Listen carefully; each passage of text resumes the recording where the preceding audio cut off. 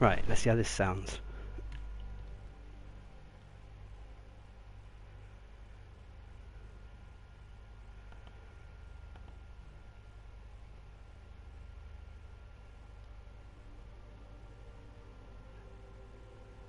Well, the fan in the background's not too bad. So, that's good, I guess. Yeah, apologies again if you can hear the fan. I have actually ordered a new mic, so hopefully this won't be so bad come future streams and that, and future videos maybe even. A bit more of a condenser, super condenser mic kind of thing to really block out background noise and that. But anyway, well, welcome to Monday Night Mass Effect. I do apologise for not doing this last week, but those of you who follow the channel probably know why. We did unfortunately lose our beloved cat Tally, so things weren't exactly peachy. Also, I think I did an 8-day stretch at work as well last week to try to get my mind off of Tally and that. So I haven't been at home as much as in the past. But I'm going to do a few matches tonight and that. Nothing too special. We'll test out the new... Oh, the gold mission has reset. Test out the new stuff and that. What is it? Sniper rifle.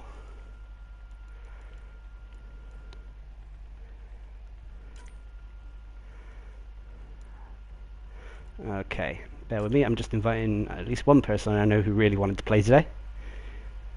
Where is he? The screen will go blue during the inviting things. During the inviting moment.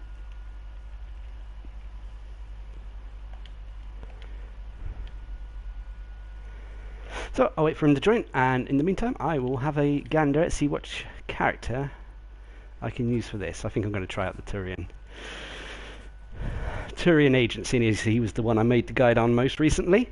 Yeah, lots of appreciated feedback. Seems that this guy is quite polarizing between people who like Recon Visor and people who prefer the Flamethrower. Both are viable, perfectly viable in my opinion, in that, and one shouldn't necessarily be better than the other. Obviously, going for the Flamethrower put you at risk a lot more than say the Recon Visor build. Recon Visor build seems to be more aimed at sniper-based characters, whilst the Flamethrower at characters you like to use submachine gun, shotguns, and so on and so forth. But I'm a fan of sniper rifles. So with that, I'm going to try the Inferno today. Oh, it's a bit heavy.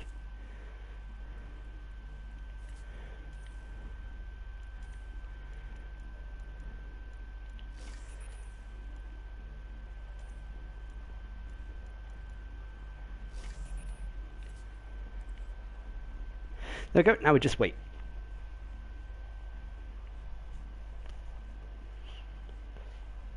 Oh, one person's joined. That's cool. Smooth criminal.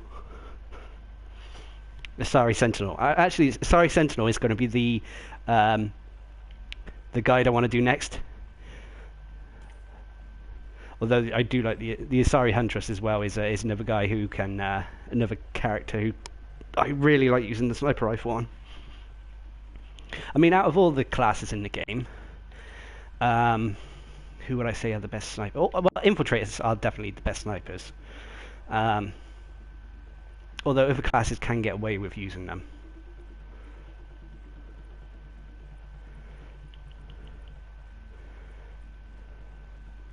I think the only non-infiltrator I use who I don't regularly use a sniper rifle on is the Angaran Avenger. I think the rest I use snipers on.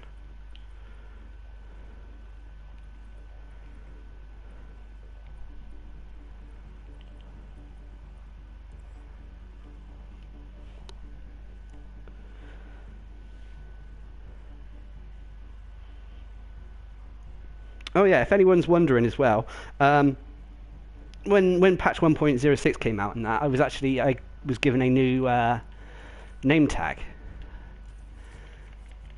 Quite surprised because I hadn't seen it before. The name tag was the tech test sign up bronze.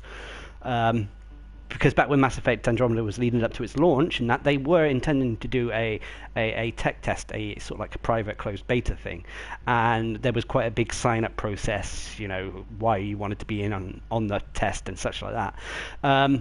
So obviously when it fell through in that, I suppose this is just a complimentary, compensation for not being actually in the test at all.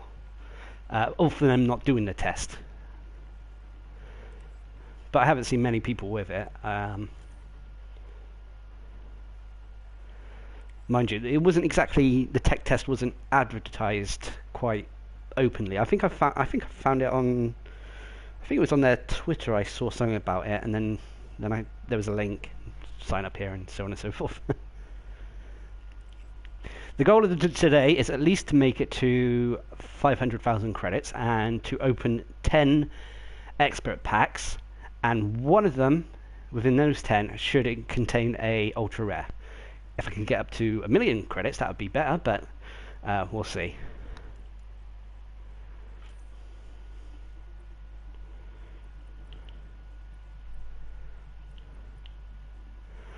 As for the changes with the patch, all I can say is it feels a lot better. A lot of the classes are a lot more balanced now. Weaponry seems to be on par with powers and combos now.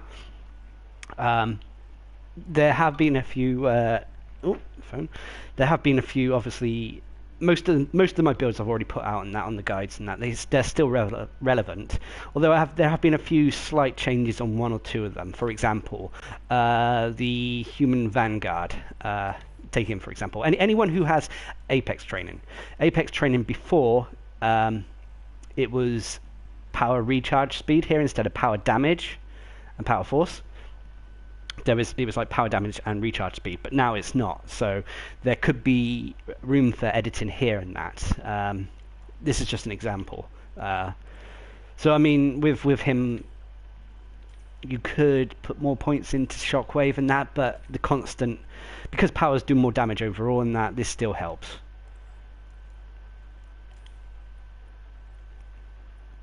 Certain classes as well, like the Krogan Engineer, is a lot better now.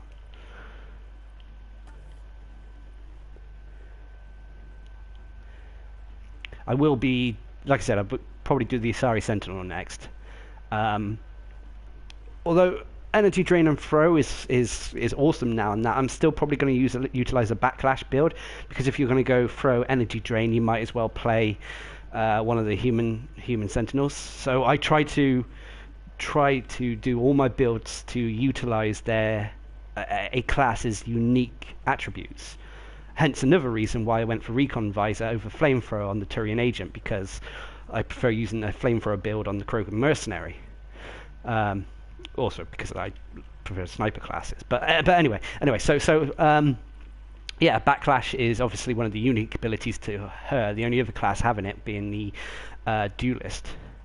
And she ain't rank 10 yet, so it's going to be a while before I test out a proper build with most of these guys. I think I'm still on rank 6 with the Solarian Operator, so he's probably going to be the first.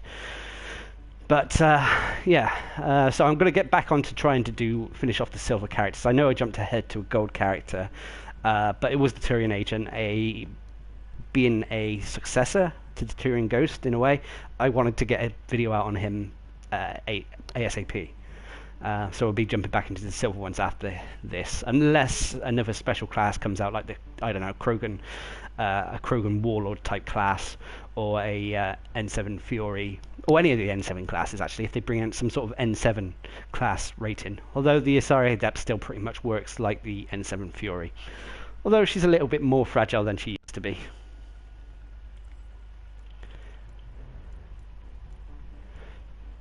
Sorry, Smooth Criminal, for the wait. I did promise I'll send someone an invite. They're probably just finishing off a game at the moment, so just waiting on them. Oop.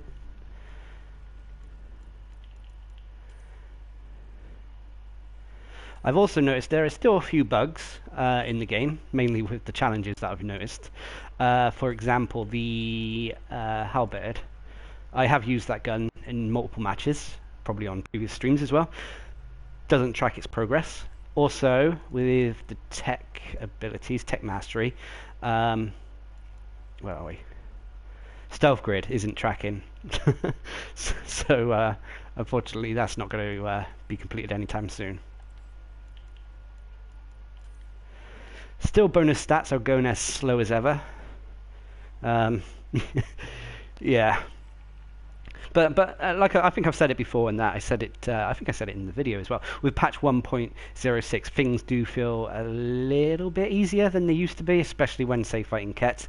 And I hope this is just paving the way for a platinum difficulty, or some sort of difficulty on par with what platinum was in Mass Effect 3's multiplayer. It's going to be whether they just mash all three factions together and make an increase in the tougher enemies, or if they're going to do something completely different. I mean, say for example with the Dragon Age Inquisition multiplayer, they added was it Perilous? I think they added Perilous difficulty, which was very similar to Platinum difficulty in terms of its difficulty. But on top of that, they added the dragon boss fights, which was like a what would be the equivalent in this?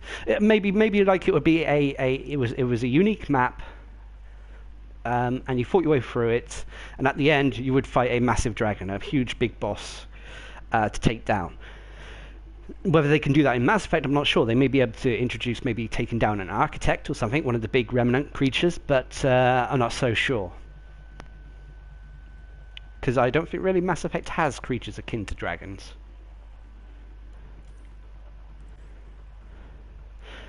As for the collection, it's still going slowly. The ultra rares are a pain in the ass, to be honest.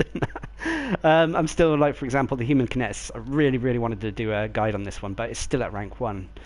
Don't seem to be having any luck with the getting the characters higher. The weapons, some of them are going up quite high. I think the N7 Hurricane is my highest at the moment. Still haven't got the Valkyrie, although I'm not too disappointed. I'm not actually disappointed by not having it. Although I've heard on paper from the patch, it's a lot better than it used to be. Obviously, you can see we've got new gear stuff coming. This is probably going to be over the next few weeks. Shock Trooper is grenade capacity and, well, power cell capacity and shotgun damage. Shield Enhancer is probably 30% to shields. Revive Pack Transmitter, if I remember rightly, that was in Mass Effect 3's multiplayer, and it's when you use a Revive Pack, it will revive anyone around you within a certain distance. So it would be great for when multiple people are down. However, whether we take that over some of the other stuff, I'm not so sure. And obviously, assault rifle damage is just for assault rifle stuff. So I guess as well that in future content as well they'll have the pistol amp, a shotgun amp, sniper rifle amp, as well as different versions of the Shock Trooper upgrade, which will sort of like assault rifle damage and power cell capacity, such as so on and so forth. Just going to send another invite out.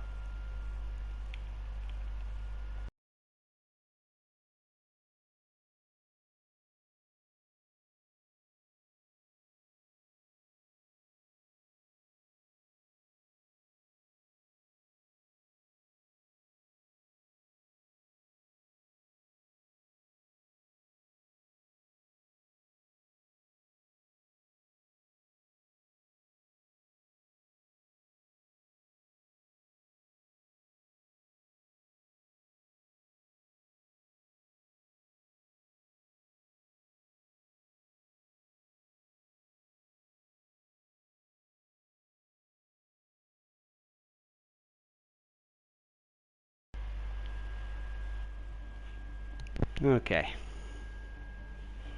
Is the Turian Agent any good? He's probably on my top 5 characters at the moment. It is at his core. The thing that makes him better, in my opinion, is the Flamethrower Recon Visor secondary abilities, and the fact that he's a Turian.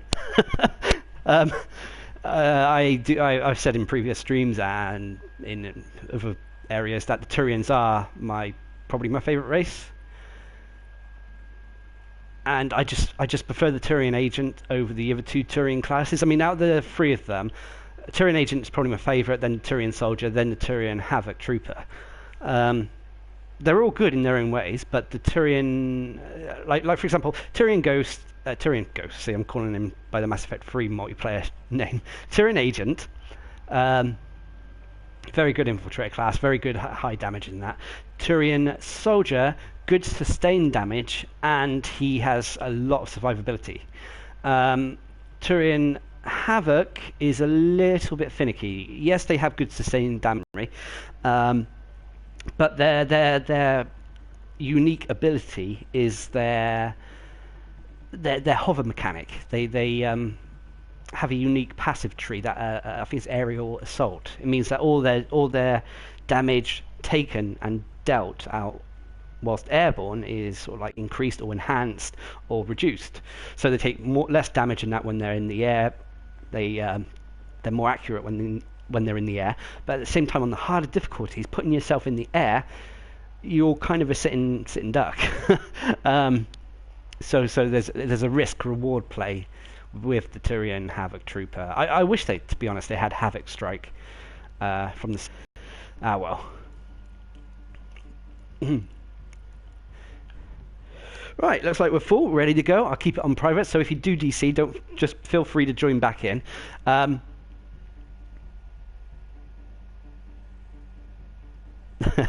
Garrus is I think he's probably my favourite character in the entire series, even above sort of Shepard and that. But yeah, anyway, it's sniper rifle damage increased. Hang on, let me just, if they can't hear.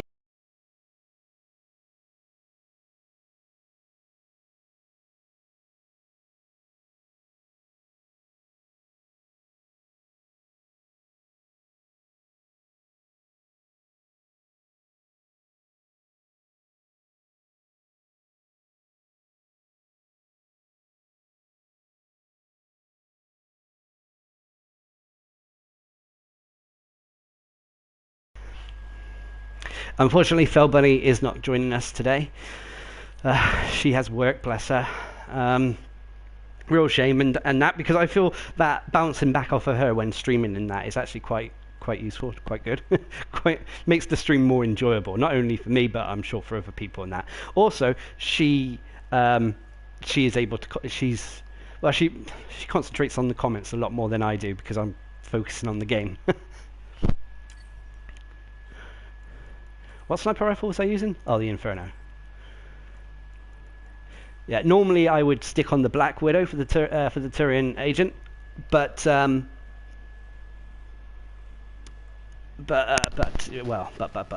need to. I'm trying to prestige the other guns in the game to try to increase the challenge rank and max out the manifest and whatnot. We'll tell her everyone said hello. It's a shame she's not here in that, but unfortunately she had work, and it's a shame as well because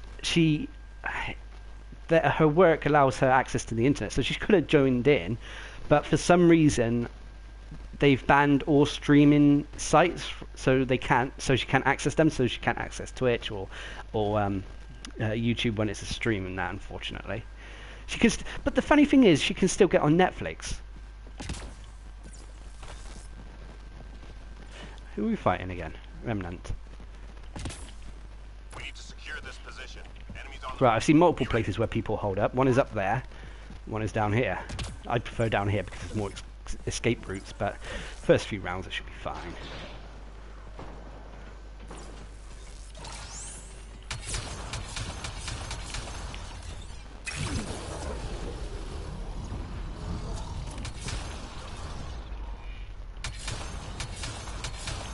Oh shit, did I put the receiver on this or not? ammo, anybody? Squad member down.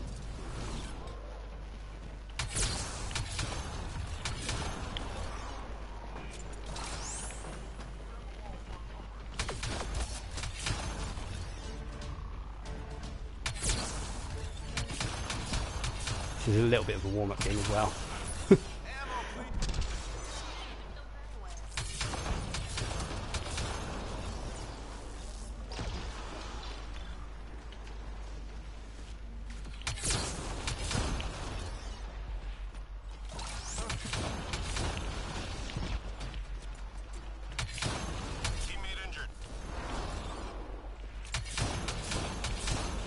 I do love how the recon visor allows you to basically wall hack everything.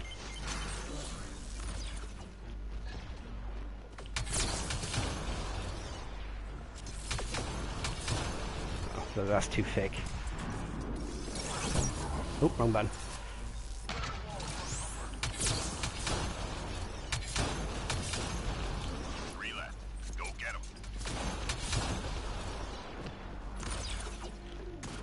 One tip with the recon visor is, I think I said it in the guide, is to turn it off and on again. It does give you a quicker cooldown. I did test it out. So you know, once there's nothing around you that you can benefit from having recon visor on, just turn it off and save it for when there is an armored target or there are multiple people who are hiding through walls and that.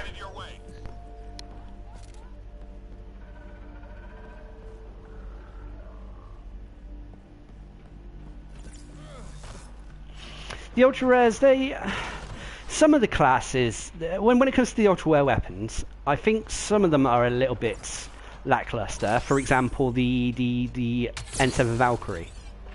Squad member down. But some of them I do think are alright still. Like Black Widow is still one of my favourite guns. I still like the N7 Hurricane, although it's been a while since I used that at rank 1, so it may be pretty poor.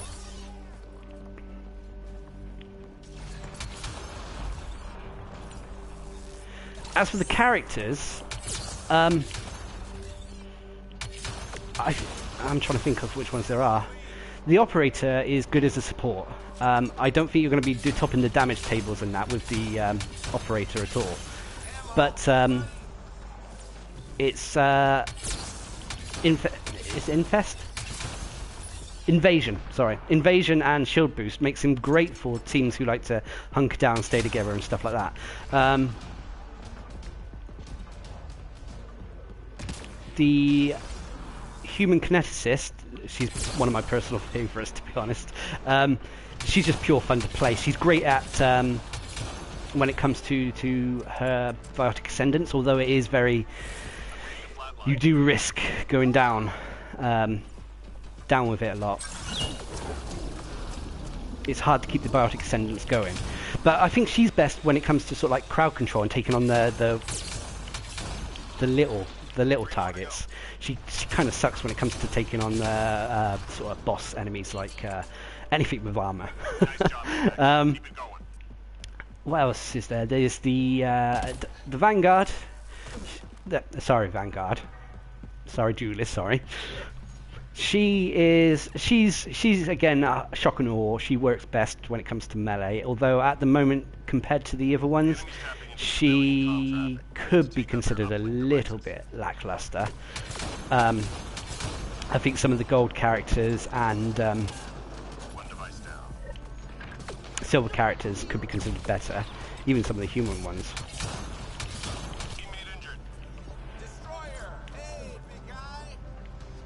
I haven't heard that before, actually. Destroyer, hey big guy. Anyway, what else is there? The Krogan Gladiator, I think, is a really good class, and will be even better once you can, once it's rank 10. Reason I think they're good is because of the debuff you can put on enemies from your biotic stuff. So say you have exposure in the passive tree, you have expose in the pull tree, and then you have damage attractor in the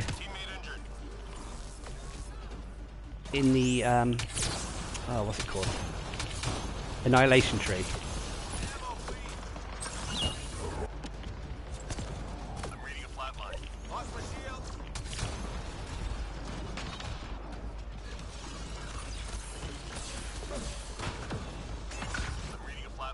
So that's 20% from your passive, increased damage on all targets affected by your biotics. 30% on targets affected by pull. So that's 50% in total. What else do you have? You have, it'll be 40%.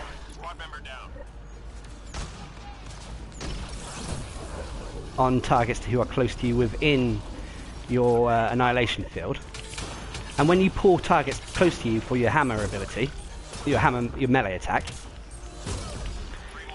that means they're taking potentially up to 70% more damage.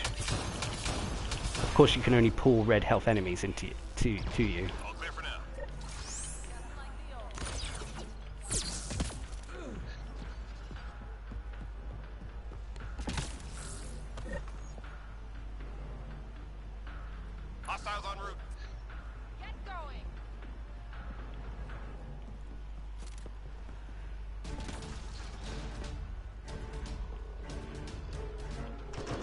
I mean, the Krogan Gladiator is probably the next best thing we're going to get, unfortunately, to the Krogan Warlord, which is sad. But they're just playing a different way.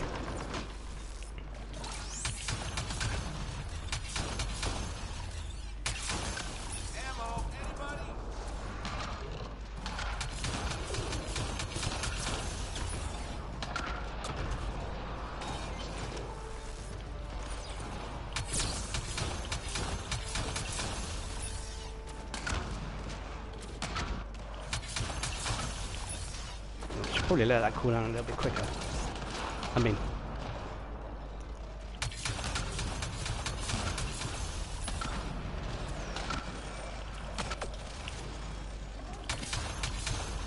Squad member down.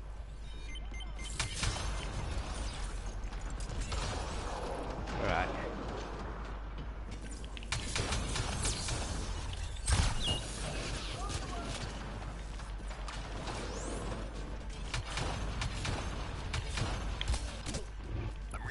Oops. Oh. Hang in there. I owe you.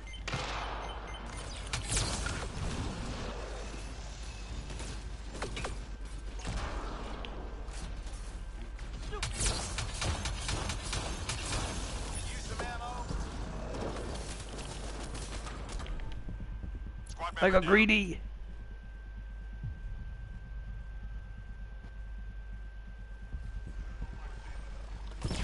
Oh. I'm reading a flat line. Yeah, Dragon Age. It feels ages ago since Dragon Age. Ammo, anybody? I don't know. I still appreciate Dragon Age, but Teammate injured. I'm a coming, boys. Oh. I got you. Oh no, was there an execution there?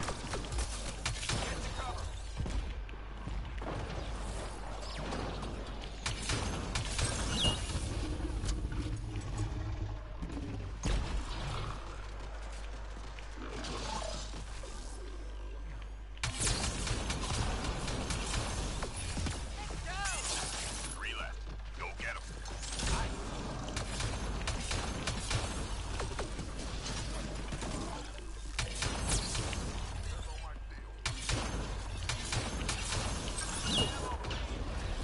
All clear for now.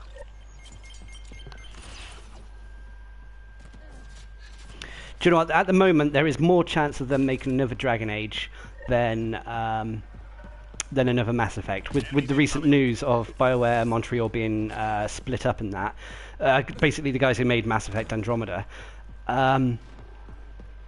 although it is, and the Mass Effect franchise being put on hiatus, there's little chance we're going to get another Mass Effect. However, they've said nothing about Dragon Age, and so. And as far as sales-wise, Dragon Age did commercially quite well.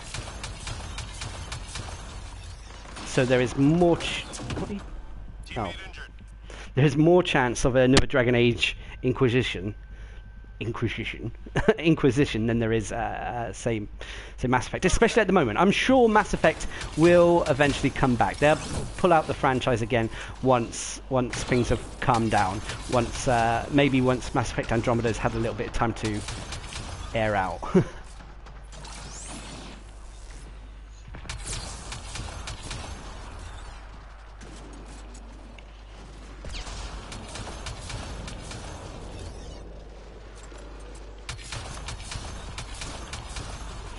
So, I mean, at least for me, if there's not going to be another Dragon Age for a little while, and Dragon Age Mass Effect for a little while, it means that I can focus on doing absolutely everything this game has to, this multiplayer has to offer. Well, a game as well. I mean, I have started playing the single player a little bit more now.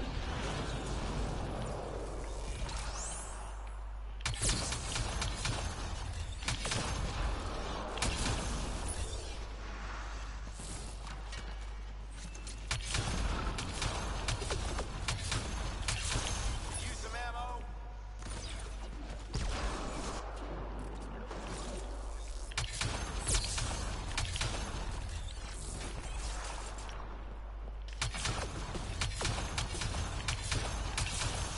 The Inferno. I wish I had one or two more shots or a little bit more power before it overheated, if I'm honest.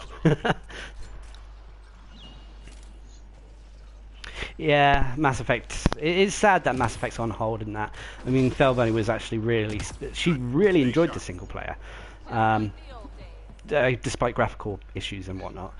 And so she's sad in that sense. I like Mass Effect Andromeda. I love the gameplay of Mass Effect Andromeda. Story-wise, it's okay. But for me personally, I still think Mass Effect 2 is the best in terms of story. Oops. I probably shouldn't. Actually, I'm going to stay with the group. Sometimes upload on. I'm reading a flat line. Teammate injured. Hold on, almost there. Uh-oh, sealed down.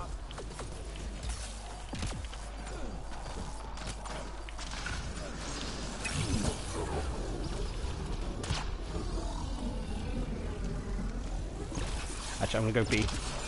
Lost my shield.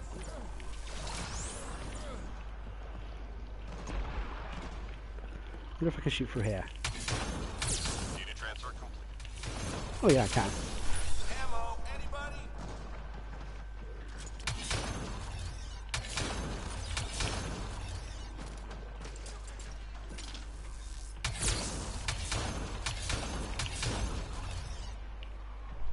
I love Recon Visor.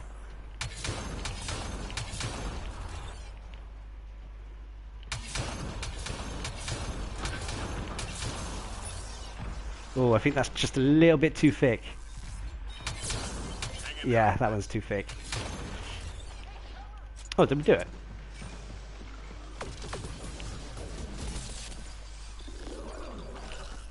Upload complete. Good job, Apex. Hang in there, Apex. Seals are gone.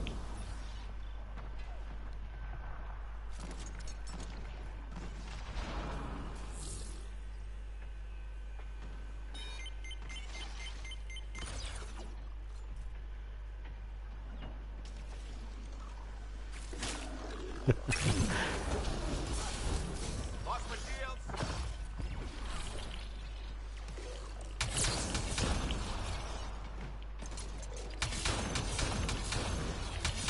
If you go back and I went back the other day and I was watching the trailers for the release of the previous of the Mass Effect games, and oh, the Mass Effect 2 trailer gave me goosebumps. There's something about that, and I think the song is called "Heart of Courage" by the not the band, but the guys called the studio that produces them, called Two Steps from Hell. Oh, goosebumps. Really, really, really, a really good cut trailer, I feel.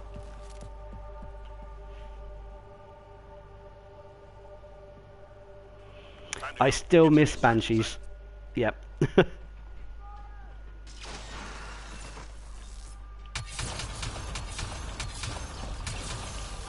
please.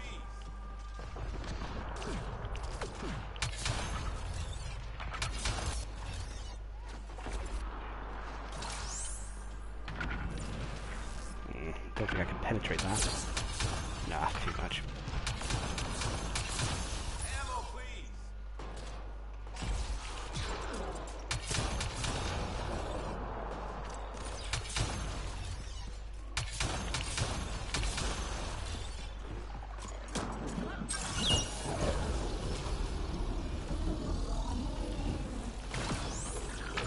Ooh, there's a whole host of them. Oh, it's too fake.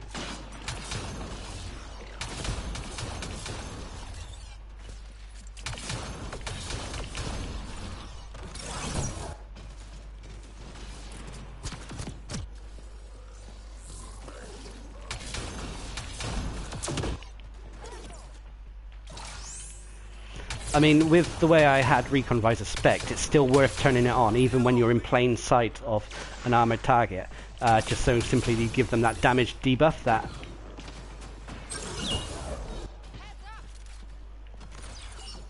Oh, 30 seconds.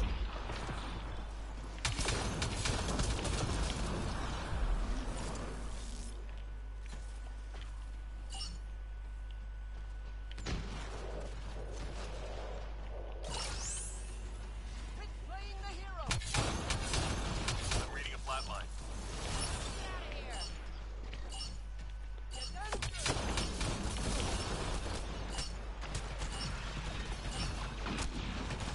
That's how Apex gets it done. Come on, Nice and easy. I like Mass Effect 1's story. I wasn't so hot on the Mass Effect 1 gameplay, if I'm honest. There was something about the Mass Effect 1 gameplay that felt very stiff, and I did not like the Mako sections. Mass Effect 2, I thought it made lots of improvements on the gameplay, to the point where it was still quite a bit stiff. It wasn't as free-flowing as, say, Mass Effect Andromeda, but it still worked. It felt functional. It felt a lot better than Mass Effect 1. And on top of that, it came with probably what I thought was the best story and the best party members. Mass Effect 3 improved all of those things, although it was... Unfortunately, they kind of dropped the ball and made a lot of people unhappy with the ending, although personally I thought the ending was alright.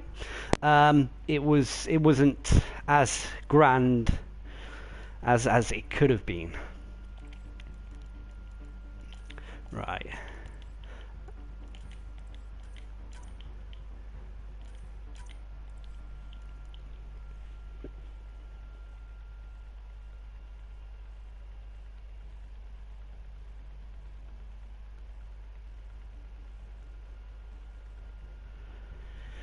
Well, when I first played Mass Effect 2, I remember on the suicide mission, I lost one crewman, and I didn't know who I lost because there was no scene that showed them dying. It really grated on me, and it turns out apparently the character Zaid died. If you guys remember him, he was the Blue Suns mercenary. Was it Blue Suns? Yeah, Blue Suns mercenary. Apparently he died during the suicide mission because I messed up his loyalty mission because I didn't want to do a renegade action, and well, I missed out on the trophy for one, and I didn't know why because it didn't show him actually getting killed in the suicide mission. All the other main characters, if you mess up, it shows them dying. Right, who am I going to be this time?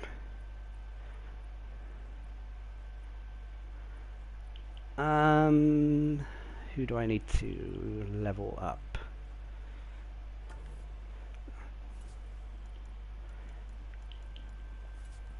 Don't trust the build I'm using on this guy at the moment. It's completely just putting points so I got a little bit of extra damage while I level up. And Sidewinder.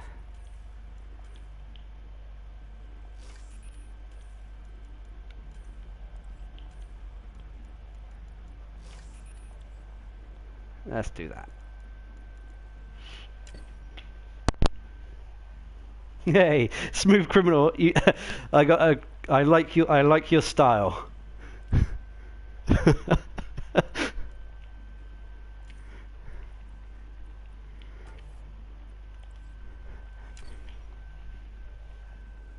Hey, Wolfie. Sorry, a little bit late. We're full up at the moment.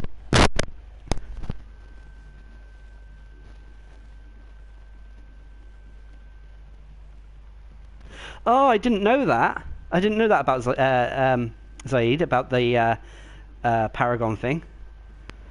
Huh? How did I miss that? Oh well. Anyway, he was the person I lost on my first attempt on Mass Effect 2. I still haven't played Mass Effect 2 to the point where you purposely try to get everyone killed.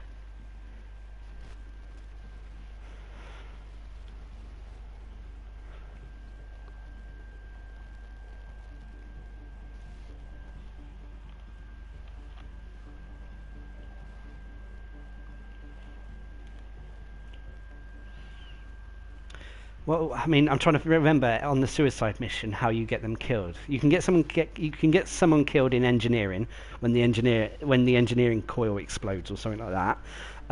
You can get some of them killed if you choose the wrong biotic user for fighting off the collector swarm.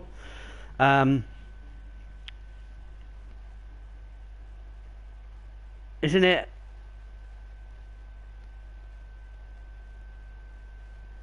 Oh, lost Grunt? No! I thought Grunt was awesome. He was very innocent, Krogan. But no, I can remember watching my brother do it, and he, in the bit where you have to have a biotic user hold the barrier up while you progress forward, I think he chose Miranda, and he couldn't, and Miranda couldn't hold the barrier up, and compared to the other ones, which I think it was Samara and Jack, and both of those you could easily hold the barrier up. Especially Jack. I think Jack was the best option for holding the barrier, with Samara being second, and then Miranda, obviously, she struggles to do it.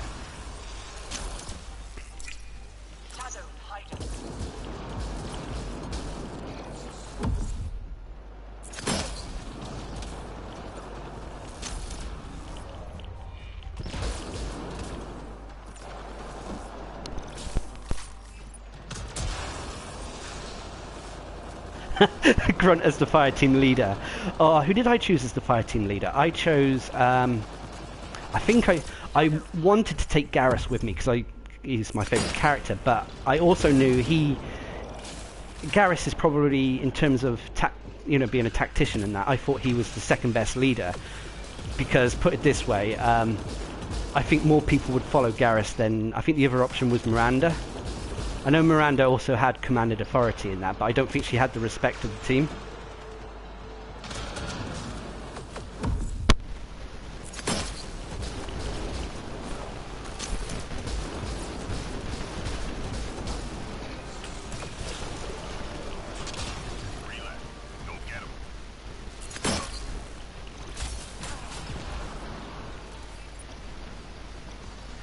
What else did they choose? What else were the other options for the suicide mission? That's bugging me now. Yeah, I remember that, Terry. Miranda was like, "Oh, I can hold the barrier." Blah blah blah blah blah. No, you can't, lady. You may be a genetically superior human, but compared to Jack and the Asari. Enemies incoming.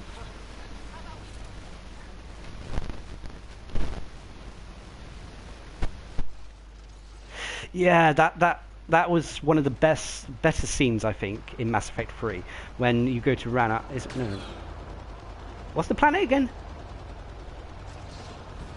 But anyway, you go to sort out the Rachni. Teammate injured.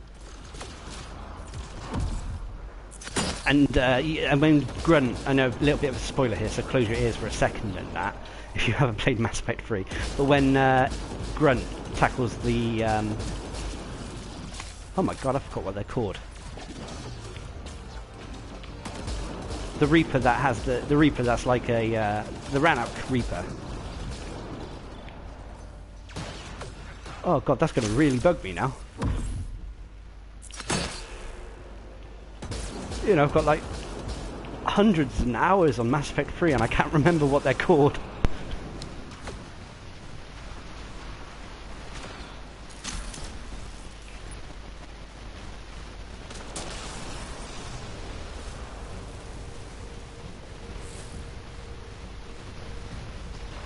Oh, who did I choose for the engineer? Going back to Mass Effect 2's suicide mission. I can't remember who I picked for the engineer.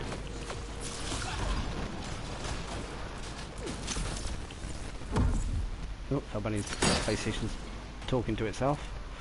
I remember, I think I chose Morden to take them back, to escort back to the Normandy. Garrus to hold the line. I think I chose Samara for the escort mission, for the barrier, or was it Jack? It was Samara or Jack I chose. And yeah, I think that's it. I can't remember. I'm gonna have to look it up in a minute. Just 3 hostiles remaining.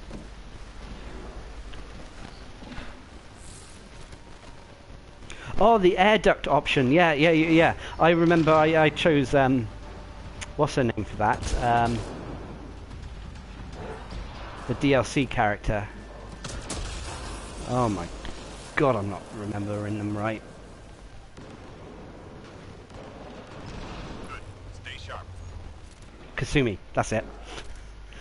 I chose Kasumi to do the air duct thing.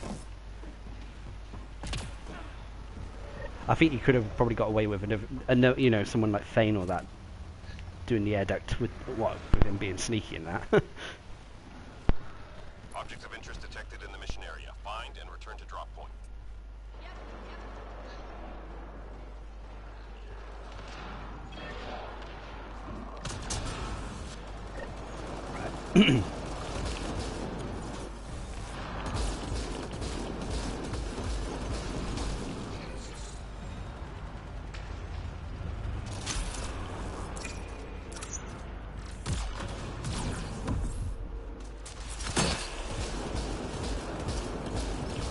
I do miss that. I think that was one of the reasons Mass Effect 2 is probably considered the best, is because of the suicide mission and the whole you have to pick roles for your team for the final push, so on and so forth, and that it involved even if they weren't in your party, it involved your whole squad, and I really like that. I don't think Mass Effect 3, Andromeda, or Mass Effect 1 kind of had that same impact.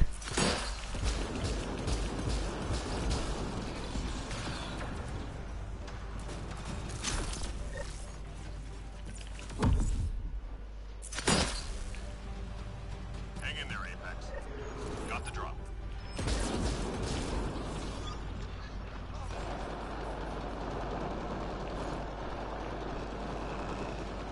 Yeah, Felbunny was really disappointed because Kasumi was, apart from Garrus, Kasumi was the next character she wanted to romance, but of course you can't romance her because she's she's loyal to, was it boyfriend or husband?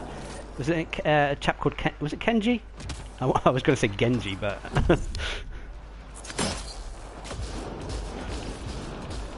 All objects accounted for. Objective complete. good work, team. I kind of got distracted there and hardly did any of the objectives.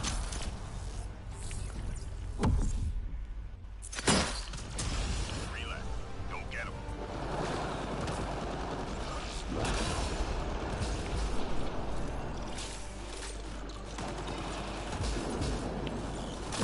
That hurt them.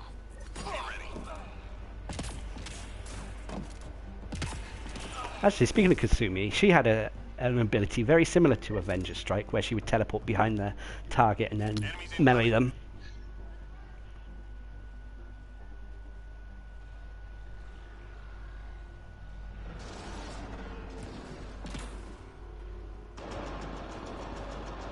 Yeah, you're right. Jack is basically she's a Cerberus experiment. She was, I can't remember the facility, but she was taken there as a child, experimented on, had her biotic capabilities increased vastly. But obviously in doing so she was kind of mistreated and abused a little bit. Not you know, not sexually or anything like that as far as I can tell, but in terms of exposing her to different things and that. Wasn't it along the lines of as well that the angrier she got, the more enhanced her biotic abilities got. So they were tied a little bit to her emotions. Or am I thinking of a different character? Or a different game even? I'm reading a flatline.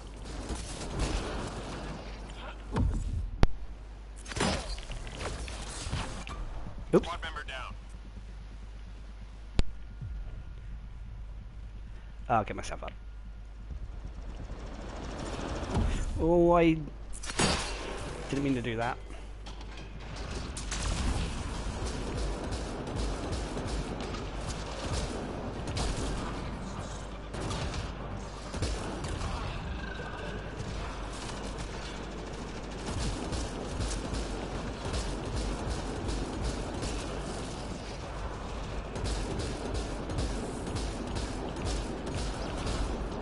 The Hesh does hardly any damage to this destroyer's shields. I better.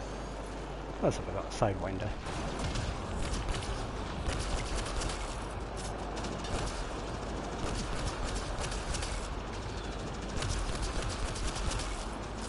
I'm reading a flatline.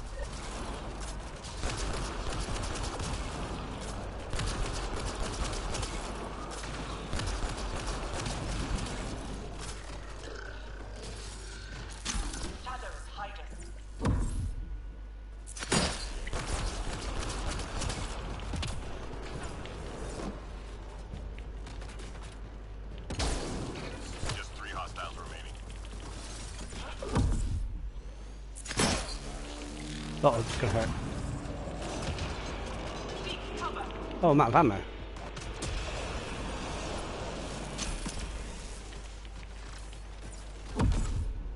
Nice job, Apex. Keep it going.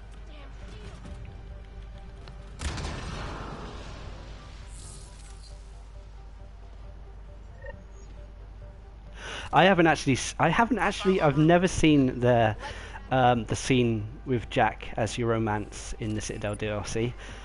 I've only really seen the Garrus one, and I think I've seen if I remember rightly, I've seen the Liara one as well. I should go back and really take a look at some of the other ones. I think with the romances, I think the worst romance. I'm trying to think of the worst romance in Mass Effect. What would you say? I think Jacob is a pretty, not because it's necessarily bad, but by the time you meet him again in Mass Effect 3, isn't he like he's getting married and everything? Like, sorry, Shepard, I fell for someone else.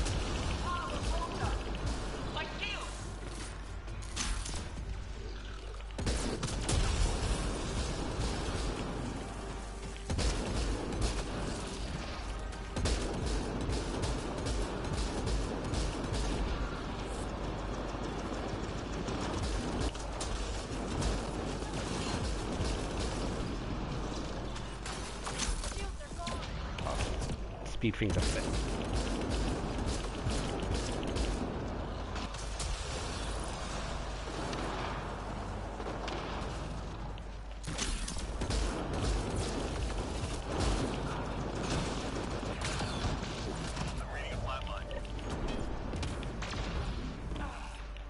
Ah, where is everyone? There we go.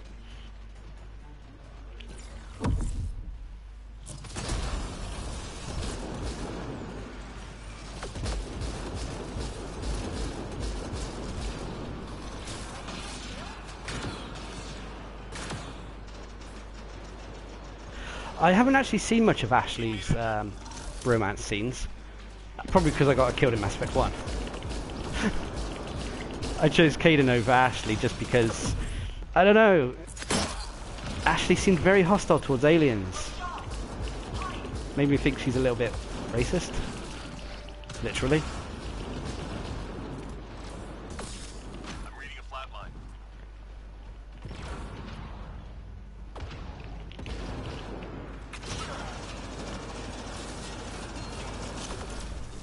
Get down.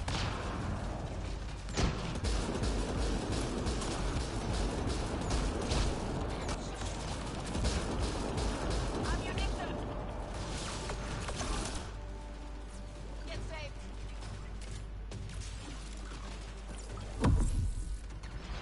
Relay. Go get him.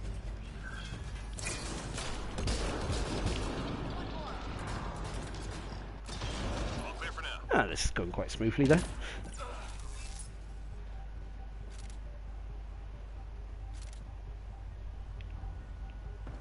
We've got major enemy targets nearby. Let's take them out.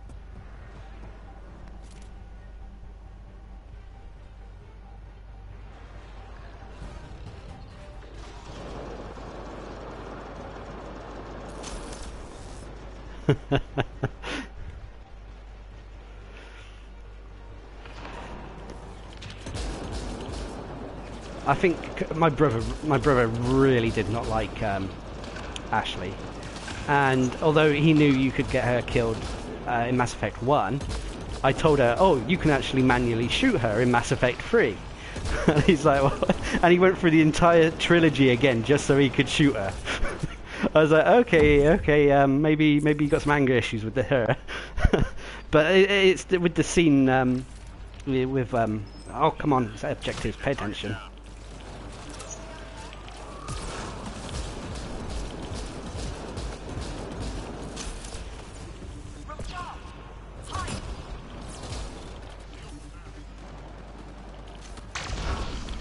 Teammate injured.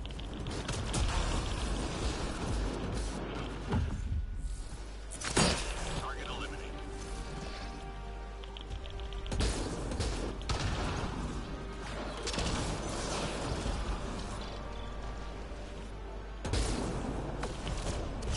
Target eliminated.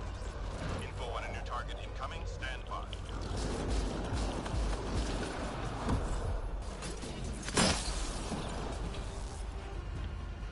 Not another destroyer, please. Oh, it is.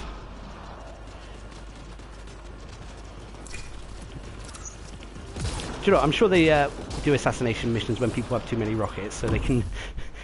It's a good way to sort of drain your rocket supply.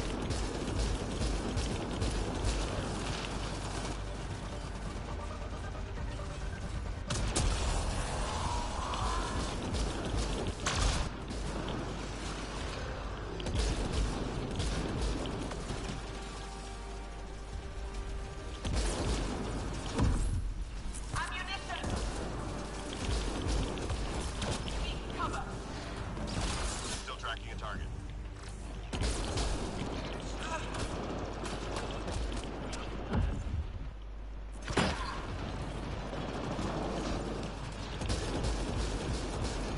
There we go. Max.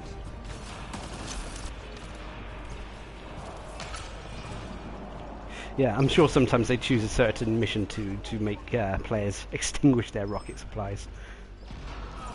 This ain't a destroyer, it's moving too fast. I'm reading a flat line. No enemy targets left in play.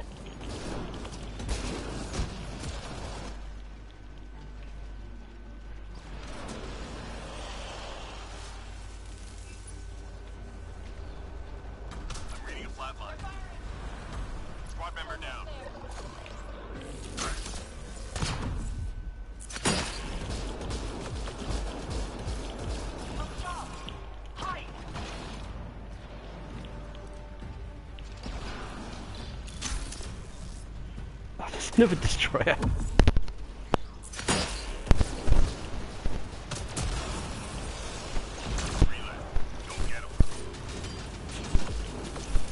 From job. Hide. Shadows hide.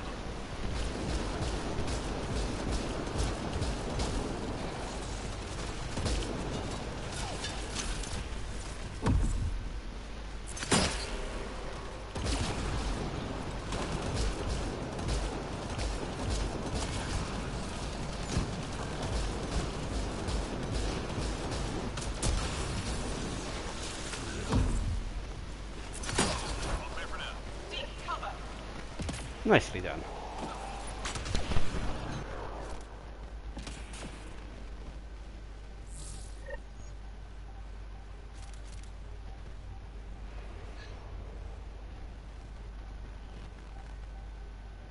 Shuttle incoming. Get to the extraction zone. Oh, wasn't paying attention. Sorry, I'm trying to read back on a few comments as well.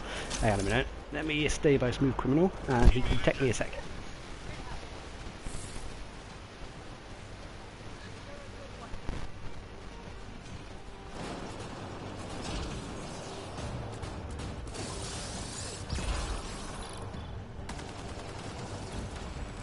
Oh no. If your Apex rating is just 13,000 is still considered quite high for an Apex rating. You won't be kicked. To be honest, I wouldn't. I never really normally kick people unless I'm trying to get a friend in, or they are really out of place, kind of thing. If say they only had a couple hundred and they were level 1 trying to go into a gold game, it might be easier for everyone if they went to bronze to get a few levels.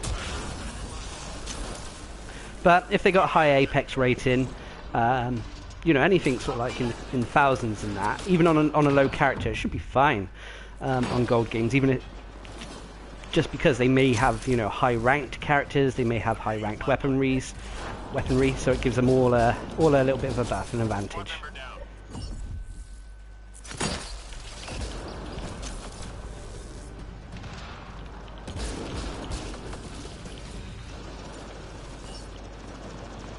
Oh, fudge. Teammate injured. I will help. Shadow went flying. I'm stuck on top of everyone. Didn't even know that was possible. Down if we're standing. Drinks are on me. Well, I'm close to 17,000. I think I'm on 15 at the moment. But also the Apex rating, some people could have spent, you know, microtransactions to increase their Apex rating. Because of just unlocking stuff in the store grants you Apex rating. If you say unlock an upgraded weapon or something like that, it will give you 10, 50 Apex rating. Also leveling up characters, doing challenges, so on and so forth, also does the same thing, which you could have done all that.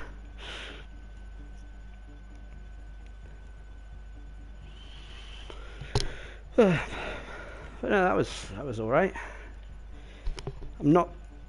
I'm finding the Remnant quite.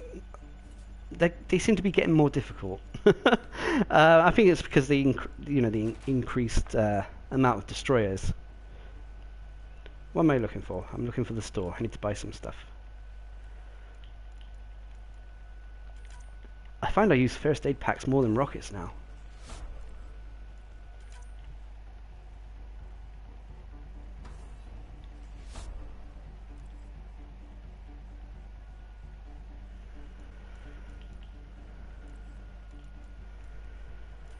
Right, do I want to play the Angaran again? I mean, he's one of the only characters I need to level up, but at the same time, I'm getting a little bit bored with him. Maybe if I change the weaponry, what's the Hesh status like? Oh, so close to finishing it.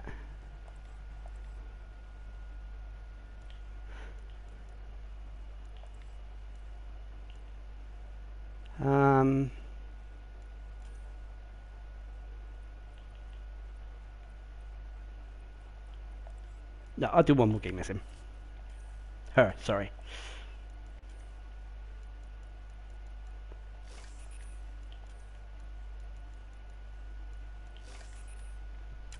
There we go.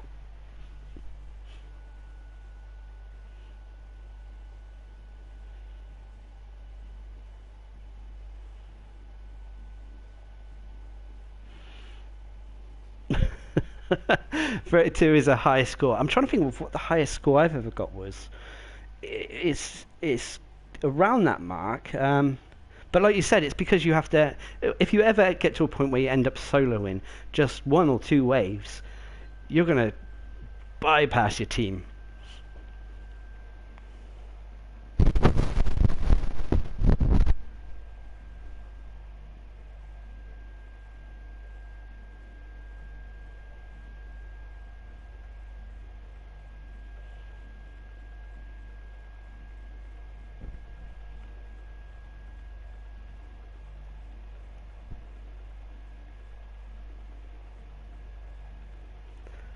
Bear with me, I'm just answering Felbunny's text. She's annoyed her Kindle is broken.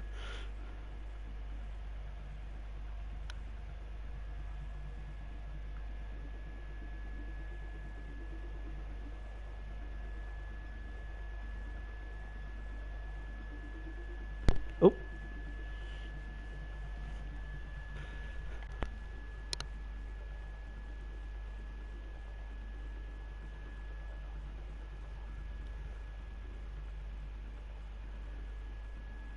Oh, we lost her. Yeah, we got space open now, unless Shadow's coming back. Maybe he DC'd. I'll quickly check my messages. I do have notifications off at the moment. That's why I am really slow. I'm sometimes really slow to answer in that messages and requests, because for the purpose of recording, I normally switch notifications off because I've had gameplay ruined in the past, and that you want something really good, and nope, someone, Joe Blogs pops up, has come online, and I feel it's also a bit unfair on certain players who like real life friends and that, and who don't want their name revealed yet. It may pop up on gameplay and stuff like that. I wish I brought a sniper rifle now.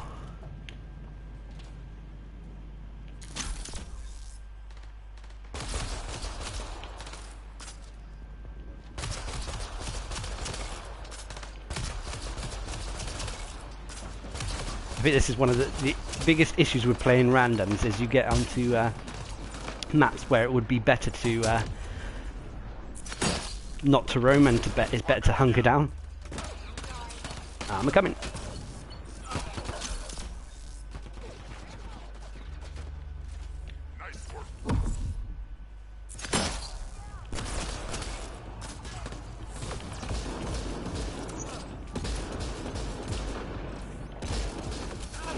Christ, he's tough.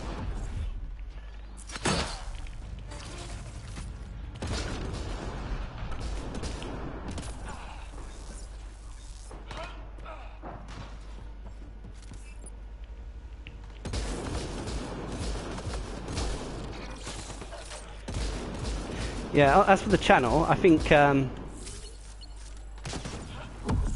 like I said, upcoming on the video, I'll do a little bit of a channel update here. Next video is probably going to be the Asari Sentinel. I'm going back to the silver characters, as I mentioned at the start of the video, at the start of the stream. I will, however, switch to gold ones and that if I'm able to get them to rank 10, and they're fairly new.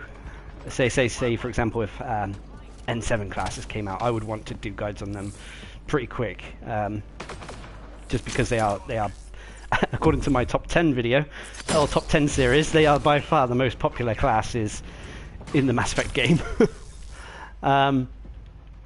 Yeah, so Asari Sentinel is probably going to be next. I'm going to do a few one-off videos as well. For example, I want to do a I don't know what to describe it. It's like a tactic video, trying to show differences and benefits of a team that roams together, roams around the map, going to enemy locations, and a team that hunkers down in one position, forming basically like a forming a kill zone. Like this is a perfect map for a hunker down team, because you can all hunker down here, and it just forms a nice kill zone down there. But there are some maps and some classes especially that benefit roaming around the map. Like, for example, I'm playing a character who's best at running to enemy locations rather than waiting them come to you. Hey, Wolf joined. Let's hope we don't have disconnection issues. Shields have fallen.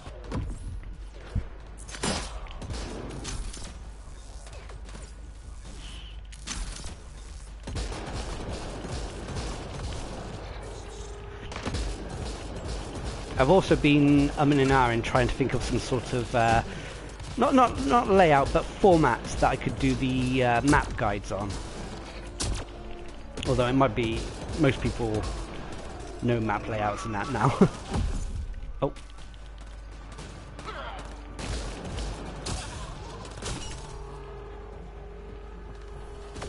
From job. Hide.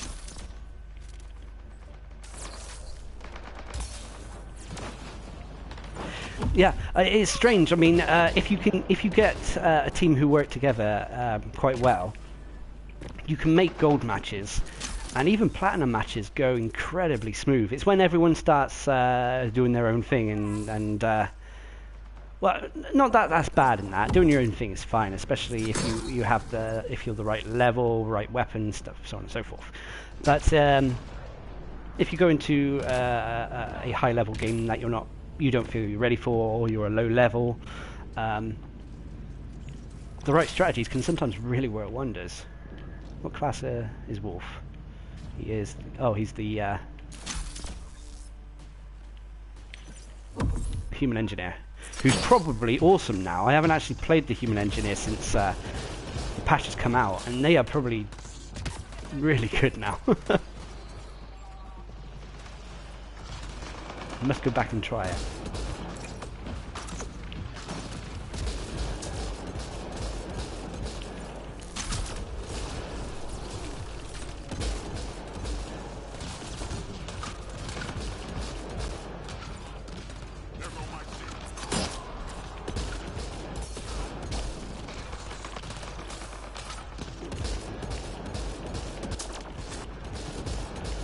Jesus Christ.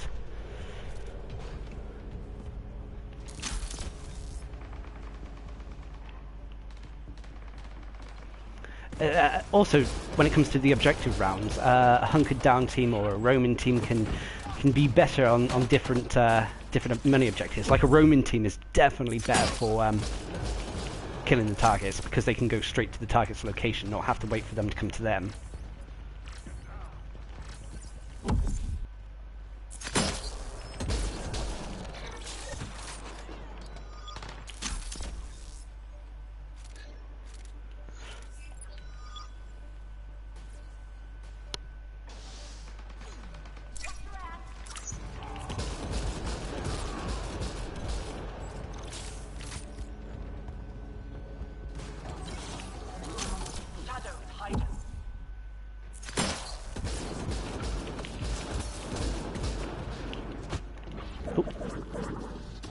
Oh, that singularity saved my life.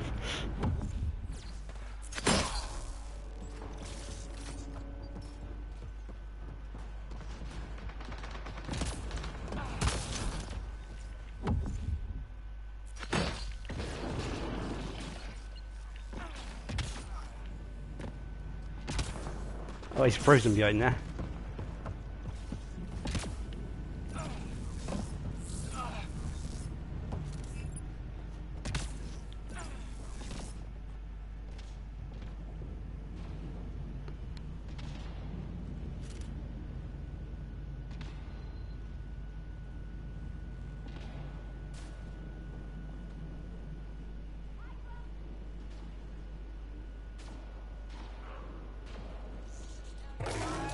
Yeah, I was going to say it's the Asari Adept is another character who benefits from roaming around the map. Things make it, her go into enemies' locations using the environment to move. I'm trying to think of other examples of characters. I mean, all the vanguards benefit from roaming, going to enemies' locations and stuff like that. The characters who benefit from hunkering down are normally sort of like the supporty type characters, like Solarian Operator, anyone who has shield boost. So, you know, having people stay close together, they can benefit a lot out of their supporting mechanics. I think also some of the snipers as well also benefit from hunkering down.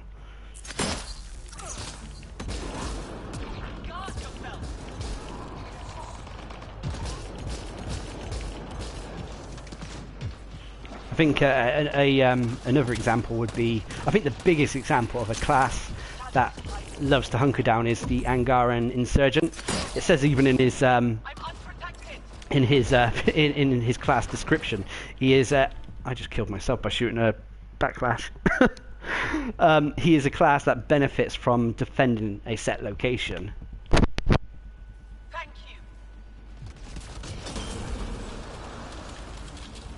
you. Yeah, I was going to say the Asari Adept, they've been made even more squishy thanks to the patch, but they're still powerhouses. It made even better that you don't have that now. Your power damage, your power damage is increased. She really is a glass cannon.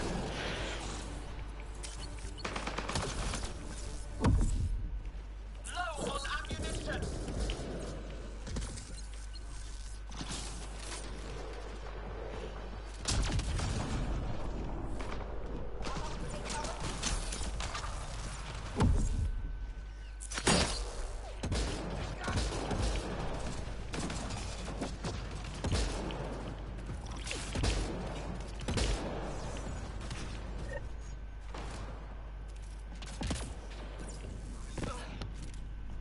But I was trying to ask myself in that, obviously Mass Effect Andromeda is still getting a lot of dislike and whatnot, but I don't know why I do get myself addicted to the multiplayer. I think it's the sheer amount of characters and the potential builds you can play with each character. I do like the fact that different characters can fulfill different roles in a team in that. I wish there was a little bit more variety in terms of enemy types and the missions you play. But for now, it's fine. I'm having fun. And I suppose at the end of the day, no matter what game you're playing, if you're having fun, it doesn't matter if it's received well or not by reviewers. Well, that's the other video I wanted to put out. I wanted to put out sort of like an actual proper review of the Mass Effect multiplayer, with comparisons to Mass Effect 3. What was better? What was better about Andromeda to Mass Effect 3's multiplayer, so on and so forth. The only thing that Mass Effect 3 does have a big advantage over Mass Effect Andromeda, in that it's been out a lot longer and it's had a lot more DLC patches and stuff to improve the experience overall.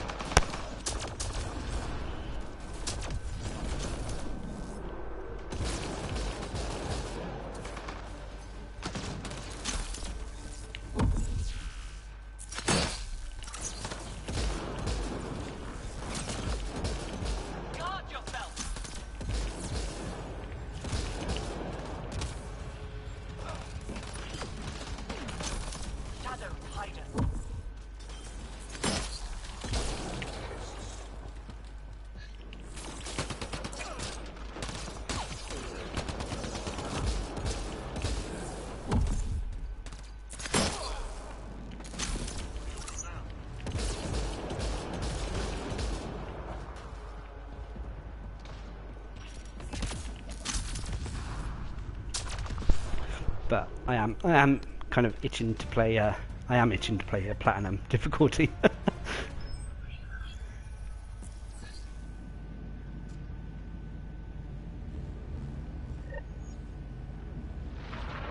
Yeah, vanilla Mass Effect 3 was.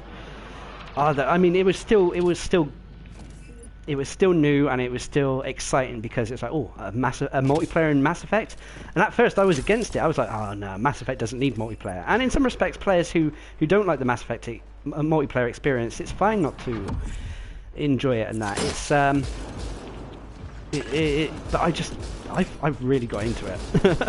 I think this and, in some respects, the Uncharted multiplayer are the two big multiplayer things I've got into. Although Overwatch a little bit as well last year. I haven't really played it much this year since Andromeda's came out.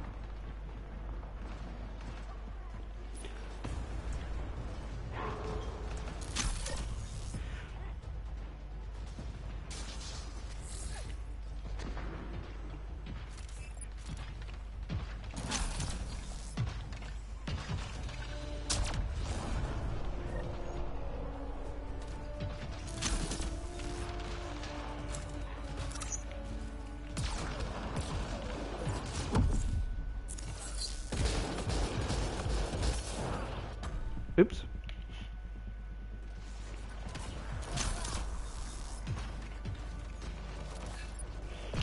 I was just thinking as well as hunkering down and roaming the map. I think kiting could also be a description, a reasonable tactic where you slowly move around the map, allowing enemies to come to you, but at the same time doing a slow retreat everywhere. Kiting is probably the best way to do solo play, if I'm honest. I mean, in Mass Effect 3, if you wanted to solo, you ended up most of the time kiting an enemy around the map.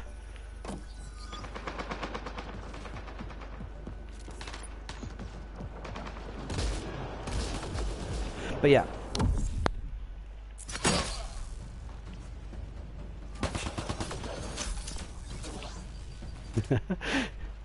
Oh yeah, what else came with the Krogan Warlord? Was the Krogan Warlord released alongside the Geth Juggernaut? Because I think the Juggernaut was the first thing I got in that DLC pack.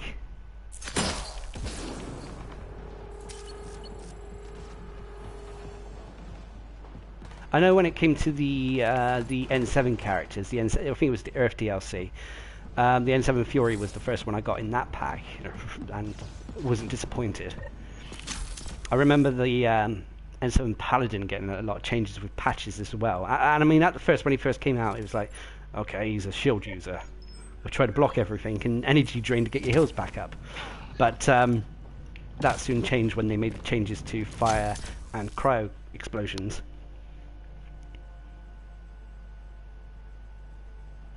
Sucking the fun out of the game.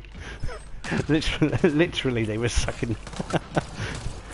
I don't know. Well, I always, for platinum difficulty, I always liked having one Geth Juggernaut in the team to provide, to be the tank, to take the fire and whatnot.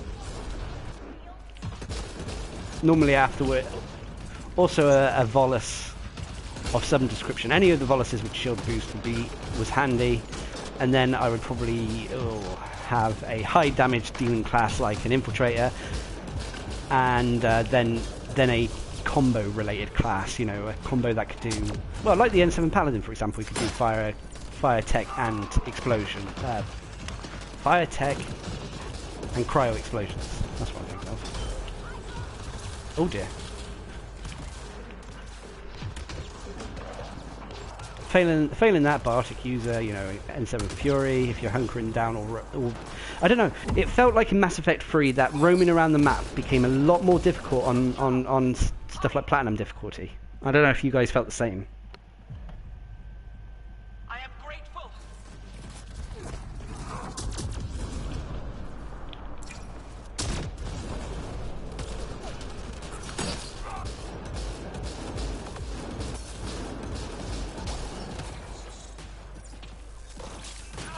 My shields have fallen.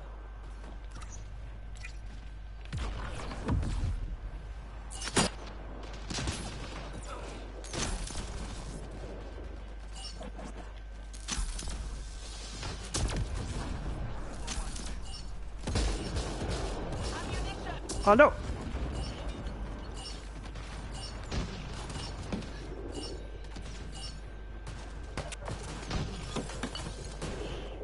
Nicely done.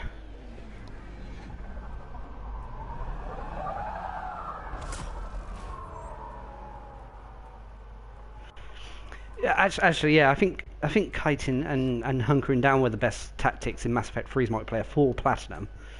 Most of the time going to the enemy's locations, and that normally got you surrounded or killed.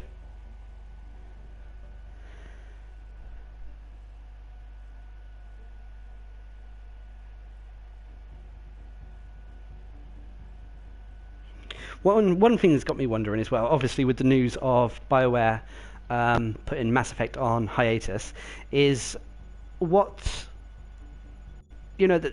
obviously they left the slight cliffhanger of the Turian arc, not Turian, Quarian arc being found. Now, did they plan to do DLC for that? And if so, are they even going to continue doing that? If they put this stuff on hiatus, I hope not. I mean, I would be happy for the time being if they gave us a nice DLC story thing based around the Quarian arc, introducing the characters that came, the races that came with the Quarian arc, allowing them to be obviously transferred to the multiplayer as well. Then I would probably be satisfied with that for a little while.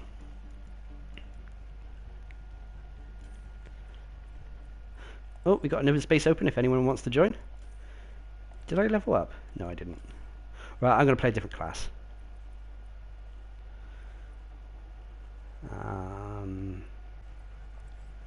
What have we got? Mercenary Insurgent.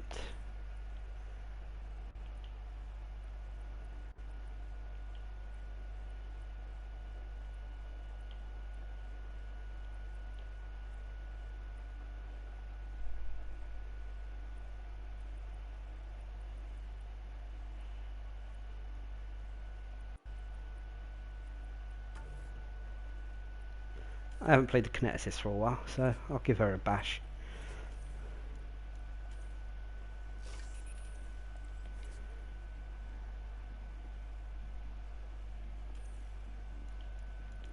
And we will try out the new assault rifle.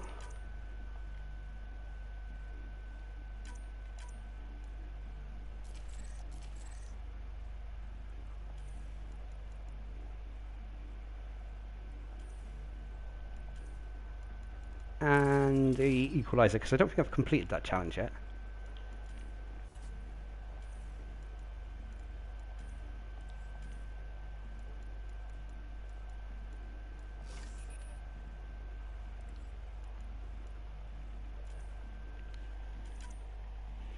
Right, I'll give it a minute or two. So if Wolf and Smooth wants to go have a toilet break or something like that, go for it. But then I'll open it up to the public if no one else joins.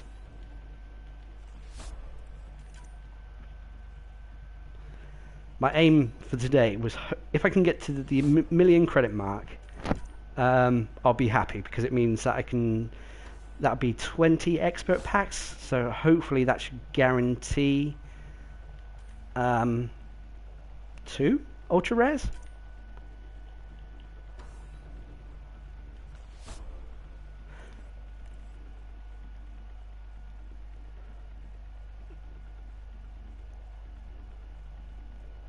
But that means another potential, hang on, at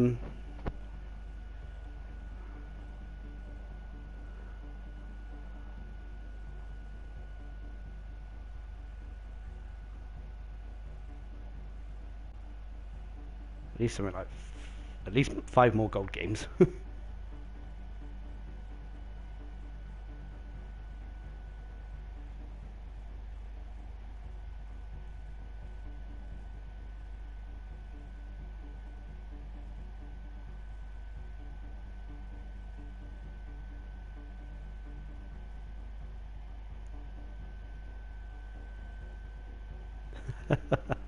I wonder if you can petition Bioware, get a Kickstarter going for to add that to the multiplayer. That'd be good. To the Quarian arc, I mean. Now with Platinum and Mass Effect 3, it was obvious Mass Effect 3's multiplayer Platinum difficulty was probably the hardest thing they had to offer, and even my manifest was pretty much maxed out. But even with that, I struggled to complete Platinum especially when playing with randoms. When playing with other guys, it wasn't so bad, but it was still a huge challenge. When it came to playing a nice relaxing game in that, I would normally go back to gold for a while. When I wanted to challenge myself and obviously waste a lot of rockets and consumables in the process, then I would go back to platinum difficulty, because consumables, rockets, revives, and that they are must-haves on platinum difficulty.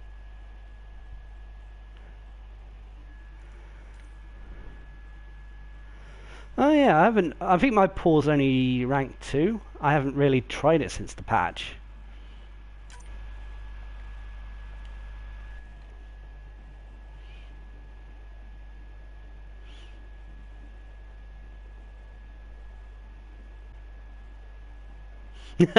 The box of shame on Rio. I remember the box of shame on Rio. I did it. Well, I went into a few matches that people were doing it on. So obviously it's like, well, I'm not going to back out. I might as well do the box of shame. For anyone who doesn't know, at one end of this map, the Rio map, it was a like a long line, and it had really 2 lanes on it. And at one end there was sort of like containers, shipping containers, and in one of the shipping containers at the end there was an ammo box. And you could pretty much go in there, park a get Juggernaut, because they couldn't be sync killed or anything in the entrance, and just let everything come to you. The only time the box of shame didn't really work was when it came to objective rounds, and say you had to say you got assassinate the targets, and the target was something that didn't come to your location. Well, you had to go out and get it, and that caused a lot of problems for people. And I'm going to open it again to the public then, if no one wants to join in.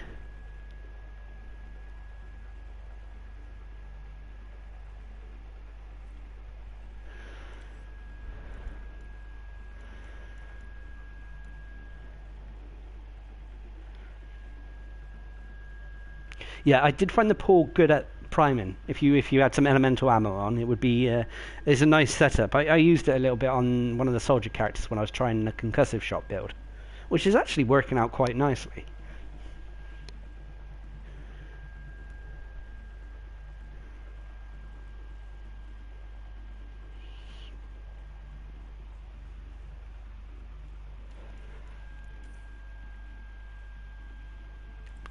Yeah, you'll do.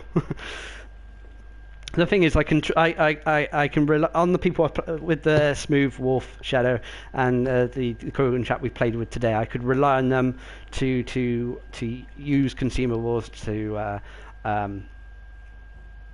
do the damage, do the objectives, and as you saw, they all work together as a team in that. When you play with randoms, you don't have that trust. But because Wolf and Smooth are still in the team in that, you can get away with having a random who's maybe a lower level. Full Volluses in the box of shame. I'm actually glad they gave, because in Mass Effect 3's multiplayer, shield boost, which the Angaran Insurgent, which the character Smooth Criminal's playing, the shield boost ability is basically, I would describe it as a healing ability. Helps restore everyone's shields when used.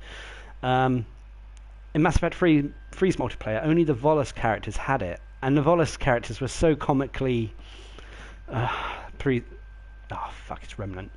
Remnant are probably the worst character faction for the kineticist. But anyway, the Volus, they're quite a comic class, shall we say. They weren't the most, although they had a certain badassness to them, but they were comic as well.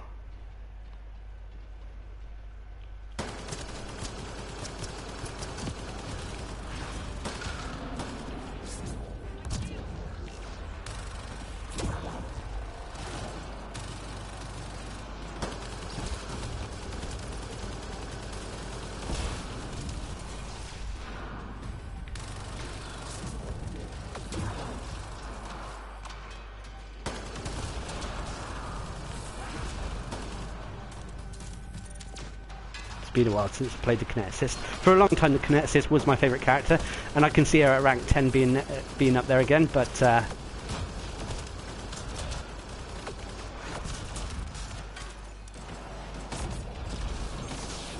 at the moment, I think there are better characters out there.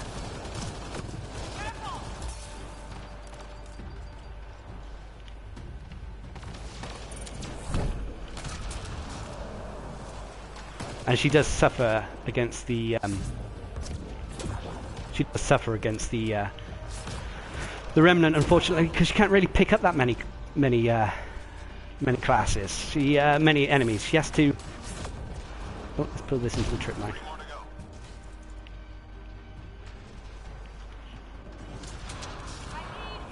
The assemblers are really the only class you can deal sort of like significant damage to. The observers, they right themselves when you pull them. Same with the breaches to some extent. And all the other enemies have armor on, so she can't do shit against them.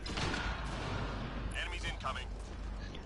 A hot pink Volus. I haven't actually got any pink characters.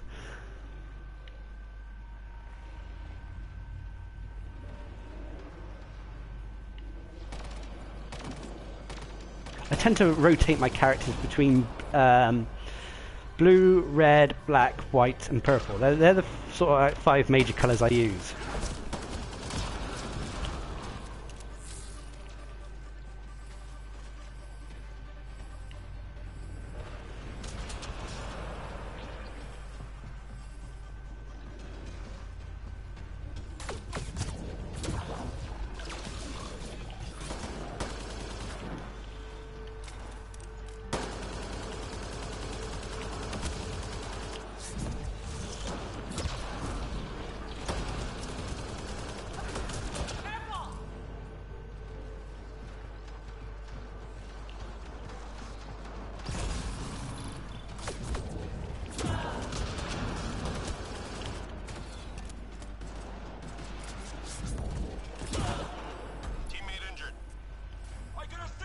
Oh, who's down?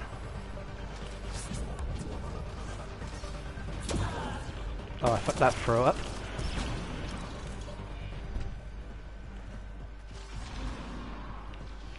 I must confess as well, because Smooth Criminal chose a Engaran Avenger, Engaran Insurgent, that kind of also dictated my pick of the Kineticist, because her Biotic Ascendance relies on keeping your shields up and that. Having a character close by who can restore shields like there comes in really handy.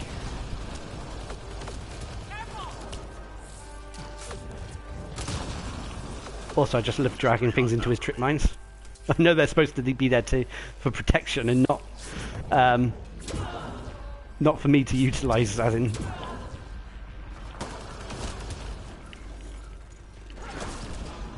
Stay sharp.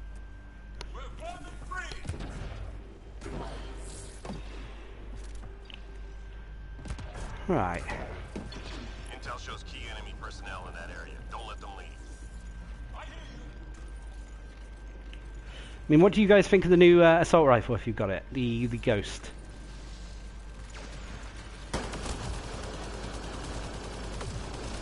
Come here.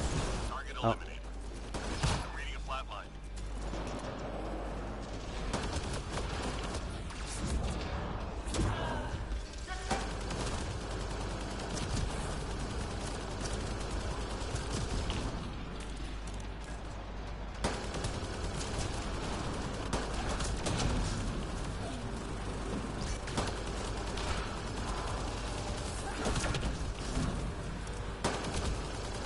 Target down.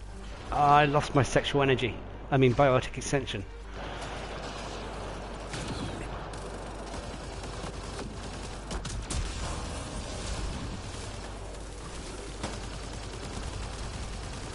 Hang in there, Apex. Squad member down.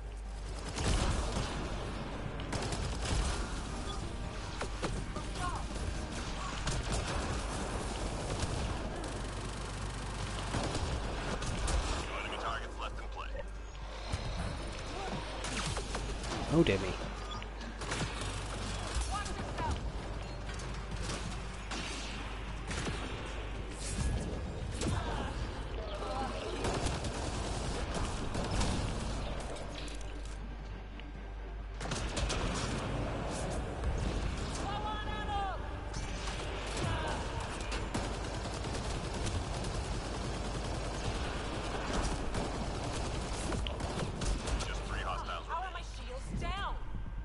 Oh dear. Oh dear. That's true. Now, great shot. EDBot, the Alliance infiltration user. If I did a top 10 of, say, the best classes to take on Platinum difficulty in Mass Effect 3 and that, the Alliance infiltration unit would definitely be on there. Geth Juggernaut would be on there. I personally would put the Turian Ghost on there. What else was really good at doing Platinum?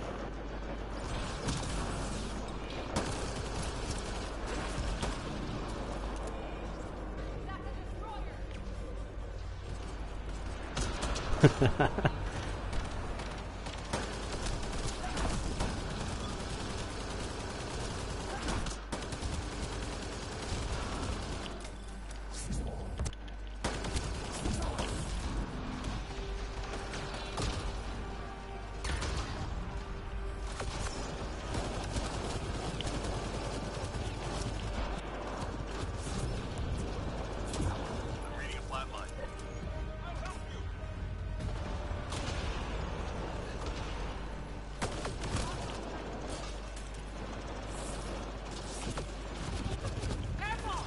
Oh no, I lost it.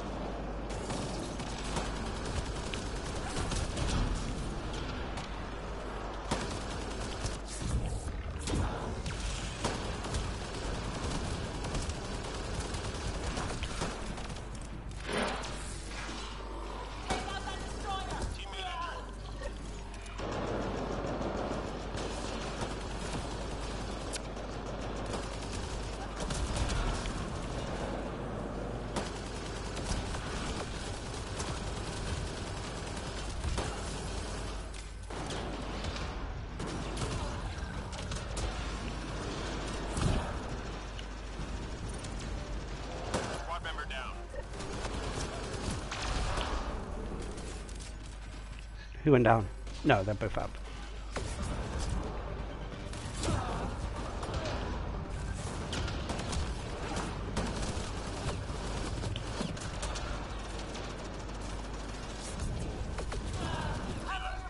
Get him. One thing about the human kineticist that annoys me is I don't know what she says when she says cover your... It sounds like cover your brains, but... Or cover your braid, but...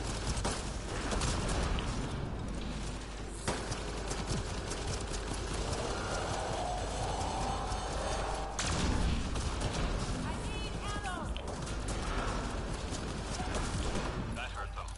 Be ready.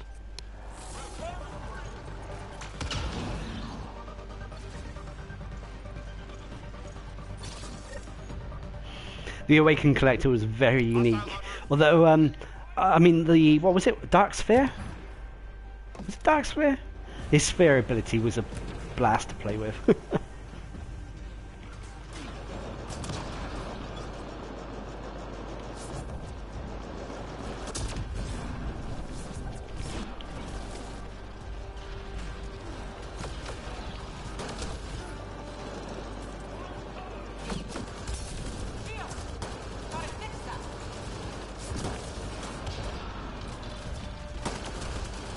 Oh, hello.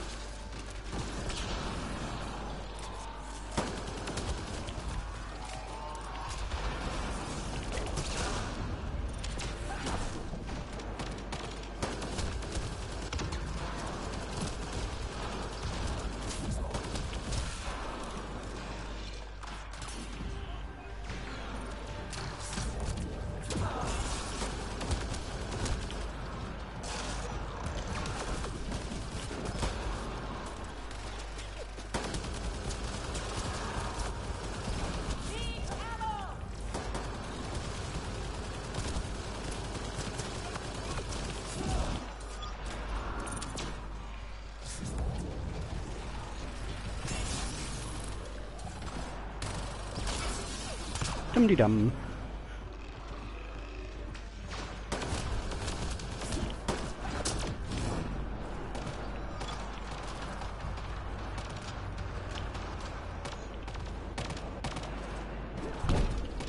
Just 3 hostiles remaining.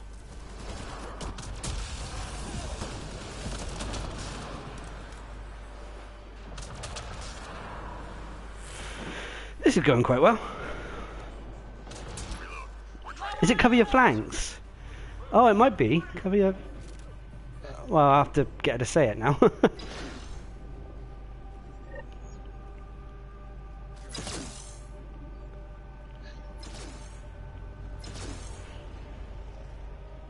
Enemies triangulating our nearest outpost. Yeah, the N7 Demolisher was the grenade class.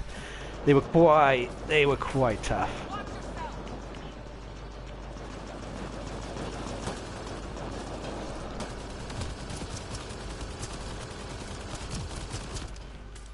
Come on, open your mouth.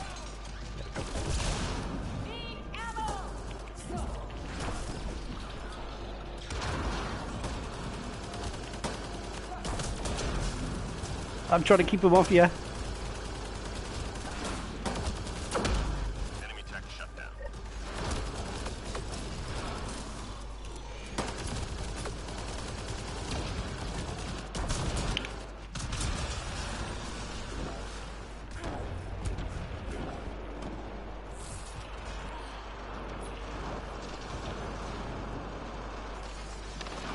One device down.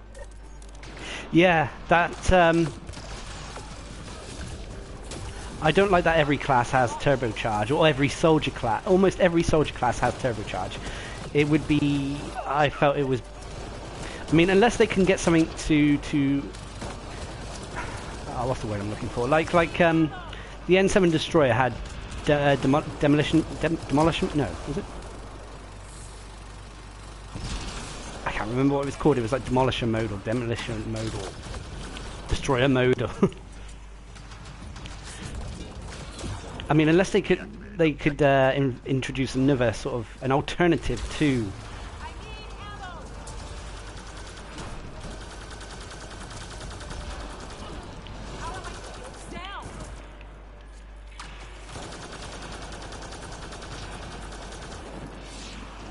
Because I must say, with the turbocharged characters and that, there doesn't seem there's not a good enough reason not to take turbocharge.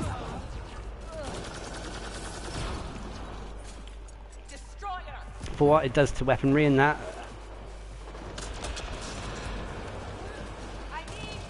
Oh, is the Kruger mercenary classed as a soldier?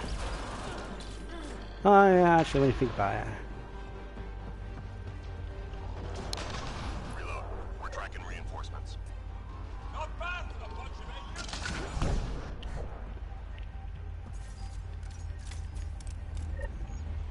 Okay, almost every soldier has turbocharge. I'll rephrase it. We're done here. Get yourself to the LZ.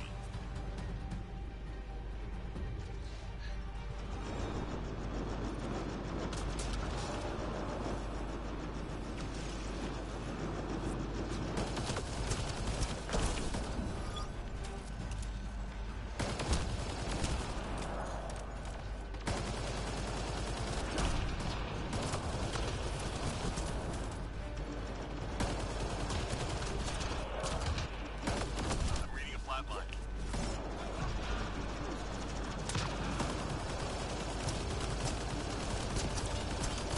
If I knew we were going to fight Remnant, I would have brought Disrupt Ammo, because Disrupt Ammo could prime even if targets have shields and everything, which comes in great against these guys.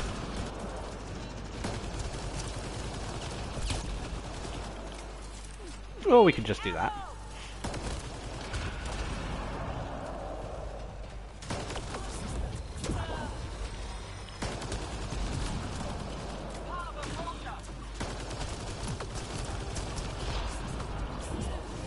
I tell you one class I don't see a lot of people saying that they missed them, is the Vulture. Reading a flatline.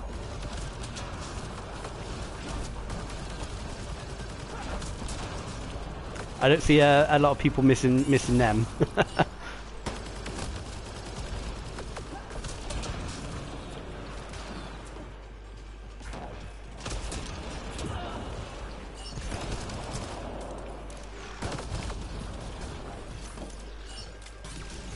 Watch yourself. How am I down?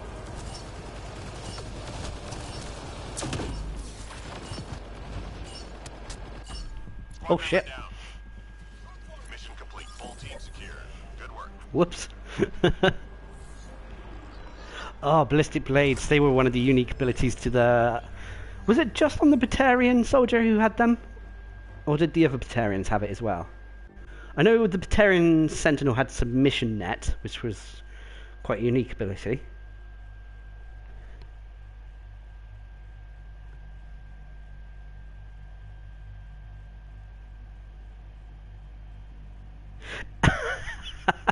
You reset the...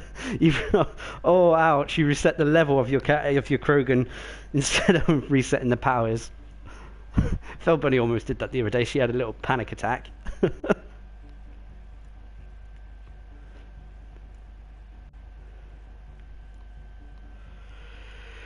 Oh dear.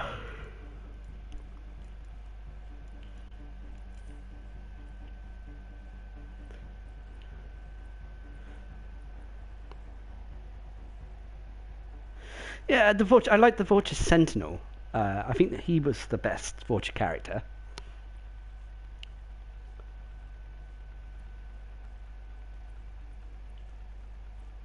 I'm actually going to try the male engineer since the change. See if this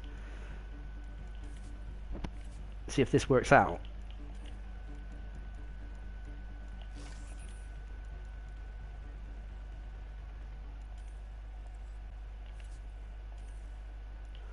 Although I've got to use a weapon that I still need to level up.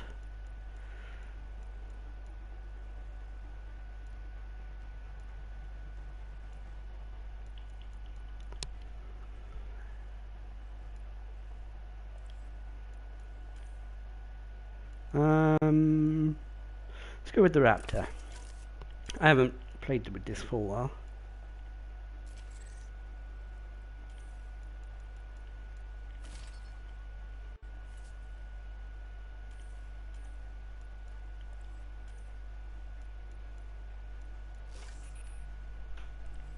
Okay, I'm good.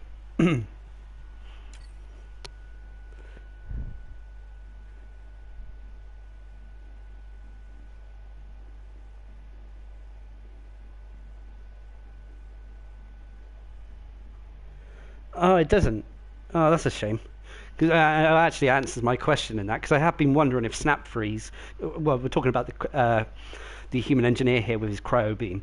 Whether snap freeze since the patch is vastly improved or not. But if it doesn't feel as effective as cryo trap, then I would stick with that.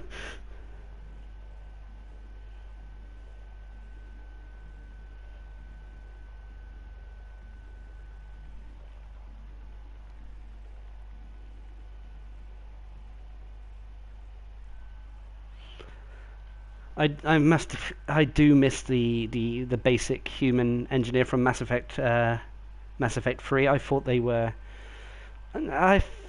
better than the human engineer we got in this game. Multiplayer wise anyway. Right, where are we going? Garage or up top?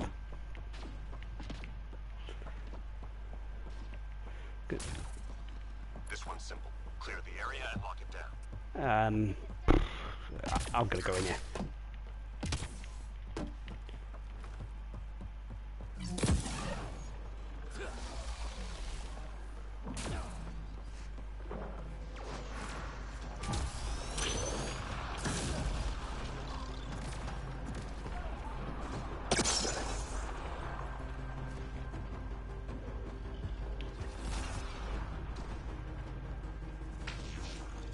The only trouble is we're fighting the bloody remnant again.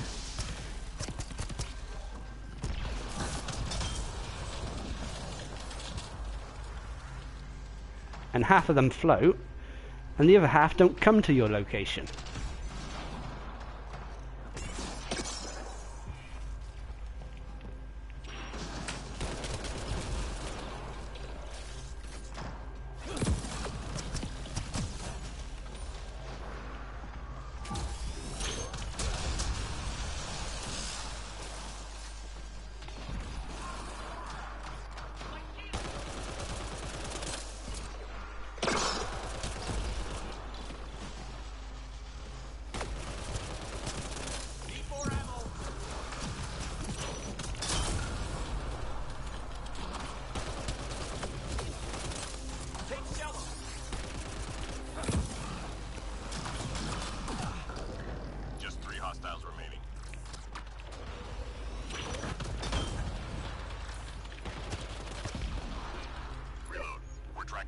reinforcements.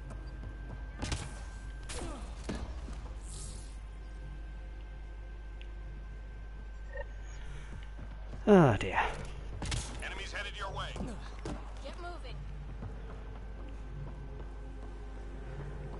Does anyone? I mean, I've been fiddling around with the assault turret since the patch, and because obviously the assault turret got a huge update with the patch. I don't know. It doesn't.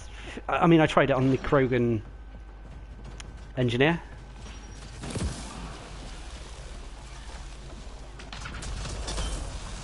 It worked out all right, I must confess. But then again, with the Krogan engineer, I don't really bother going full into rage mode. I just get the Krogan engineer. I feel doesn't really need all the. She's not quite as effective with the melee as other classes in the game. So you had a few extra points to spare, and so I stuck them in there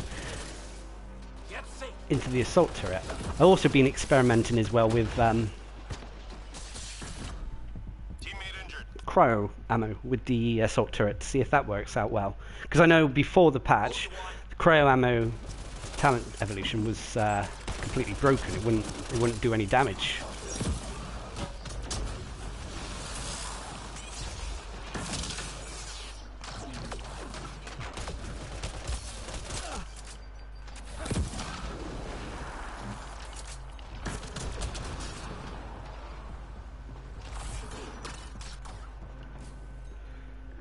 But now it actually looks like it does. So I don't know. Maybe the assault turret is going to be a viable option.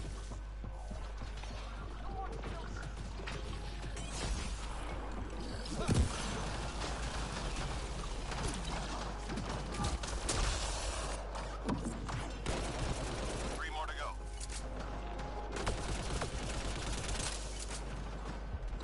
Teammate injured.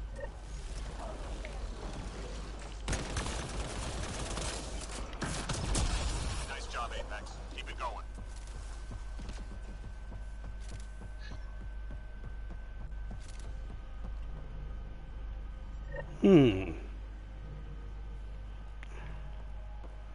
I've just noticed, I don't know if any of you guys have experienced this, I'm now getting support scores. Data on the Scourge. Upload it before they I never got support scores before with the human engineer.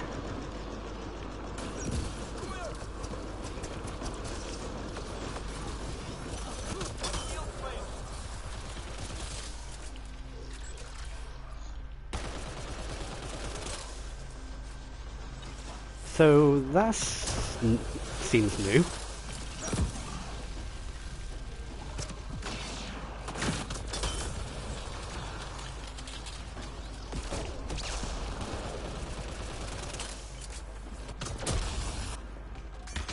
Fragment upload. Almost done.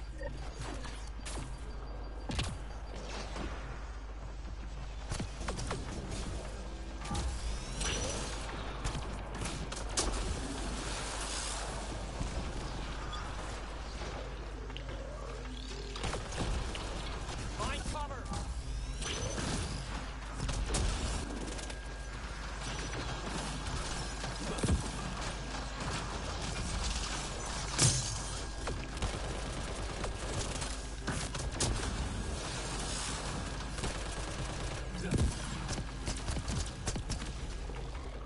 Upload complete. Well done, team.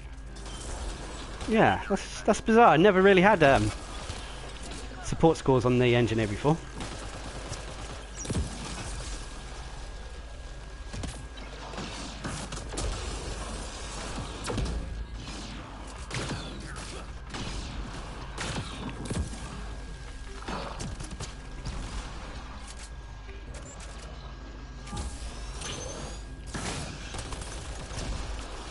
Just 3 hostiles remaining. Find cover. Reload. We're tracking reinforcements.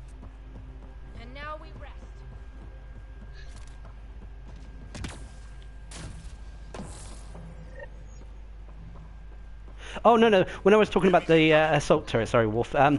Prior to the patch, before, if you took cryo ammo, it wouldn't actually deal any damage to targets. But now it should be fixed, so it should still deal damage again.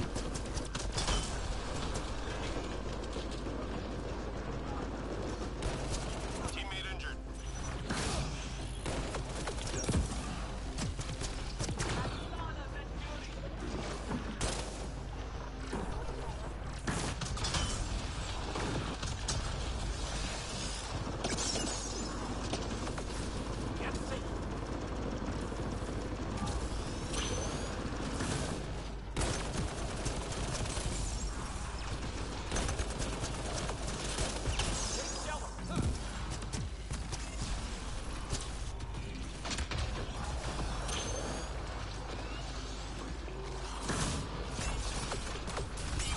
Get down.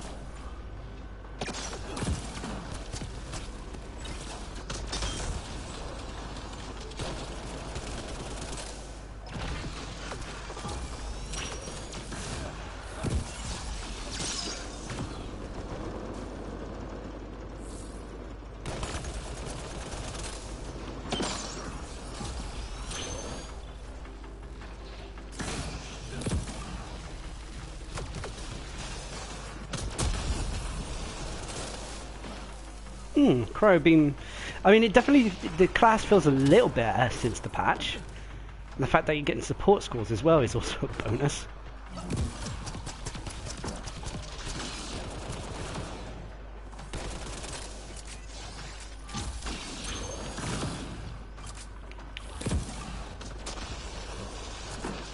Oh, rats.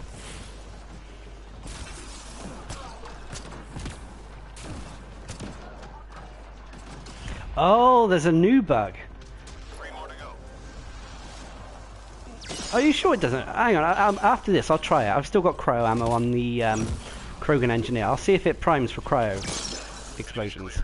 Stay alert. Mission accomplished. That is one thing I get annoyed with Mass Effect, especially when it comes to making videos and guides and that. When there are bugs and either the bugs get fixed or there are new ones, and then it makes your video out of date and not as good. And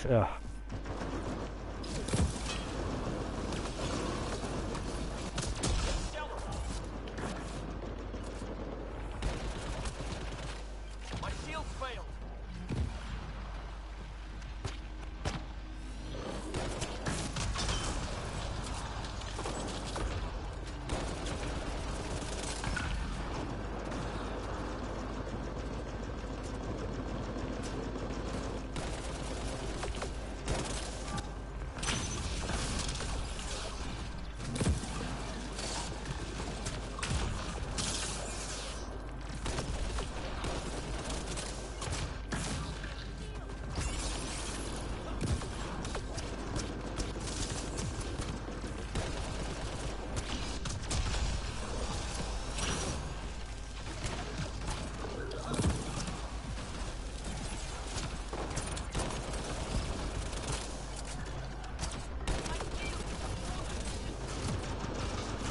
don't know what it is about destroyers. I feel they take the longest to take down unless you've got some sort of high impact weapon.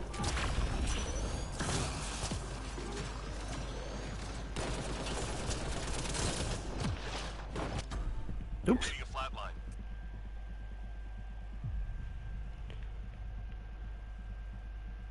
Appreciate it. Right. Just 3 hostiles remaining.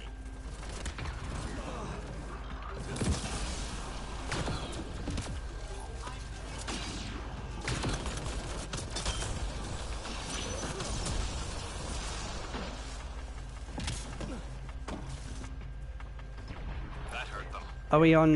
What wave are we on? And now 5. Okay, I'll save the turret until, because it's no doubt going to be hacked. So we go reposition and. You get the animation, but no prime.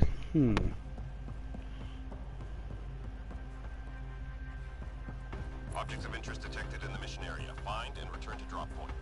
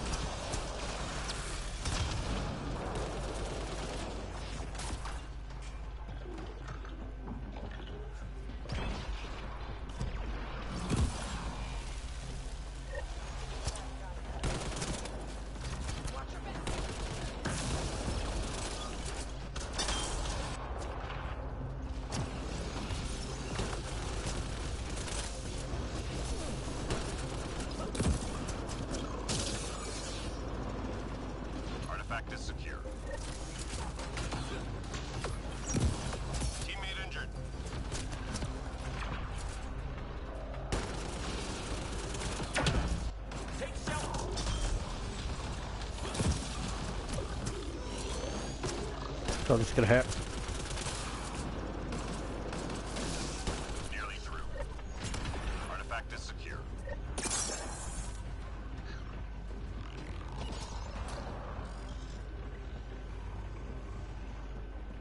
Ooh, can I make it in time?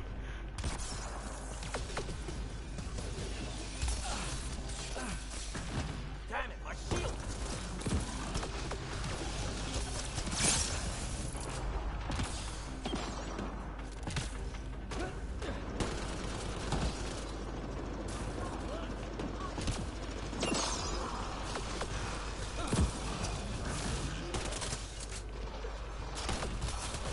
I'm reading a flat line.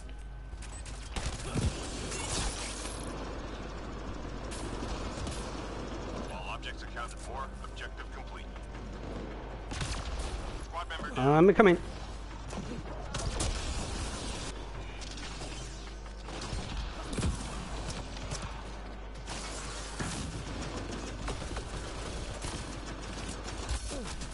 My shield's failed!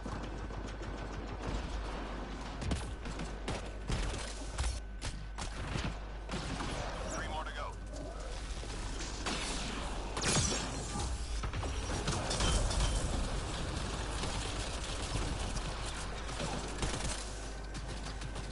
Good.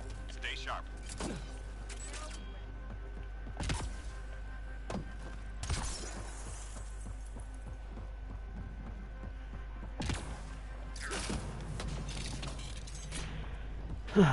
I saw someone online yesterday, and that online when I was doing looking at YouTube, and I saw someone with a maxed out manifest. At one point, it looked good, but at the same time, I think they were like Apex rating 70,000. It's like, oh Christ, how long have you had to play to?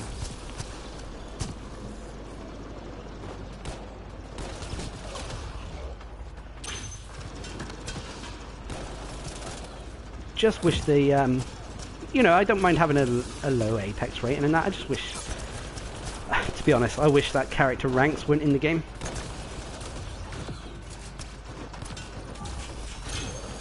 I mean, okay, have character ranks, but have them for customization options. Don't have them to the fact that you're going to have a nerfed spec one compared to a rank 10 one.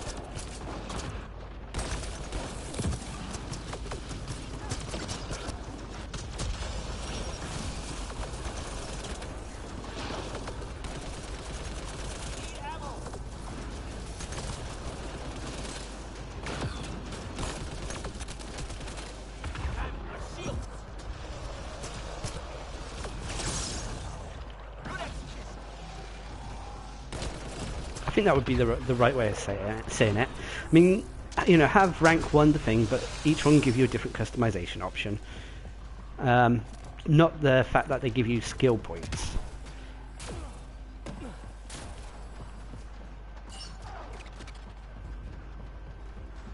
I'm reading a flat line.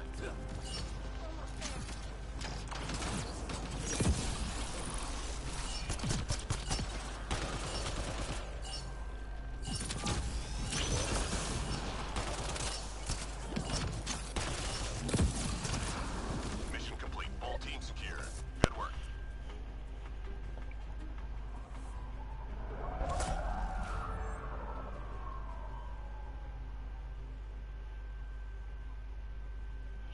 I'm using I think the Rosa is better for maneuver. Well, it seems more, the handling of it seems a little bit better. It's easier to move on the go, easier to use on the go. So for the Turian Havoc, I think it's fine. The Sonade I'm using on the Turian Soldier. Yeah, 70,000. Does that? Yeah, 70,000. I don't know if he slept or if he. Well, anyway, he opened something like 21 million credits on his video. Yeah. I mean, well, either like skins or like the customization options we get now. Wow, look at that for balanced. Hang on, I only got bronze support though. That's really weird that you get support for that. But anyway, I'm going to try the turret thing next. So, where is she? There she is. Right, I'm using the cryo ammo, which is supposed to be bugged. It doesn't prime. Let's see what happens. I want to test it. Because if there's another bug with the turret, it's like, okay, back to the flamethrower. Hey, Jacob. Nice to see you again. It's been a little while, and that, obviously things have not been great with the loss of Tally, but yeah, hopefully getting back into the swing of things in that. And I've got this week off. I worked 8 days straight last week, following her passing. But should have a lot of free time now. I'm gonna try Crusader.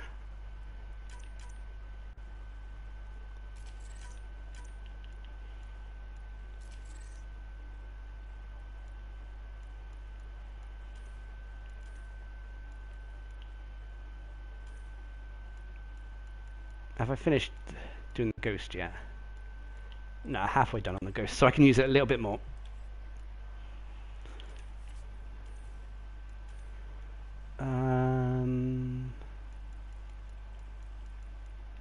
Stick a shotgun one on and a tech one.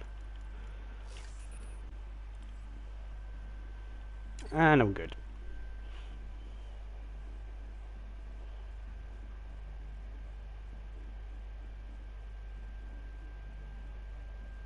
That's true. Most of the ultra rares are primarily designed to be to have a unique ability, a unique move, a unique aspect of them. Obviously, if you were able to get an ultra rare to rank 10, they will be powerhouses. They will be very, very strong characters. But they are normally designed around sort of like one gimmick, if that's the right word. Krogan Gladiator is designed all around the hammer.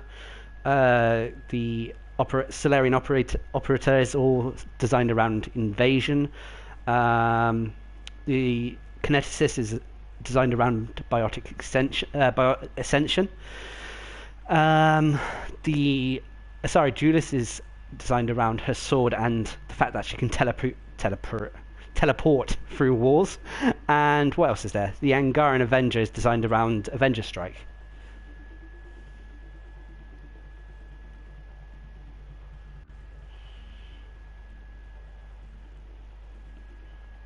Have you been getting bored of Andromeda recently? I have started feeling the craving of other games, I must confess.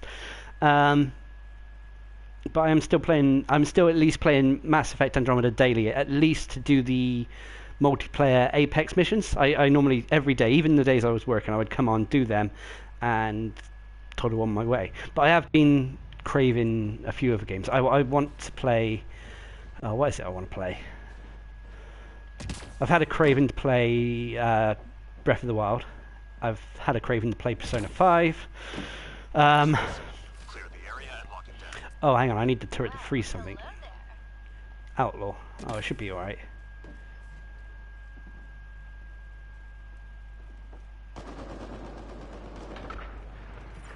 Alright, let's go get aggro something and... Come on, you guys, over here. Shoot them, turret.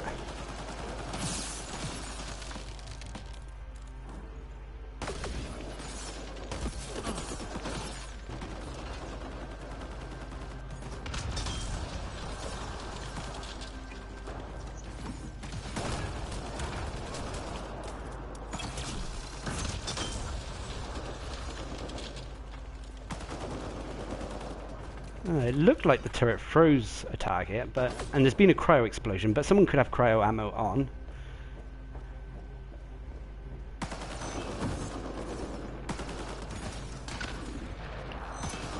Shoot that one.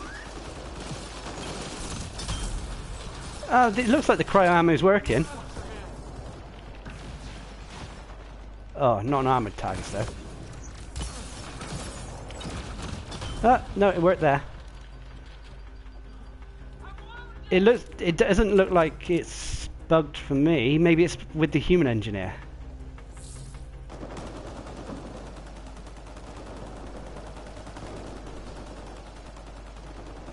Just 3 hostiles remaining. It works if you're the host. Okay, well that would explain it. I guess when you're playing a turret class, make sure you're the host.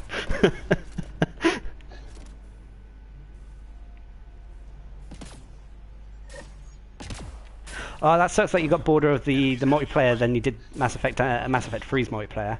Did you start Did you play Mass Effect 3's multiplayer when it was vanilla, or did you join sort of like a few DLCs in?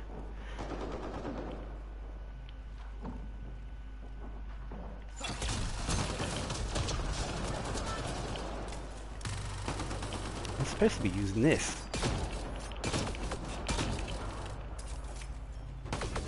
We should take cover.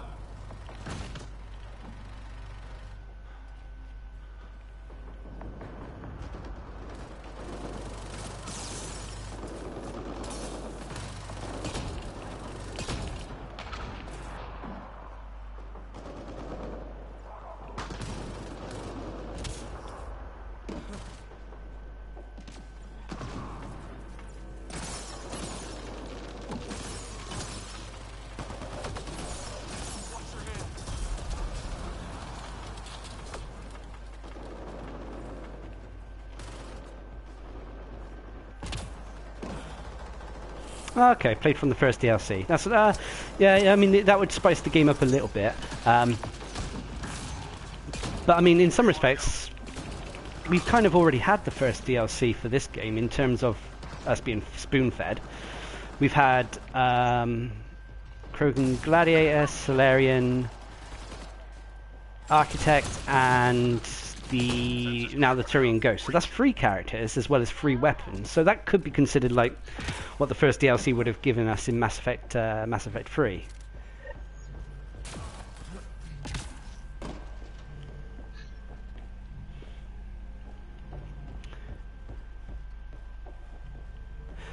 I tell this 2017 has been a shitty year personally, but game-wise, it's been a very good year. There seems to be quite a few decent titles that have been out already, and we're not even halfway through the year.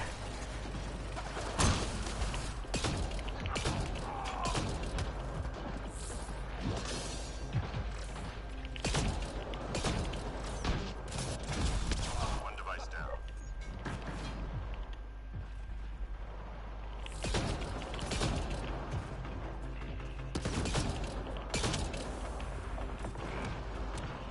Oh god, I'm getting distracted. Nearly through.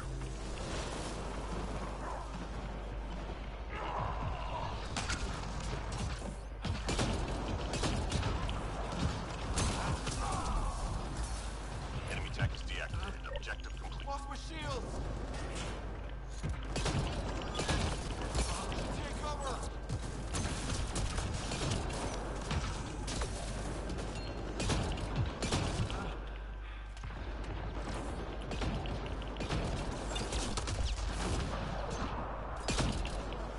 Three left. Go get him.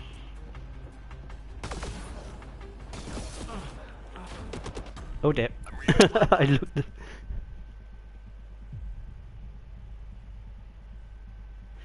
Yeah, that's a little bit worrying if you haven't found your favourite go-to character at the moment. Save. For a long time, my go-to character until the Turian Ghost come out was the Solarian Infiltrator. Their kit and the fact that I use him like a sniper, it just made gold matches really easy. It felt easy. It felt like I wasn't stressed out, and it felt like I didn't have to try super hard to get a match done. Now it's probably the Turian Ghost.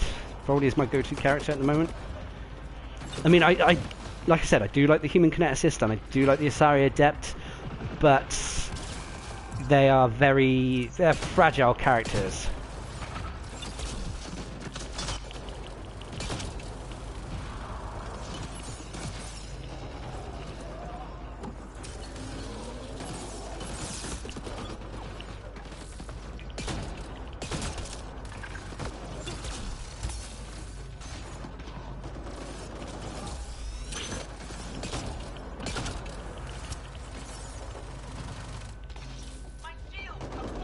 Teammate injured.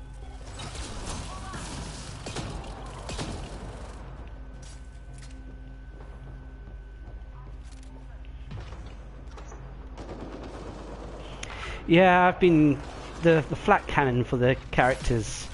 I've hummed and I've tried it out, and I've got it spec'd on the characters at the moment because I'm trying it out. The only thing I think the flat cannon is actually any good for is its stun.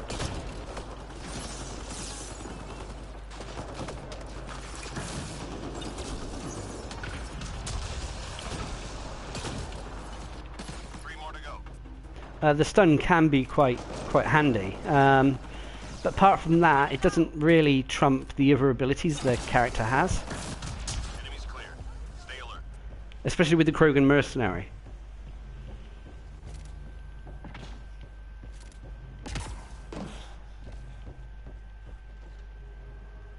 Enemies in. Ah, it's because I mean I've maxed out flat cannon on the Turian Havoc, I was going for primarily for stun. I haven't on the Krogan because I've gone for Fortify and Flamethrower.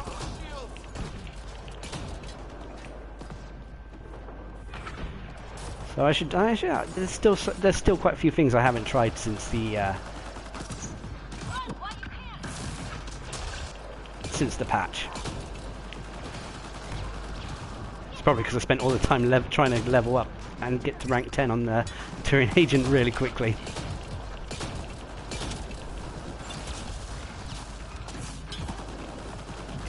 Squad member down. Squad member down.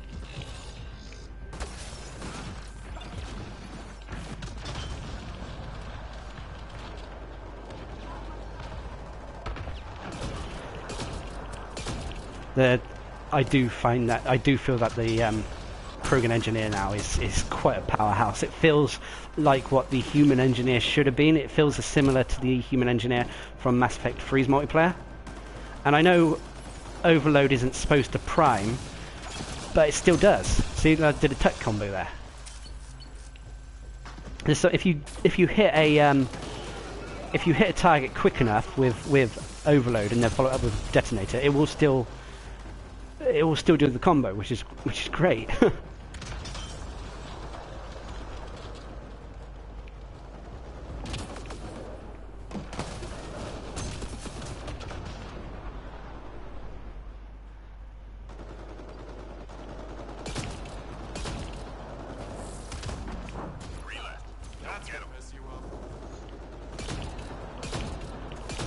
Nice job, Apex. Keep it going.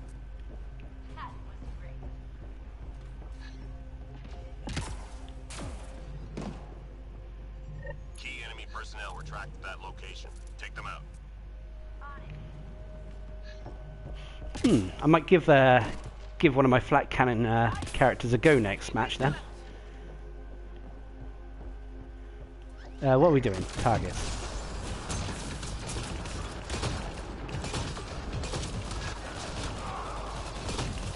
Scratch one target.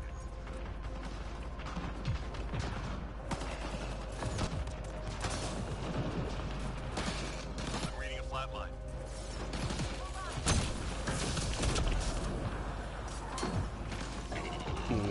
Fast moving target. What is it? What is it? I bet it's sharpshooter. Yep, caught it. Target eliminated.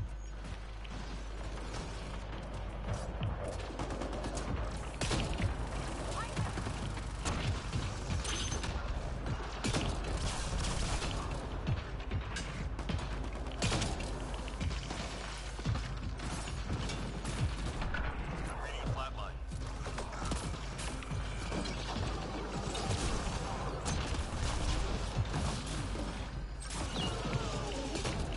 Ah!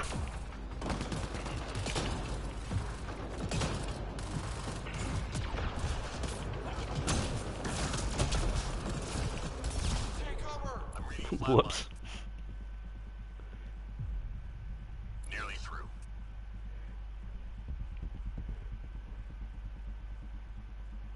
Owe you a favor. Thank you.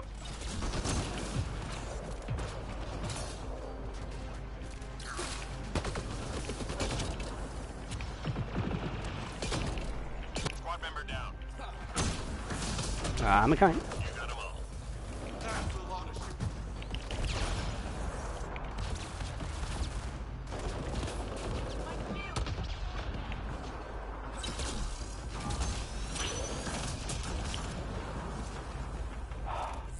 so glad combos got buffed back to what they probably should have been at the start. 3 more to go.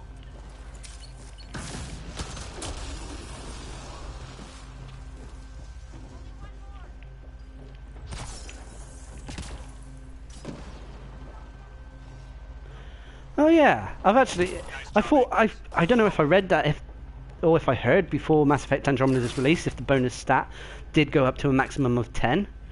I know in the challenges, it's one of the challenges is to get one bonus stat to rank 6, which I'm still not even close to getting. Time to go. Get to the extraction site.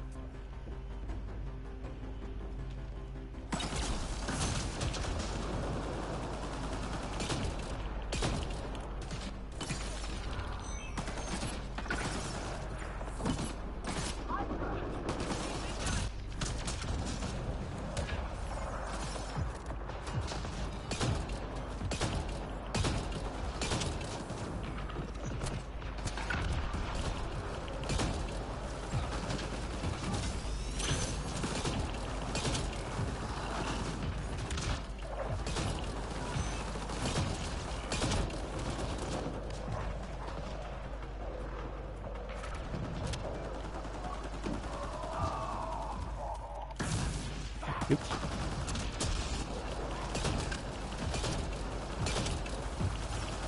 I'm just so glad my combo video, when I made it and that, it's got a lot of flack, you know, oh why bother, combos are awful and that.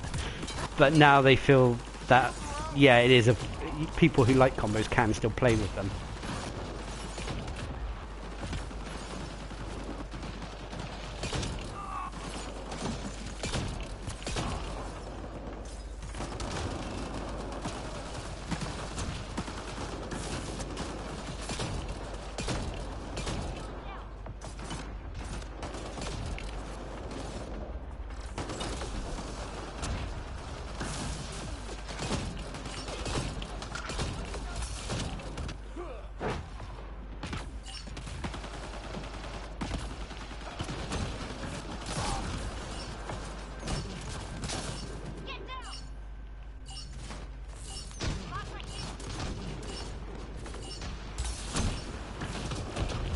That's how Apex gets it done. Come on home. That went all right. The Krogan engineer. I remember I played the Krogan engineer a lot in some of the previous streams, and it didn't. It wasn't the most enjoyable. Put it that way. Yeah, you could do combos and stuff like that, and it was all right. Wasn't anything to shout home about, and it was one of the harder classes to play. But now it feels so much more easier, so much more satisfying.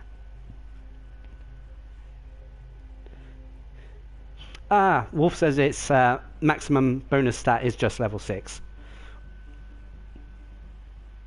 which would put it at plus 5%.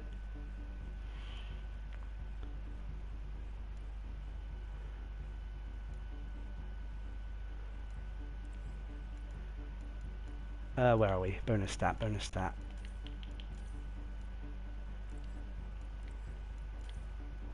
Yeah, so rank. No, it would be 6. It would be an increase of 6%. Anyway, let's try a flat cannon character. Do I have it on her at the moment? Yeah, I do. And you said it was Shredder. Yeah, it was Shredder. That does a yeah.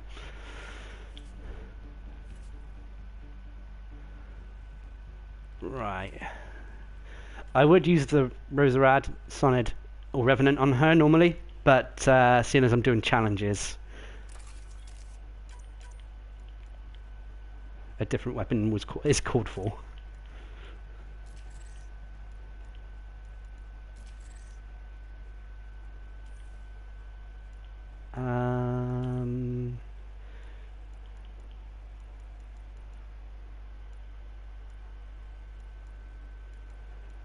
I haven't done the Eagle yet either.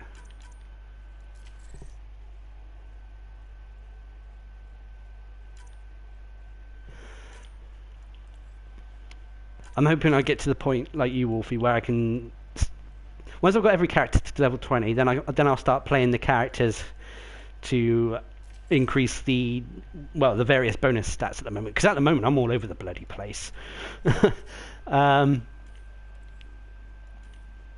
So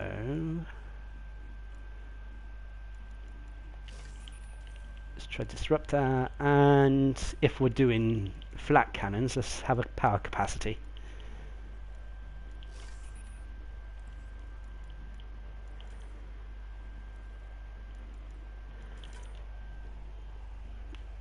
I think level 3 is still my highest thing, but I've got a lot of them to level 3.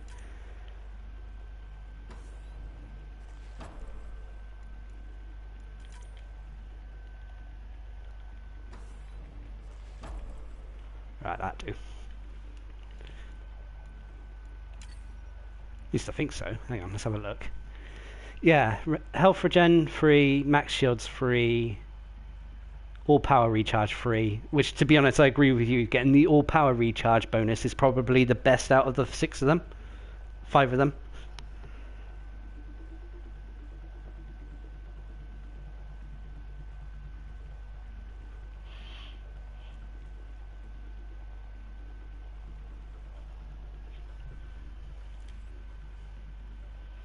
Oh, we gotta wait for one person. There's a spot open if anyone wants to join.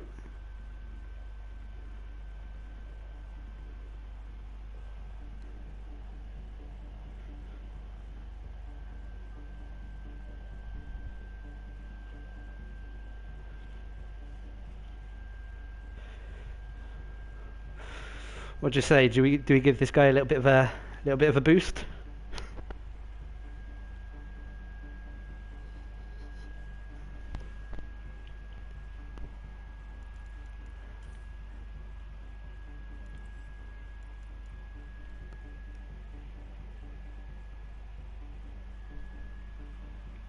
I assume that's a yes. To be honest, because I know Wolf and Smooth can pretty much hold their own, having a lobby with us is fine. It's just an extra body for the enemy to shoot at. So, even if they don't necessarily do the damage, they're still helping by being a target.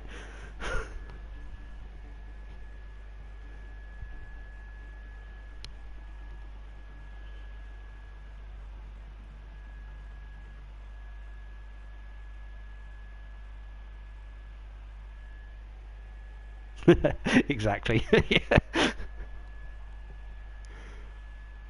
I mean, if I was playing on my own and not with Wolf and Smooth, and there was 3 other people like at that level, then it's going to be tough on me. So it's a little bit of a balancing act. Right, 11 flat cannons. I'm so happy they increased the amount you could have as well. Right, time to float. What are we fighting? Cats.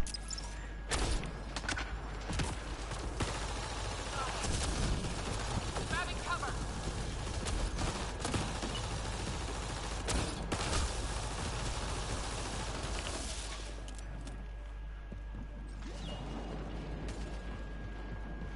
I'm a tiny bit rusty with this character.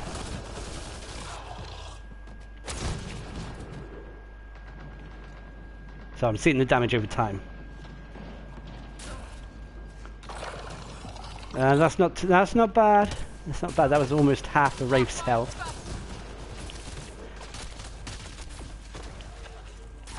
I mean, if you can get all the characters, a big pack of enemies close together, and get a flat cannon on them, that's going to be quite good.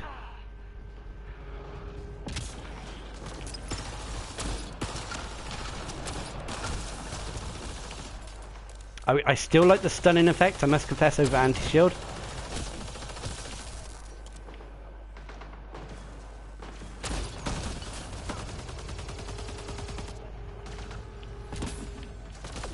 Squad member down.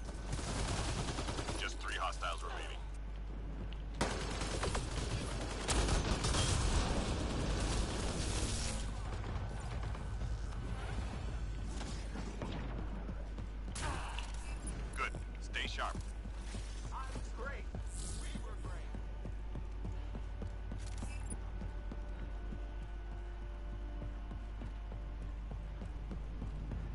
Enemies headed your way. This spot's not doing it for me.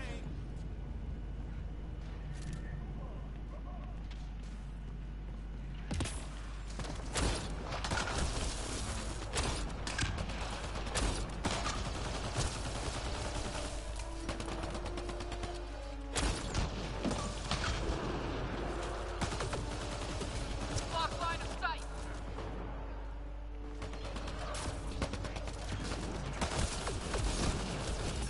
Lock shield. If I remember rightly as well, flat cannon still will stun shielded and armored opponents as well.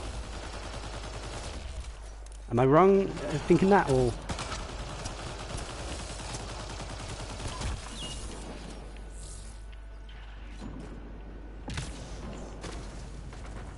Yeah, let's go try it.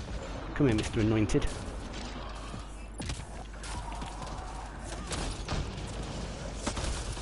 Well, it looked like he got stunned.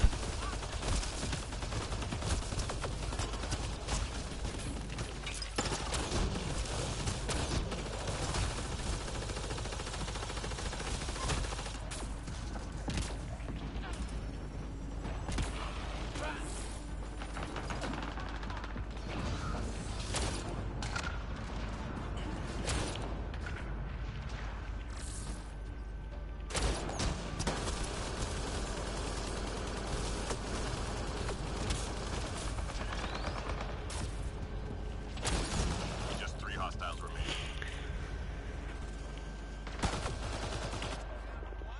remain.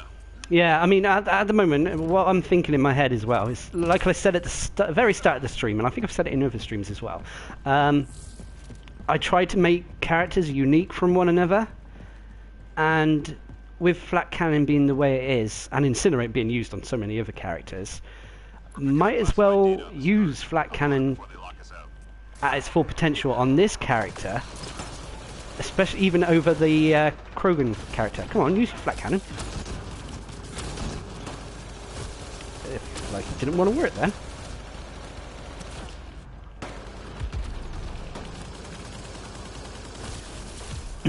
Yeah, whilst on the Krogan engine, whilst on the Krogan mercenary, instead of working on Flat Cannon, work on Flamethrower and Fortify.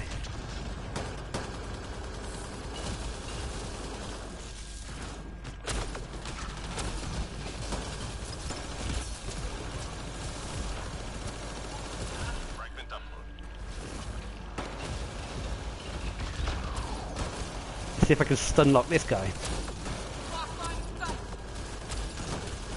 Well, it doesn't quite. It would stun him once or twice, but not.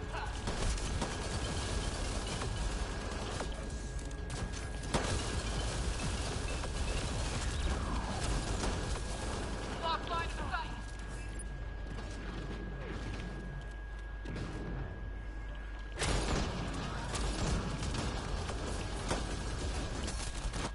Teammate injured. Oops.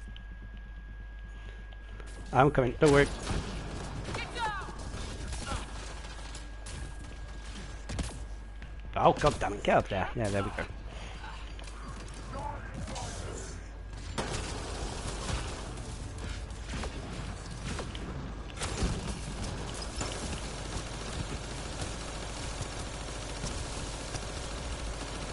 Shield down.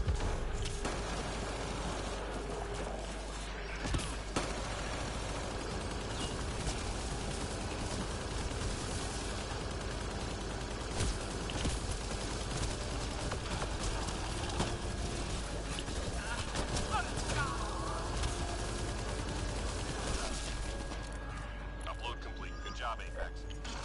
Almost done.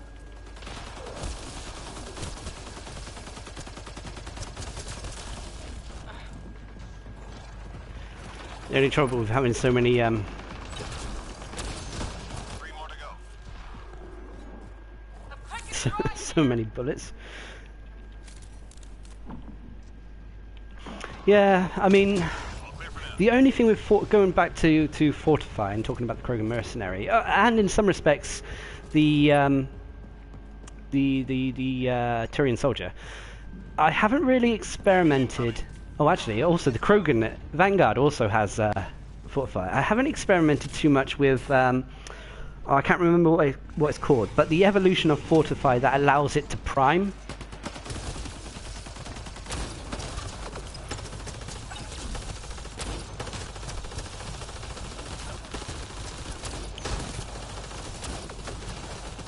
Grabbing cover.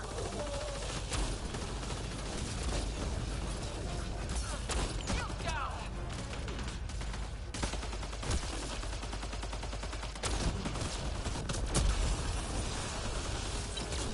Squad member down.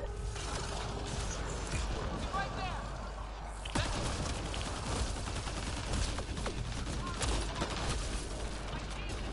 Grabbing cover.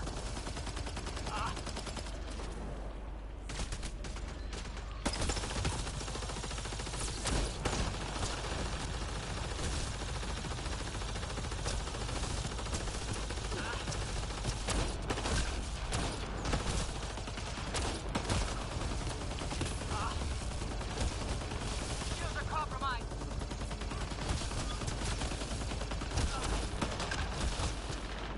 Oh, who's that?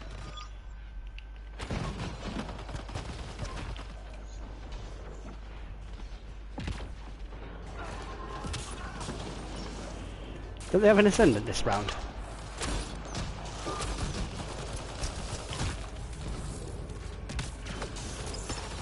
I'm low on ammo.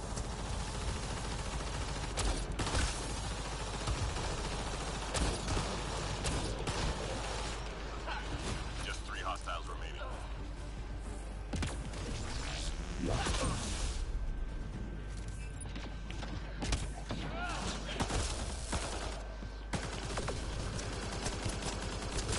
Enemies down. Keep your guard up.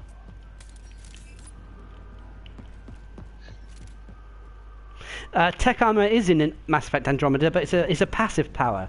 Basically, the Sentinel characters, instead of having tech armor as an ability like they naturally would, it's classed as a passive. So they don't get increased health or shields, but instead the tech armor provides a passive damage resistance to them.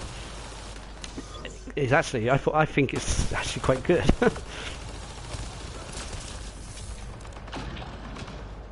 Oh, I got the Ascendant and got the Ascendant and Fiend coming my way. Let's use a rocket one.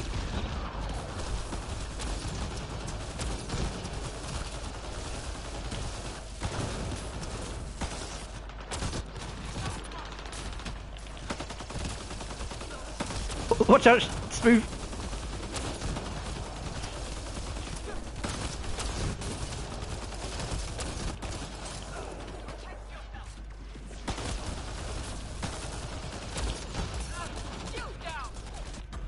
Squad member down. Rat. Appreciate it.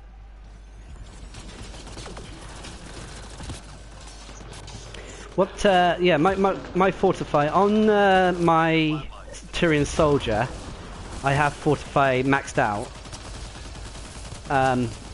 Simply because I don't really bother using the grenades on him. I know the grenades are fine, and they're quite good, they're very optimal in that, but I use him instead as a pure weapon-reliant turbocharged character. I'll probably actually play him next. I'm reading a flat line.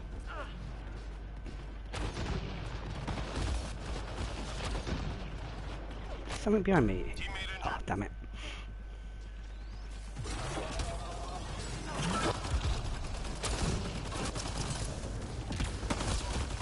Teammate injured.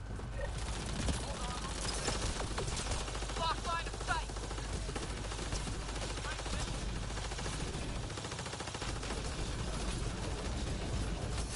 Shields are compromised.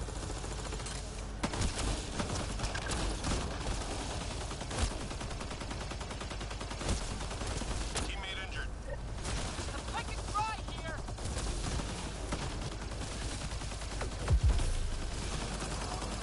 Three left. Go get him.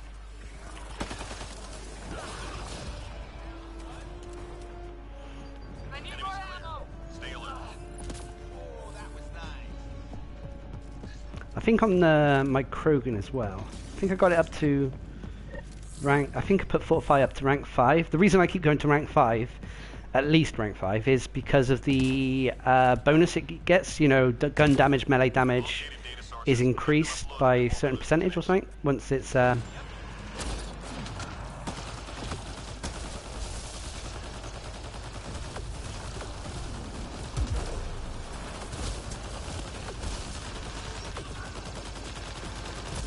member down. Lock line of sight.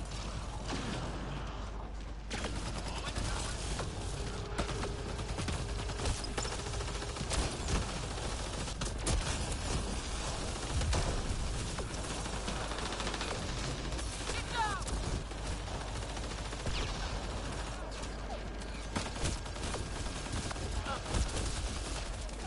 Fragment upload. Nearly through.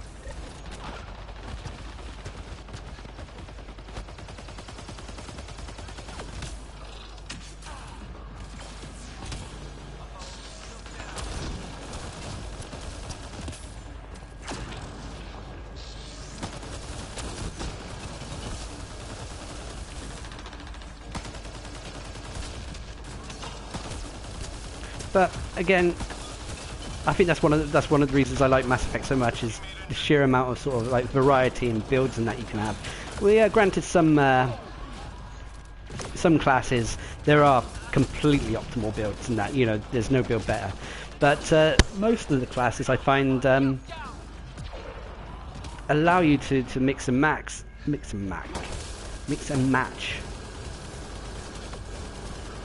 Squad member down.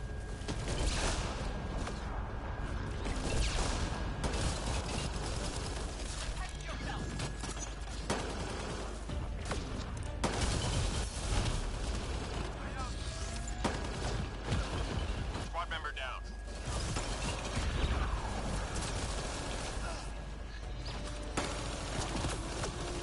Go to the sky. I think the biggest downside about flat cannon at the moment is you run out.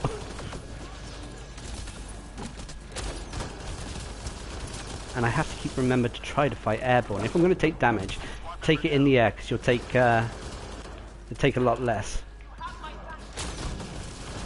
Upload complete. Well done, team. Oh, there's another. Nearly through. Lock shield.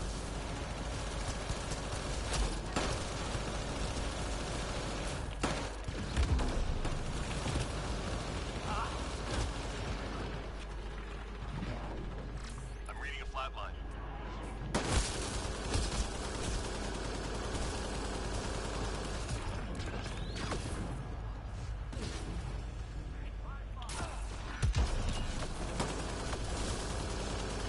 Just 3 hostiles remaining.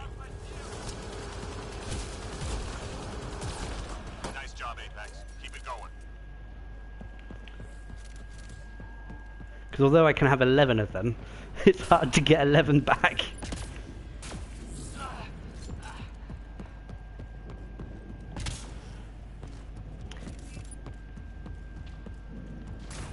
Time to go. Get to the extraction site.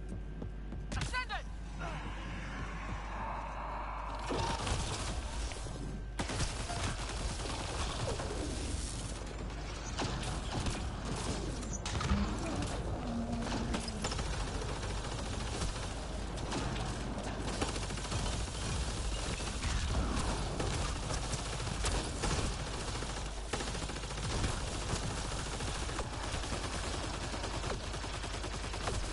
Oh, never ascended.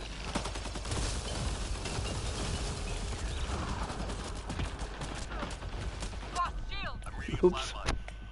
I didn't have any first aid packs left to take that hit. Oh.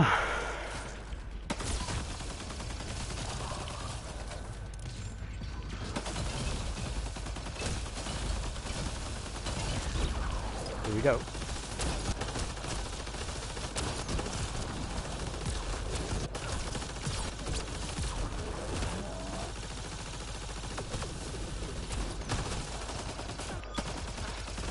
No, I don't want to. Oh.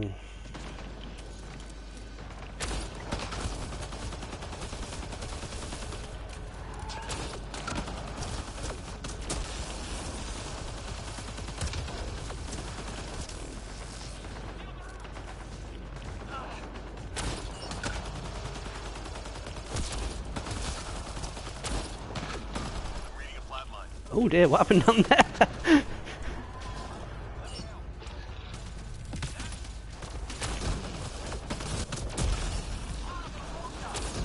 My shield!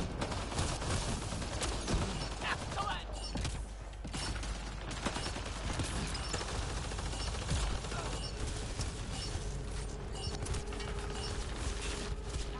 That's how Apex gets it done. Come on. Oh dear. Yeah, I agree. I agree. This, if the Turian Havoc Trooper had Havoc Strike instead of say Incinerate, it would, well, it could have actually elevated the class to an ultra rare.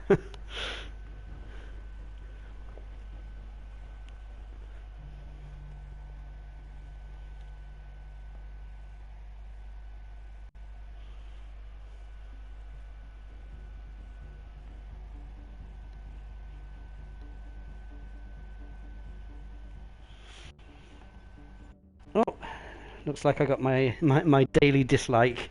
I seem to get one dislike on every single video I do.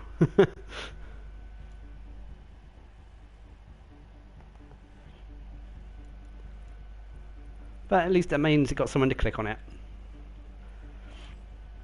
Right, I was going to try out the... What was I going to do? I was going to play the...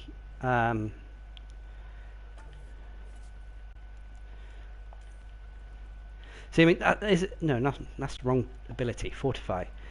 Explosive Purge. That's the one that's got me scratching my head.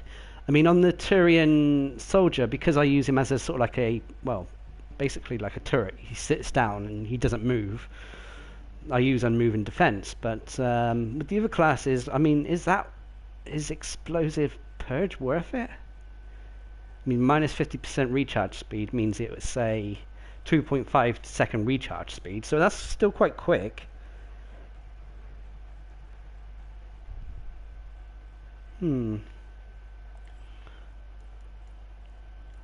What's my Krogan Vanguard? I mean, I could drop Nova completely and go that.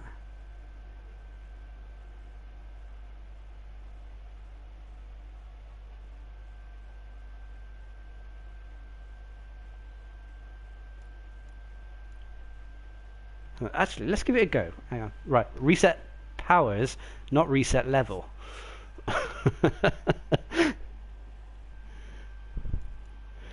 Right, let's see if I can remember this. Dink, dink, dink, dink, and up. Mm-mm. Mm. Mm. Mm. And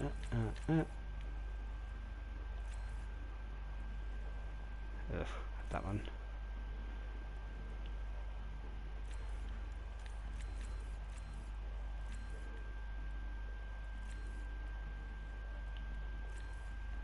There you go, let's try that.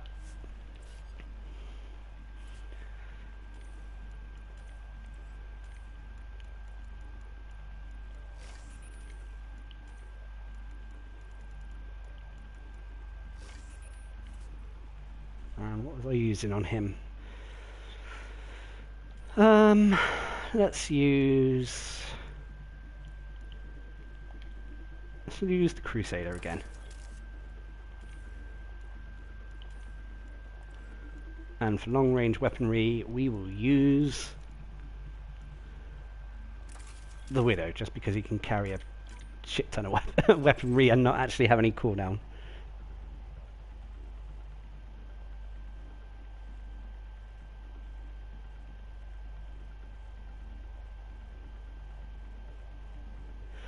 Ah, so I mean, maybe Purge is actually going to be worth it. I mean, as well as if it's going to be worth it over Nova, it's another question. Because I know a Nova gives you invincibility frames and whatnot, but it doesn't. Oh, although this isn't the best. This map would do.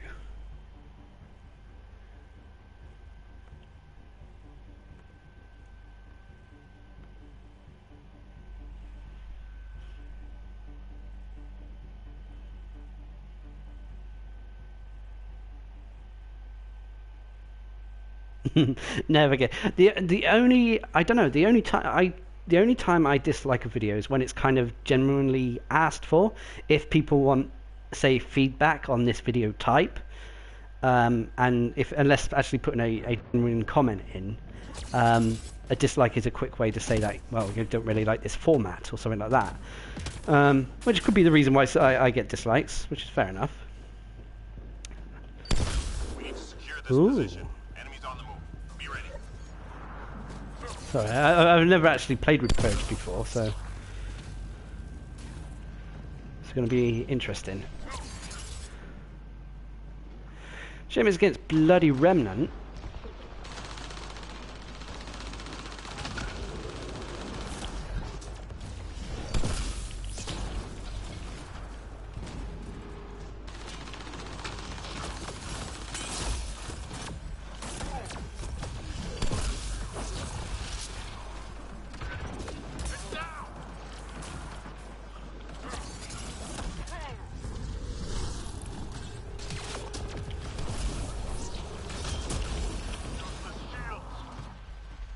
That's a fucking risky way to play, I tell ya.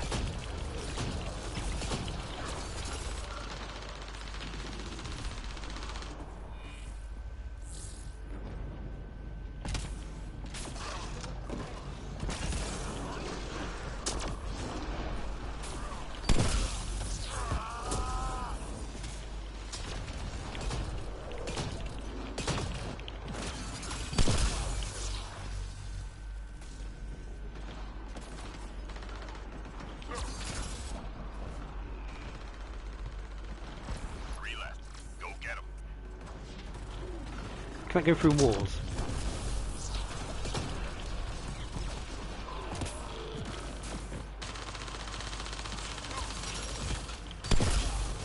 Clear for now.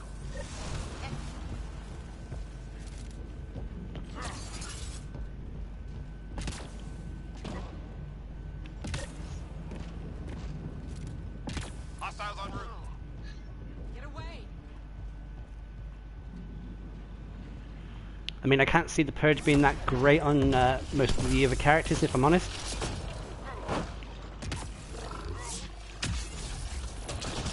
Oh, yeah, I've got to put Nova still.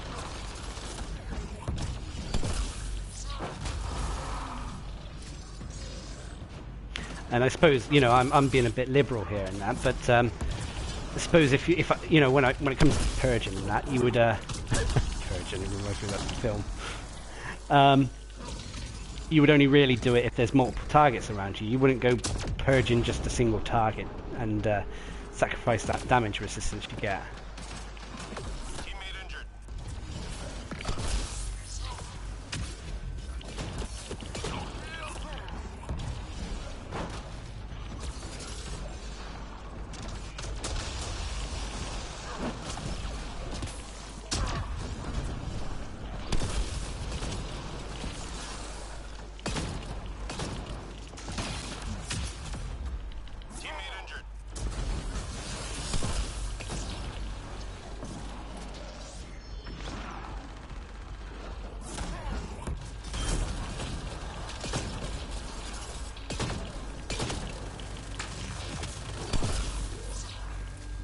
injured. Yeah, you never really see Fortify on the kill feed. 3 hostiles remaining.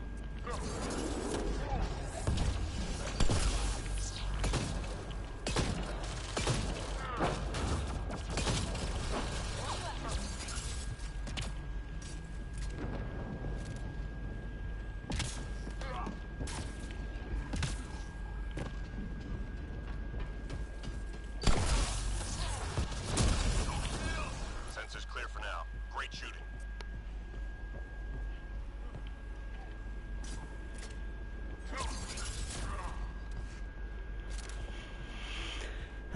I don't know. It doesn't feel, you know, like it's a must-have. This Purge thing. Left genetic surveying devices in your area. Let's find and disable them.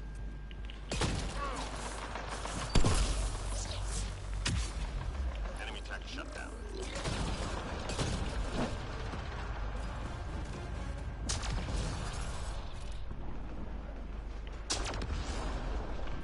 One device I mean, it's probably optimal just to keep your Fortify on and go around headbutting everything like you normally do with the Krogan. Almost done.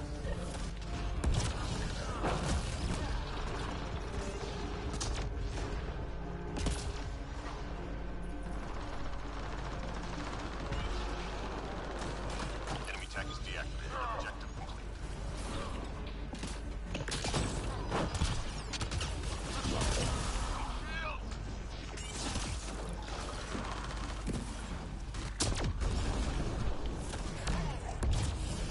Relax. Go get him.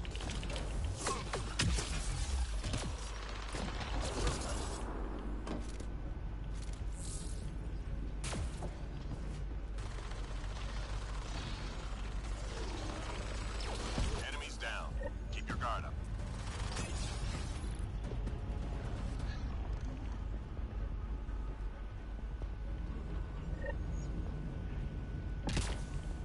Enemies incoming.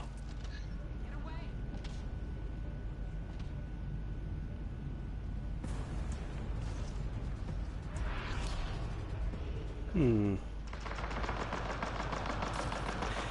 Did any of you guys get into For Honor at all? Teammate injured. The reason I ask is it's like this. I think it's like the second night since the game's released. Because I never picked it up, and that at the time money was a bit tight, and I was kind of saving up for Horizon and Mass Effect. So I didn't bother getting it. But I keep thinking about it every now and again. You know, was it? Because I enjoyed not the closed beta. Was it the? I think it was the open beta. I actually got into it. Squad member down.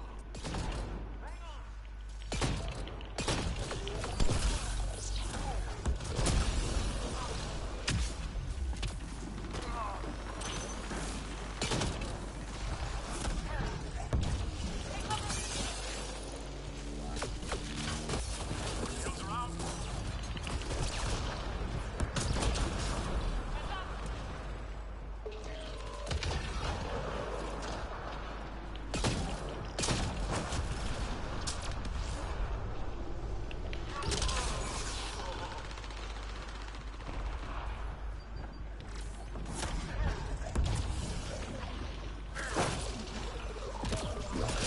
Just 3 hostiles remaining.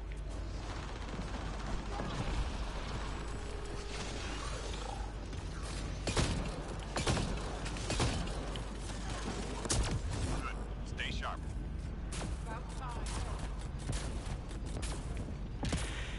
But yeah, going back to one of the subjects I remember yammering on about earlier on today was Enemies in. how good this year has been for gaming so far.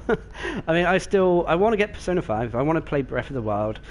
There's the new Nier game, but that's kind of off my radar at the moment. As I mentioned, I have shown interests in For Honor, although I don't think it's going to be Game of the Year or anything like that.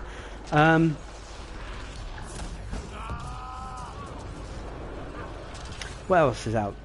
There's Mass Effect, obviously, which is taking pretty much most of my time up at the moment. Get to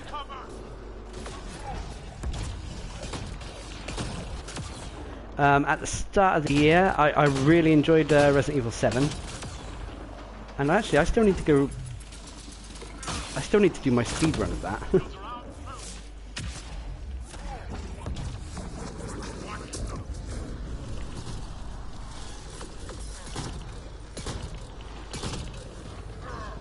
Then there was Horizon, which I feel, come gaming awards and that, it's going to be overshadowed by other games out there.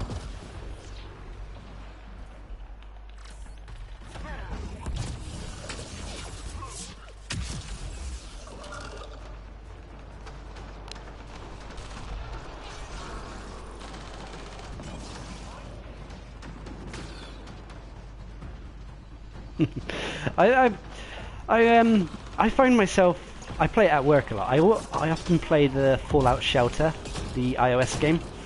It's probably because you don't actually have to be online to play it and that. I'm really enjoying that. I did get Fallout 4 and I enjoyed it for the most part, although I did, like with Skyrim, I got a little bit overwhelmed. I I like games that have a sort of like a clear-cut structure, like Mass Effect 2. We're going on a suicide mission. That's the end goal. That's the goal that's always in sight. Stuff like that. I feel it's too easy to get distracted on some games. We're tracking reinforcements. Like Fallout 4, for example. It's like at one point I was going through it and it's like, oh yeah, wasn't I supposed to be going to save my son or something?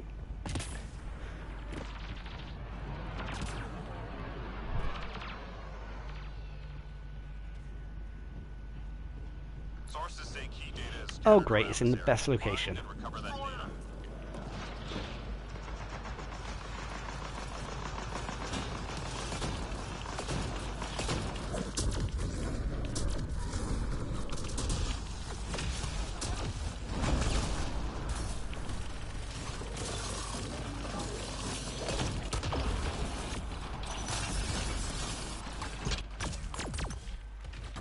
Teammate Oh injured. dear.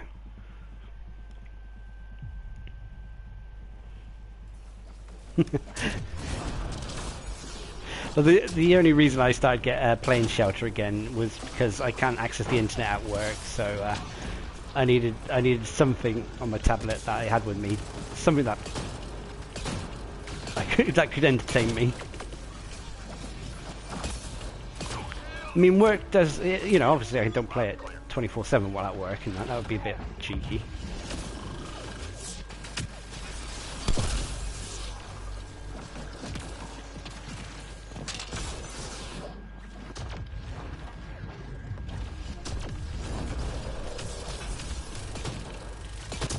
Three left. Go get 'em.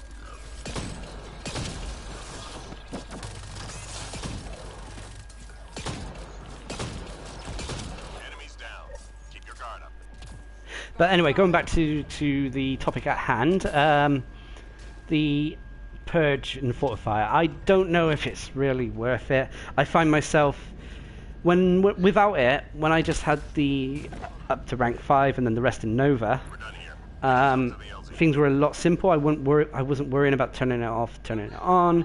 It's cooldown. Can I do it? Are there multiple enemies around me? I mean, if that was the case, then I would have just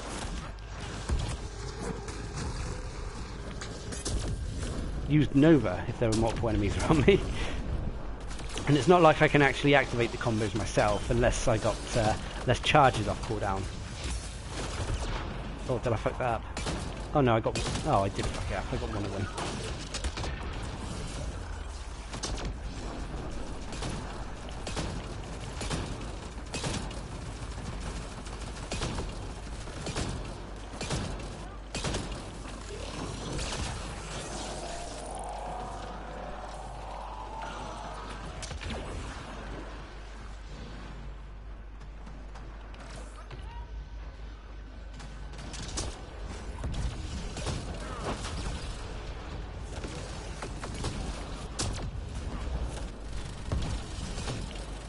Mind you, with Purge, I don't think exactly the Remnant are the best faction to try it against. Although they do have lots of shields and that, half the time the Krogan Vanguard can't melee half the bloody enemies because Breaches and Observers stay airborne. Although Breaches still can be hit occasionally, it just certain classes I feel definitely benefit against certain factions.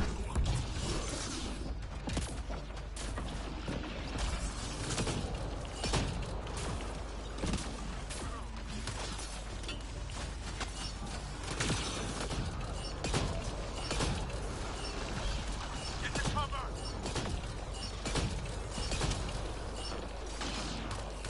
Mission complete. All teams secured. Good work.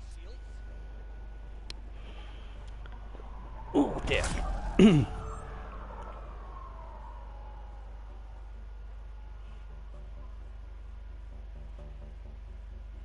At least the N7 Crusader feels a little bit better than it did.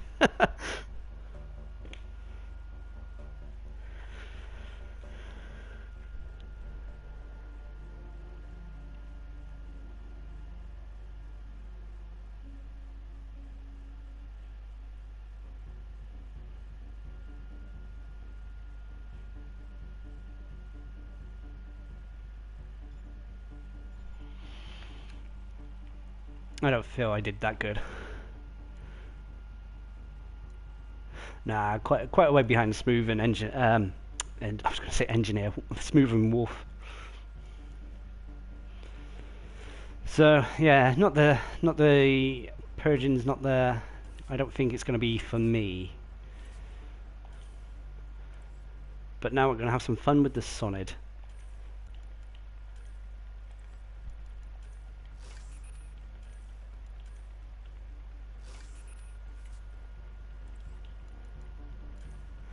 Soon approaching that milestone, and that I'll probably, like I said, I'll probably keep going because it's going to be a little bit of a longer stream than normal. I want to try to hit the 1 million mark and get 20 expert packs to see if we can guarantee at least 2 ultra rares. So if Wolf or Smooth, if you need a break for a second, just type it in and it should be good.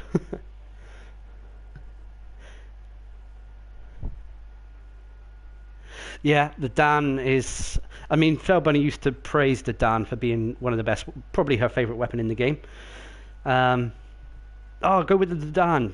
Dan's the man, you know, all that. But I never really tried it out until recently, and after trying it after the patch as well. Whew, it's definitely got some kick. I mean, I've only got a rank 2 Dan.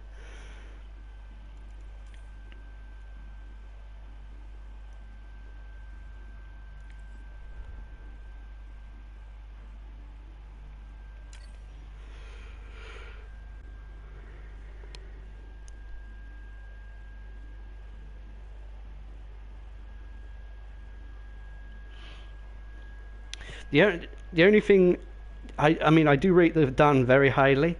The only time I swap out the Dan is sometimes when I'm playing a Vanguard character. When I was leveling up the Asari Duelist, for example, whenever I would charge and then go to Dan them afterwards, normally it would end up missing.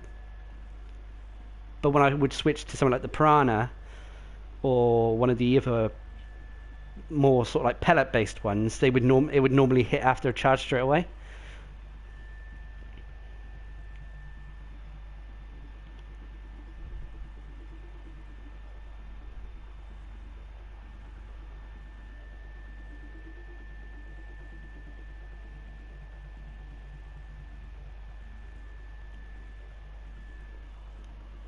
Ooh, this level seems to be the flavour of the month at the moment.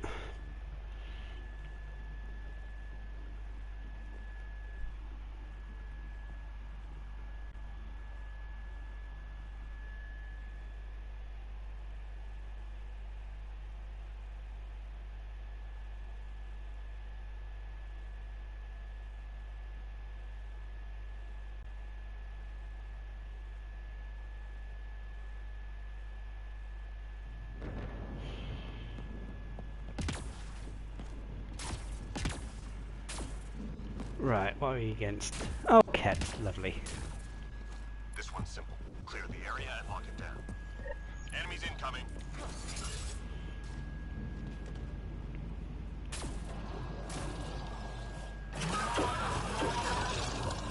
Oh, wonderful.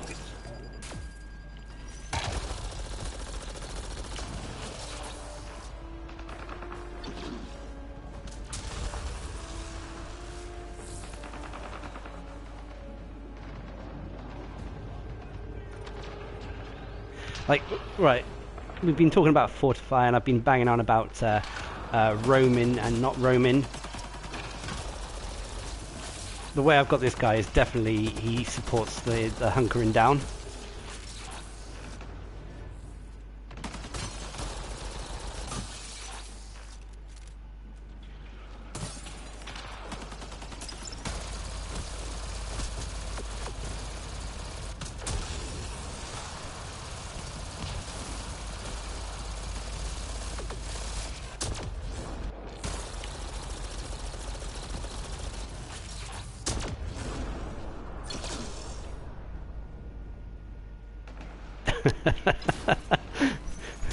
What flavour would you like? Firebase Zero, please.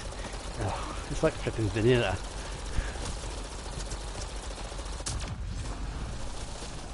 I need ammo.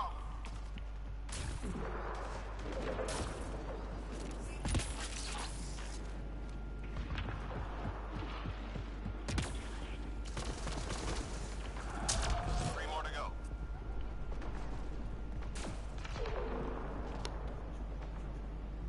Sensors clear for now. Great shooting.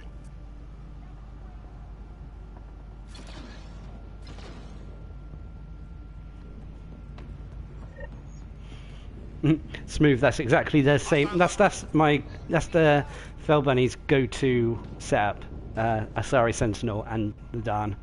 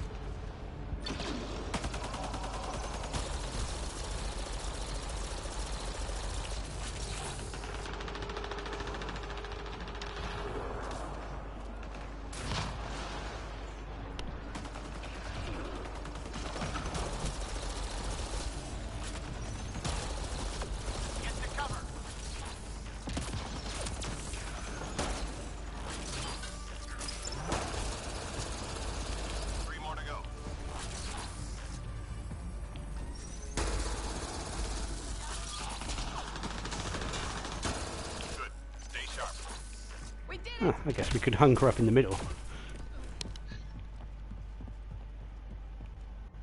I need ammo. Lots of people seem to hate Icebreaker. I actually I don't like. The layout's a bit naff, but there's I do like the whole ice kind of map.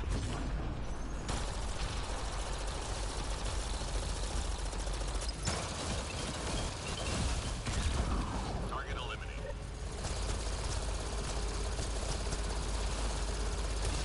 Oh, teleporting bitch. Shields are up.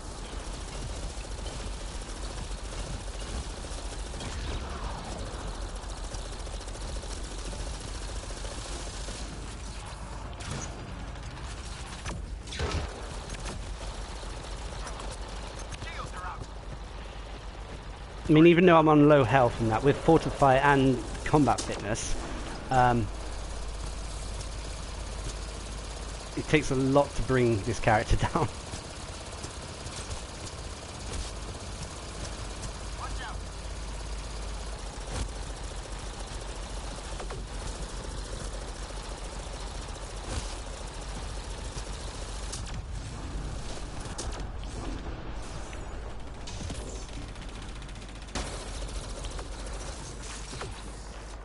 Hang in there, Apex.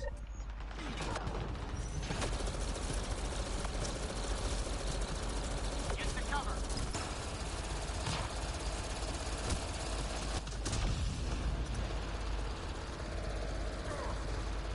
You got them all.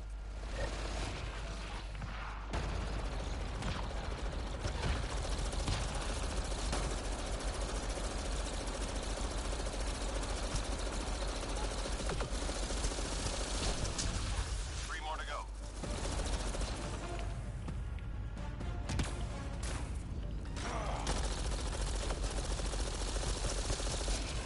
Low on ammo. Ran out of ammo. Reload. We're tracking reinforcements.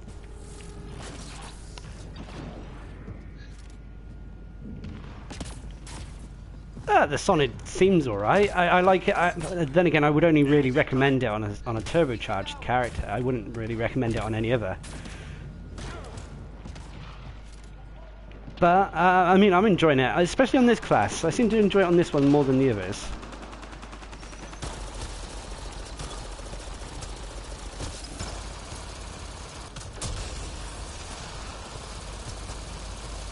Let's see how fast we can bring him down.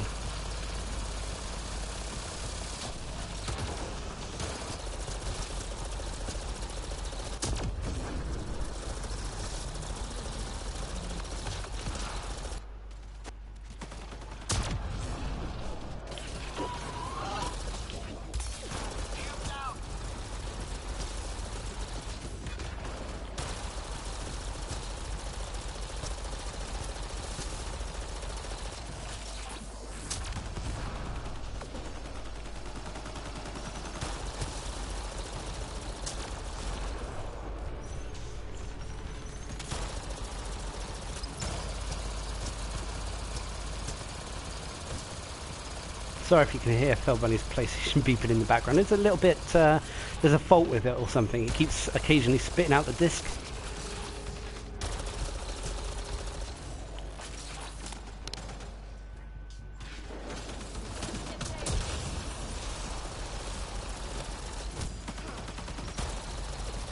Squad member down.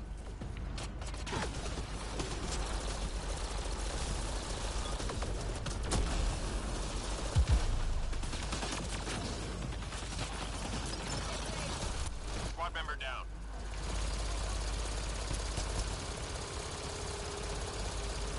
Three left. Go get 'em.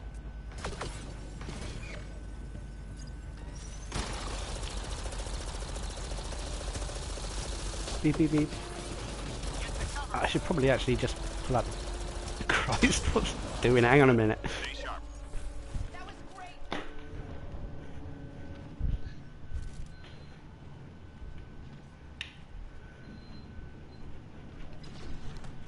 There we go. Enemies heading your way.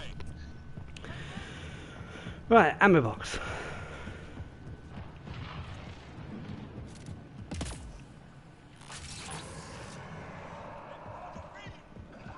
Right, anyone got eyes on the fiend?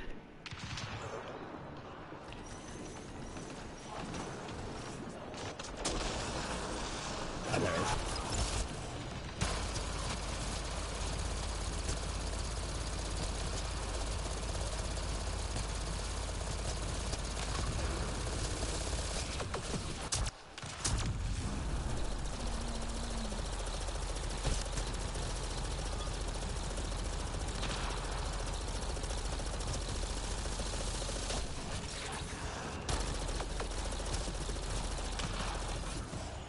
The only trouble with the Sonid is, well, the way I've got it at the moment is you run out of ammo so quick, and that ammo box hasn't even refilled itself yet.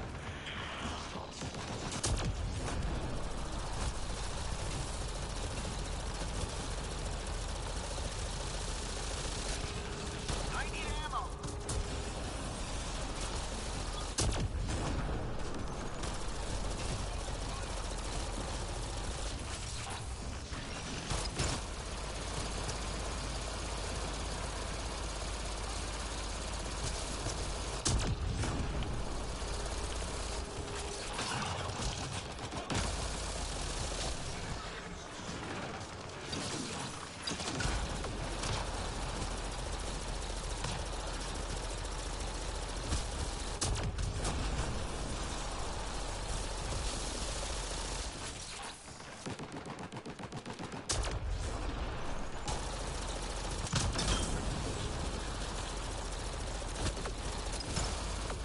Get to cover.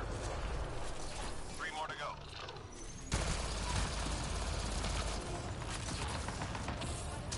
All enemies clear. Keep it up.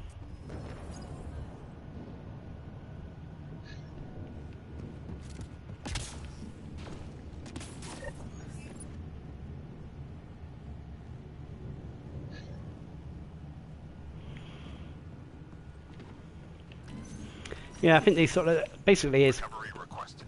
Okay. most of the non-sniper rifle guns have been made a little bit more viable now.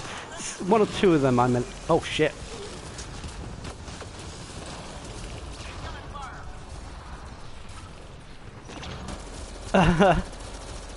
Whoops. Sorry, Wolf.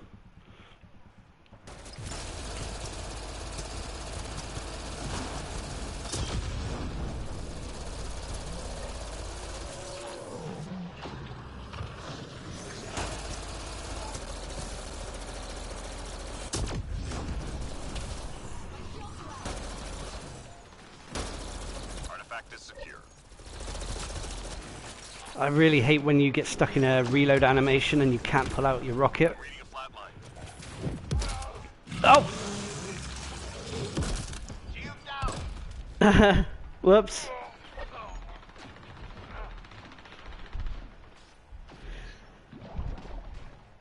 Tried to dash past him, he was having none of that.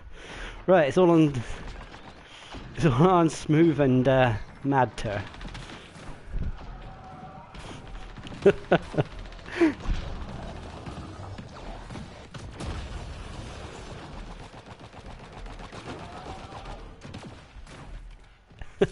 I didn't think there was going to be another one, that's why I kind of went a little bit lax.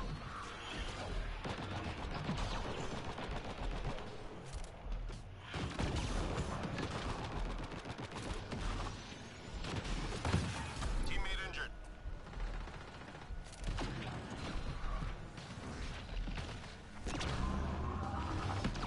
Oh, I don't think that's risky trying to get to her.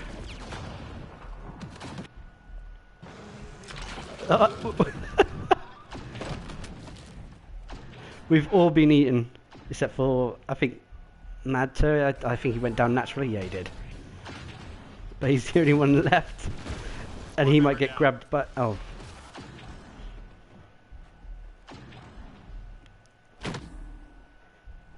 Wow, that's the first fail in ages. Logging combat losses. Mission failed. We got overconfident. Well, some of us got overconfident, like when I tried to dash past the fiend. The alpha fiend, it's like you're in the wrong game. This isn't Evolve.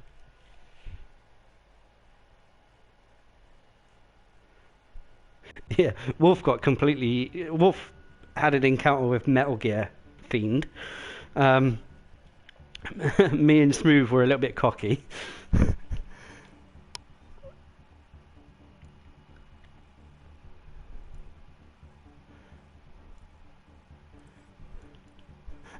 Oh, whoops. Right, let's try to play someone else this time.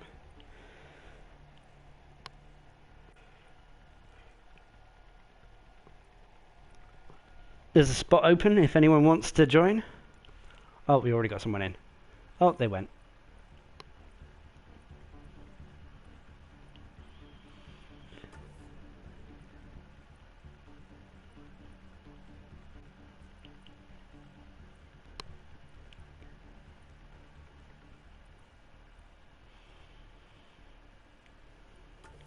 Actually, I'm going to have a crack at the Sentinel, unless anyone else is playing the Human Sentinel. Ansari Sentinel.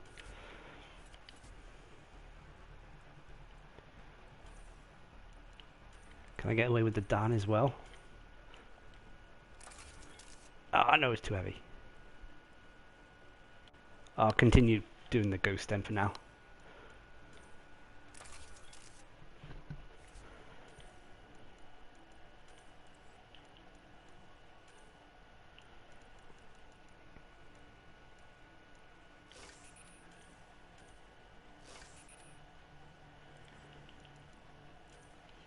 Although I need to buy some packs.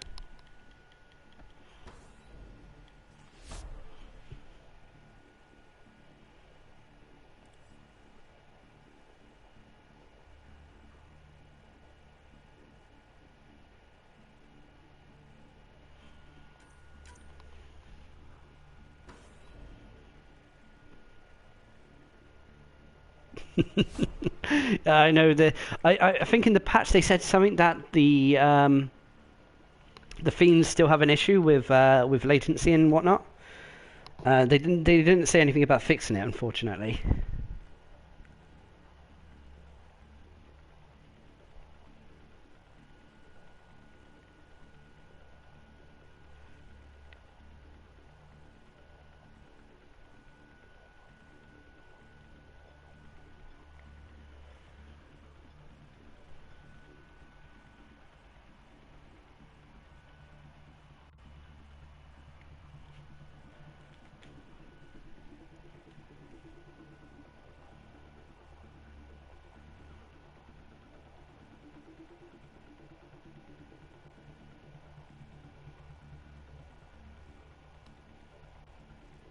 Okay, Firebase. The Firebase everyone loves.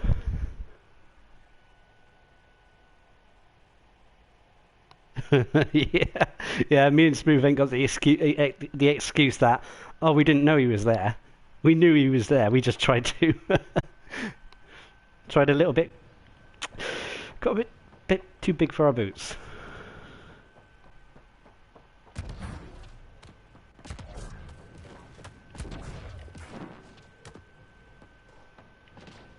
This one's simple. Clear the area and lock it down. Right, what's everyone doing?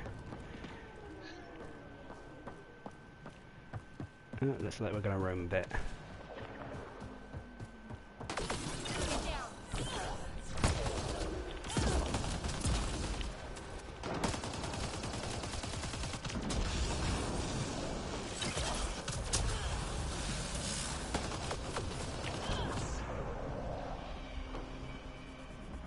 Are you shooting me then or not?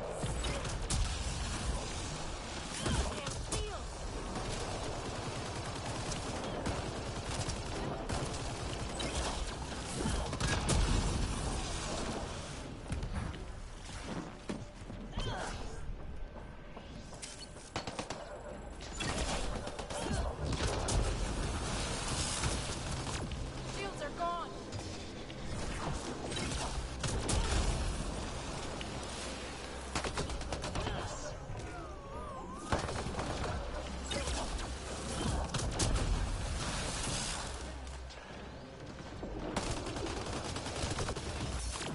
No shields. 3 left. Go get 'em.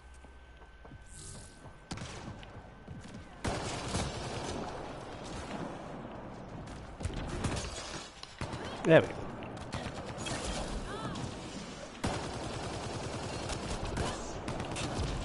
I don't know if there's something wrong with my controller, but sometimes whenever I go to do backlash, it will like go for a second and then drop instantly.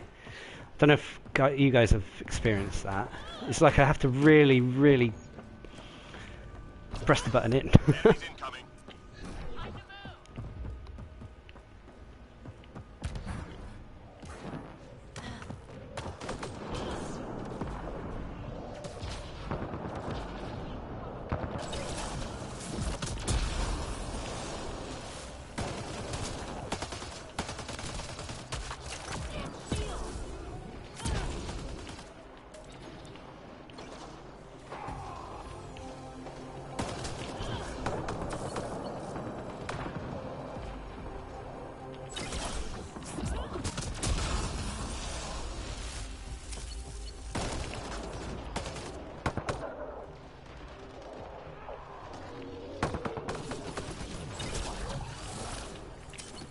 Oh, lame.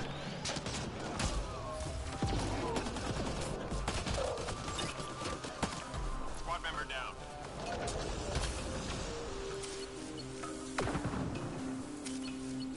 Come on. Ah, it's not working.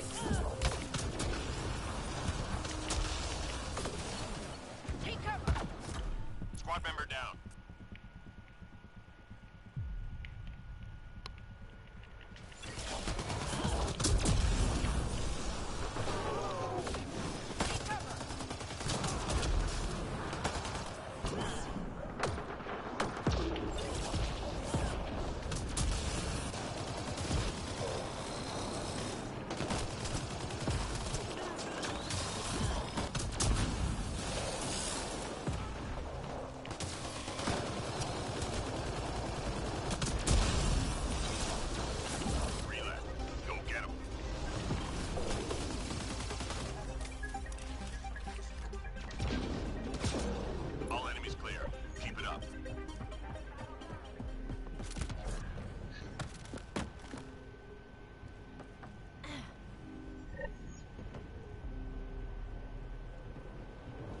Oh, so the backlash thing has happened to you guys before. I mean, it's not exactly like L1 gets used that much for me. Return to the drop point. Marking first location on your HUD.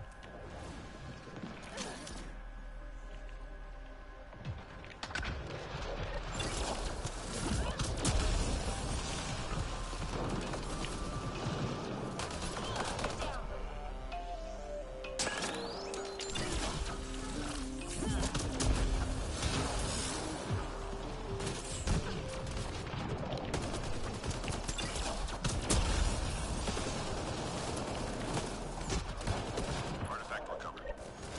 I'm reading a flat line.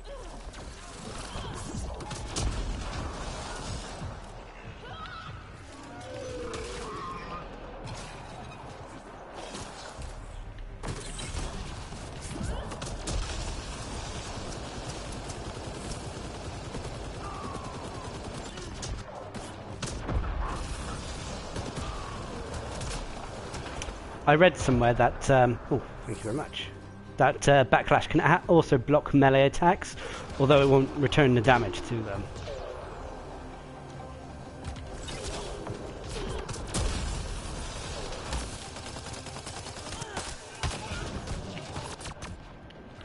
Artifact recovered. Teammate injured.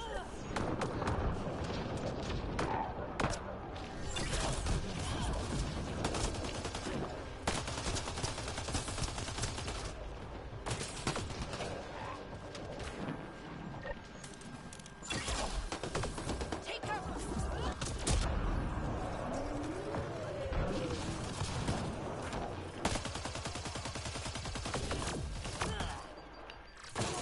Annoying. Nearly through. Got the drop.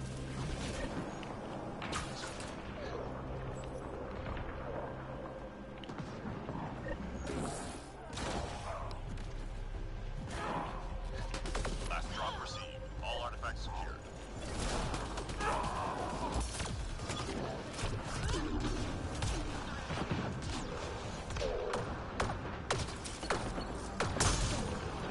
Oh, sneaky bugger.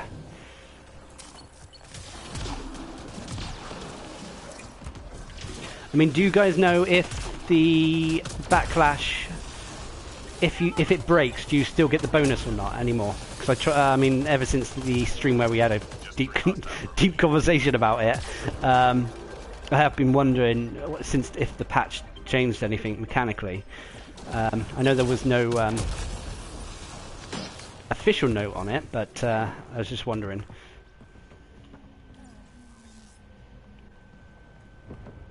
Like, I mean, at the moment I'm using... Good. Stay sharp. I mean, I can see the backlash buff working after a thing, because your body starts glowing. It's similar to how you get the sexual energy on the Biotic Ascension on the human kineticist. But I've not noticed... Well, I rarely let the barrier break, the backlash break now after after the stream where we talked about it.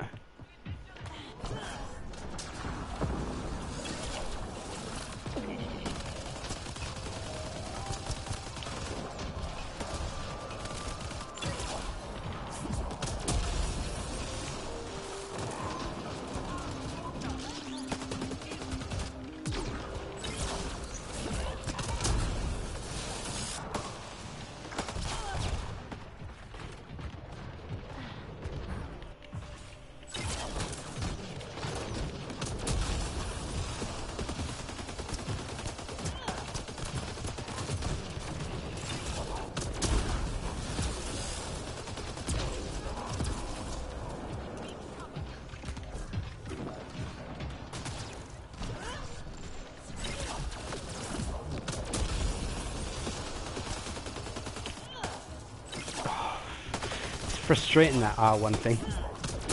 L1, sorry, with backlash and it not popping up correctly.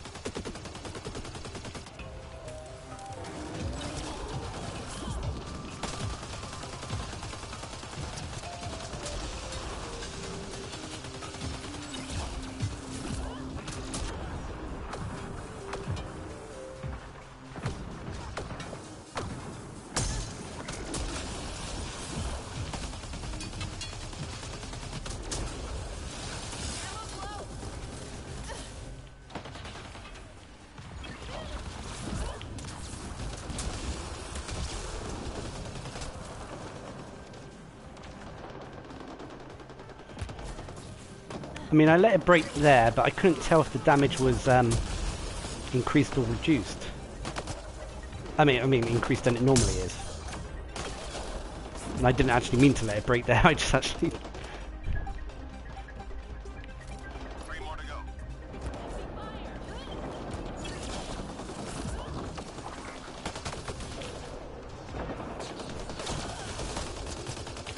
Good. Stay sharp. Well, that's that.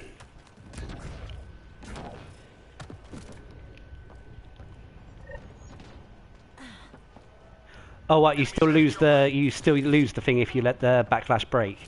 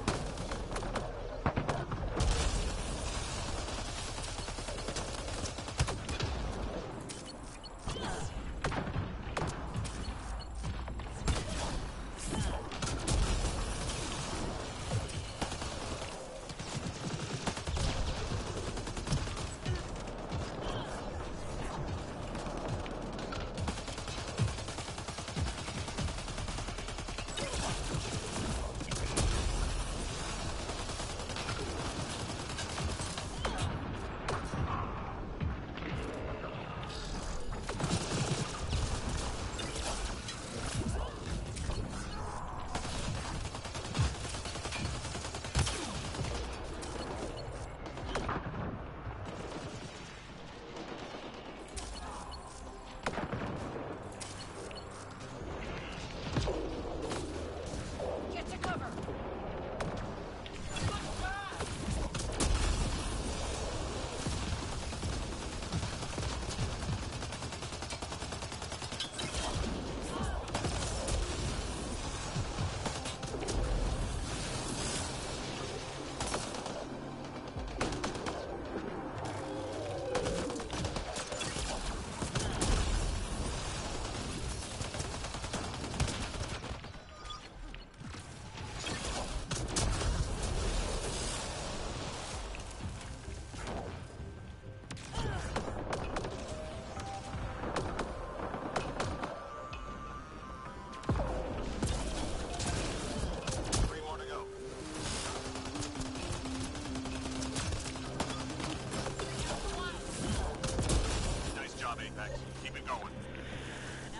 Oh dear.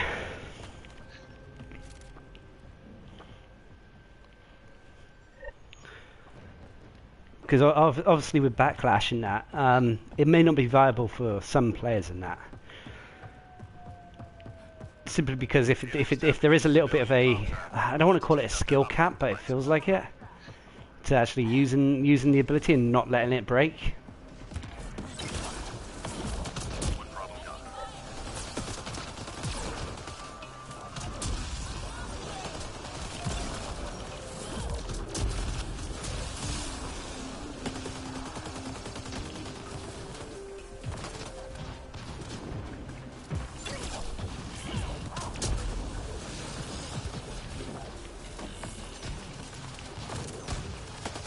Enemy tech shut down.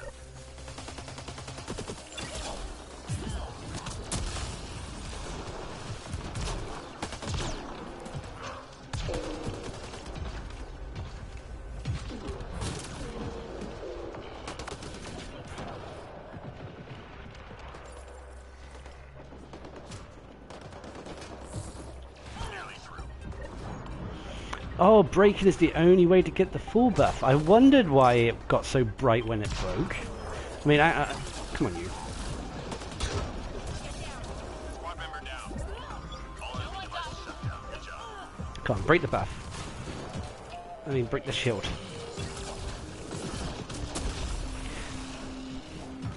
Please hold on.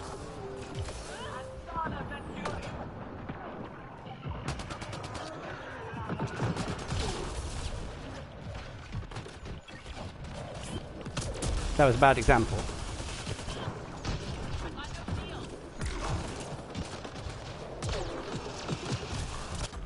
Squad member down. Squad member down.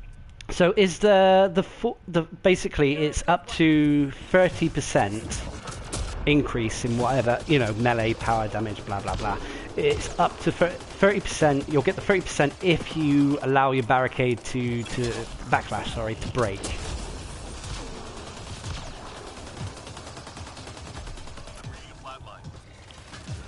Oh, that'd be good if they.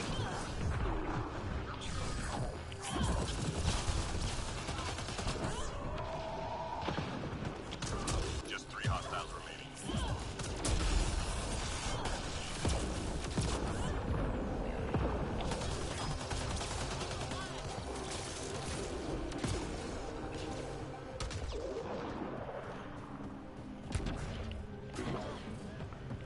I assume that would be the. Enemies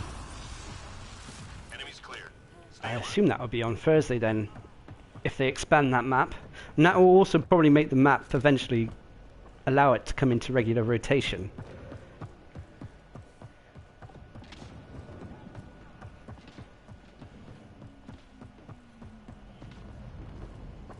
Shuttle incoming. Get to the extraction zone. Careful of the Hydra.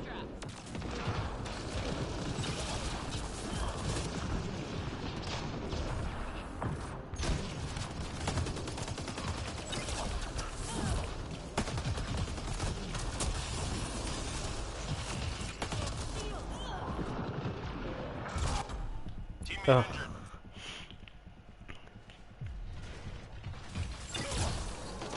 Probably not the best enemy to test this against. Squad member down.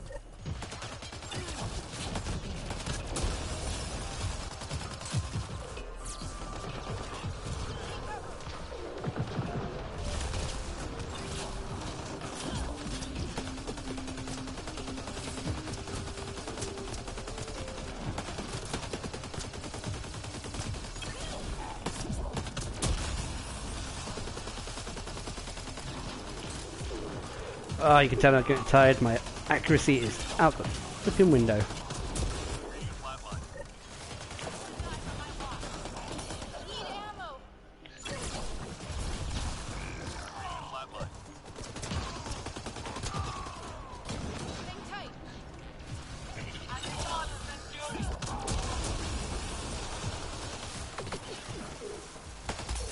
Damn shield. Ammo's low. Squad member down. I'm getting greedy.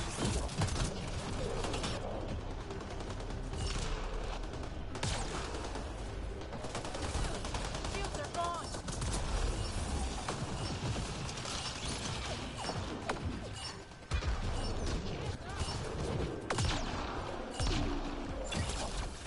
Targets down. Everyone standing.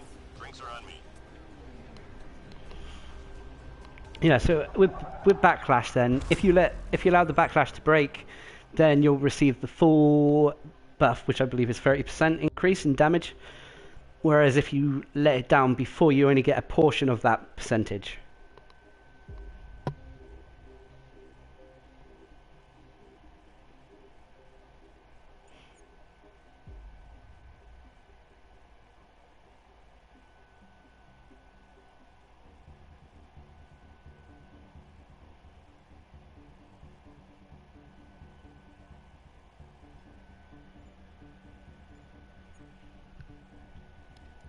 Ah, okay. All right. Well, I still think backlash is one of the things that makes it most interesting, though. I mean, you could go, throw energy drain, ignore backlash altogether in that, but I don't know. There's just something about backlash. Right, what are we on money-wise? That's another 3 games. 3 more matches then. If you guys are up for that still.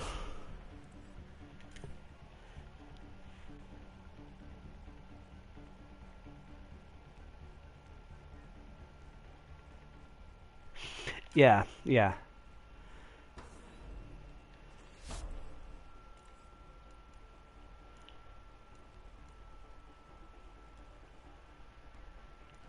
Well, let's try it again and see what happens.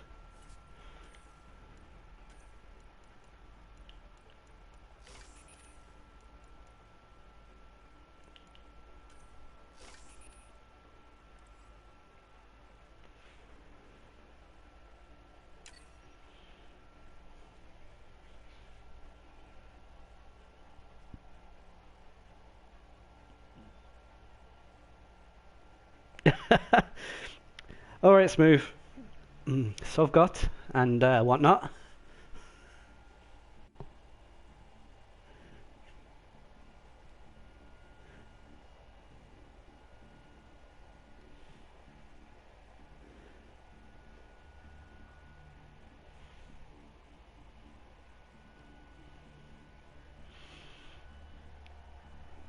What is it? I mean, it's 2 a.m. here at the moment. I think I can get 3 more games out. Should be all right. Though now it's down to me and Wolf to take.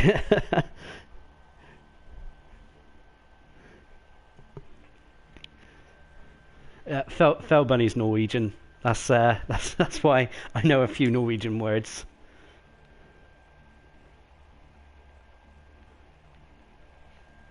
And interestingly enough, my grandmother was Norwegian, so I have some Nordic blood in me.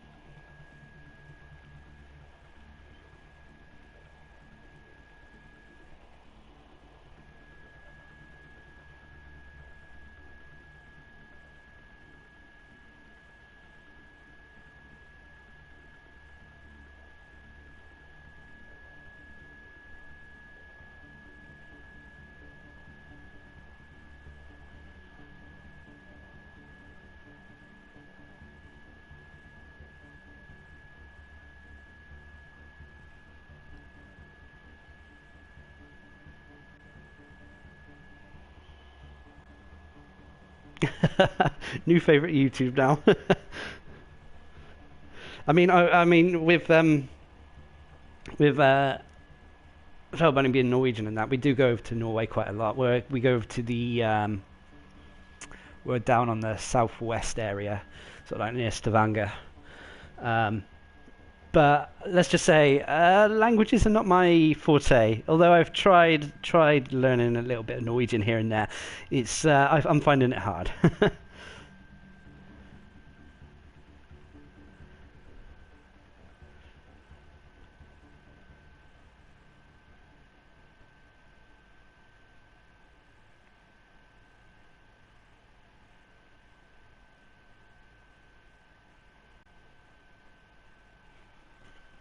So I'm sure next time Felbunny's on, she can converse in Norwegian with you fluently.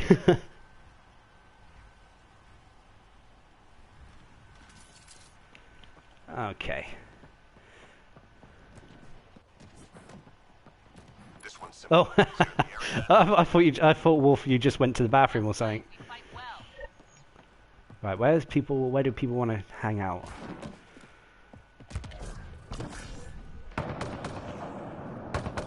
Right, let's let this buff. Let it break. Come on, break. Right, my body is glowing blue. We got full power. Off we go. Shame it only lasts 3 seconds. I think considering you have to let it break to get full power, you should be a little bit more than 3 seconds.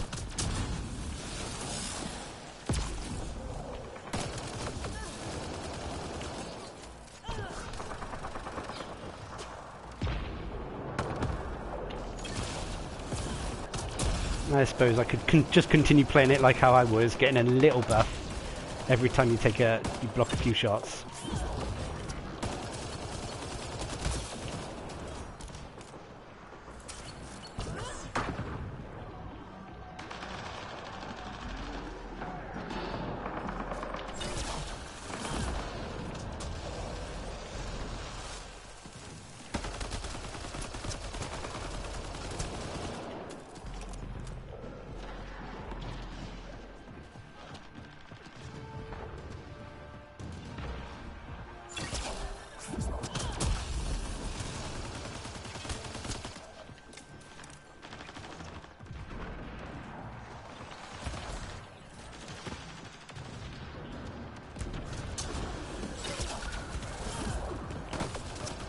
that shot up.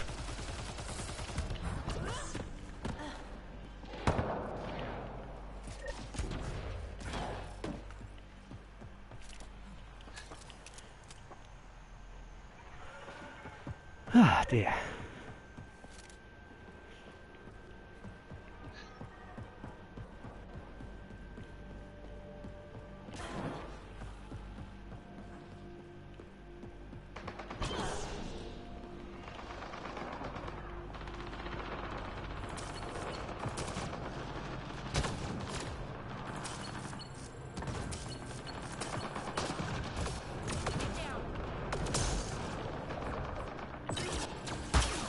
Shields are gone.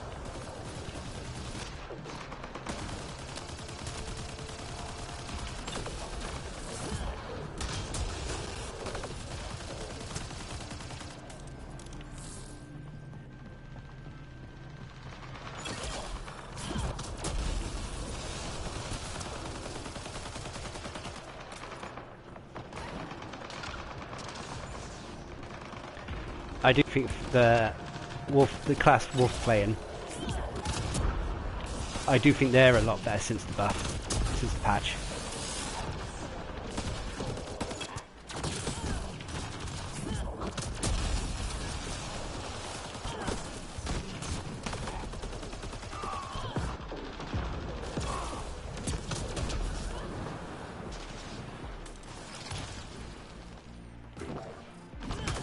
Get down. I'll burn them down.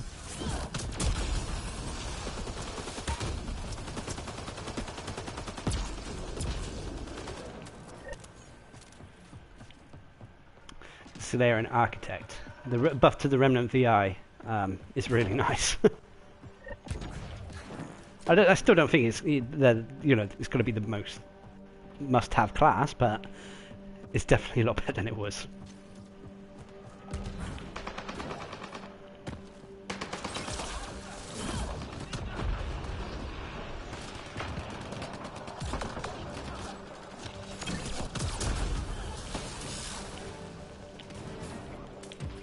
Where is it?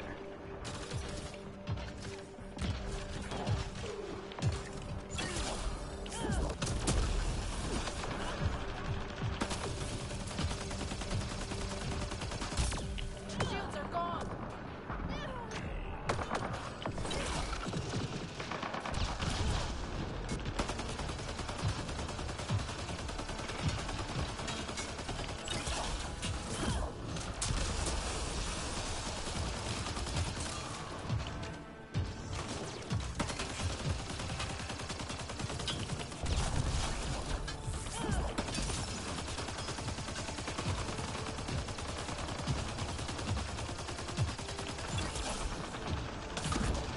Aww.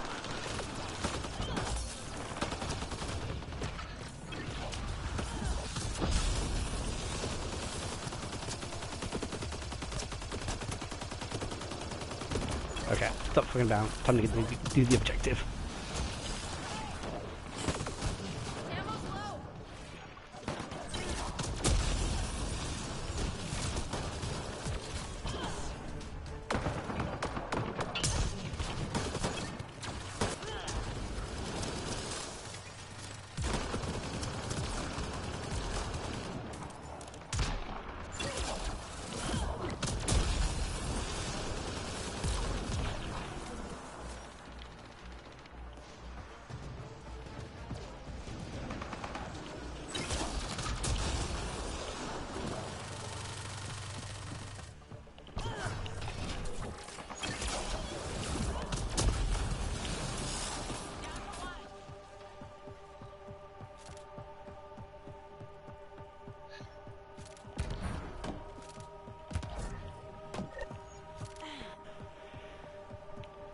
Ah, dear.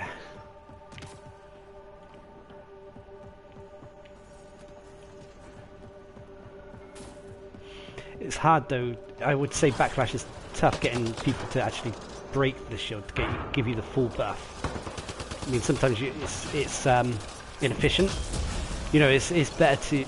You might as well start doing damage than wait for the enemy to shoot your Backlash.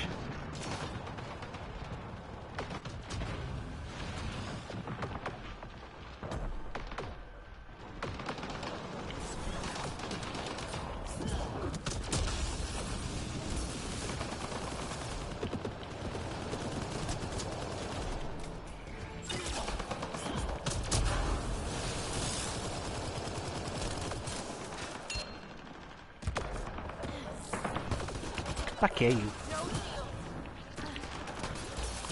Get down.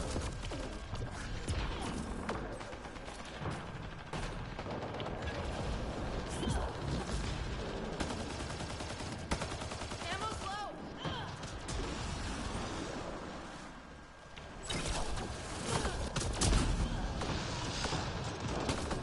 Get down.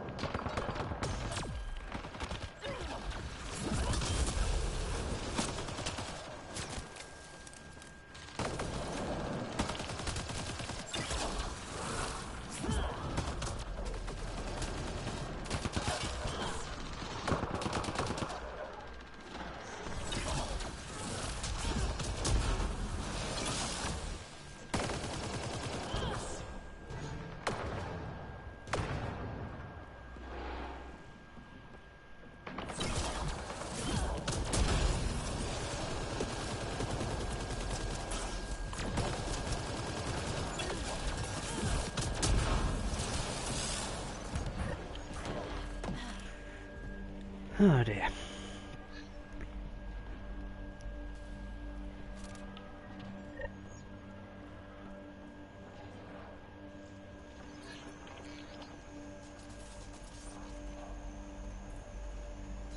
In the Remnant VI, they could have maybe turned that into a Geth Juggernaut-esque typed character.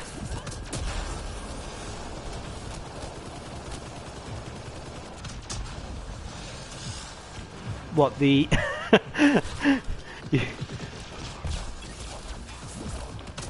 Not a fan then of the architect.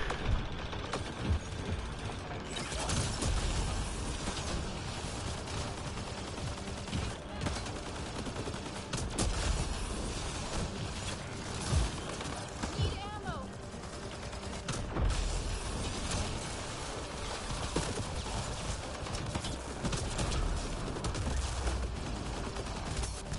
No shield.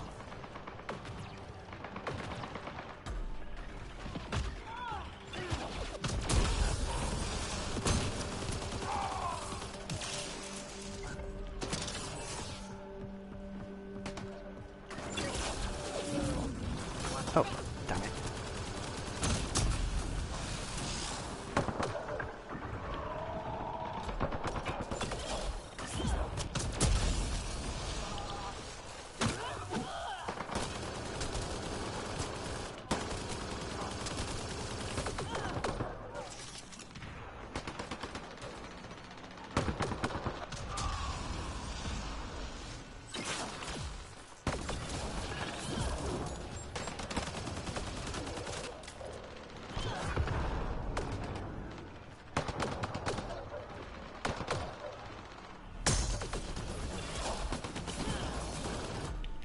Oh, whoops.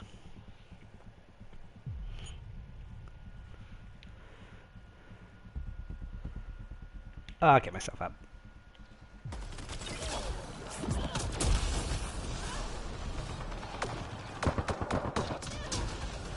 Take cover.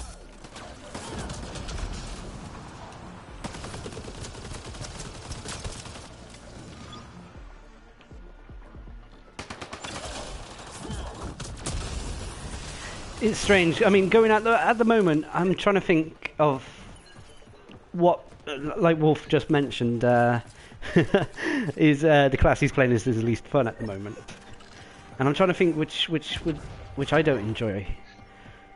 I mean, the Angaran Avenger, I've kind of got a little bit bored with, if I'm honest.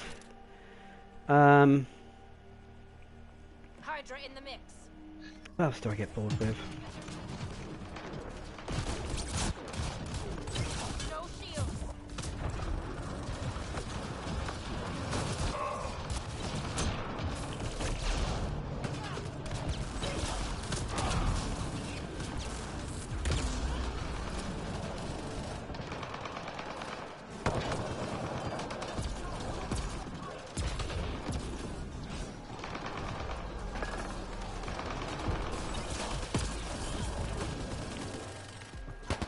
Hope I'm fast enough. Yeah, what else is there? I mean, yeah, Angaran Avenger I get a little bit bored with.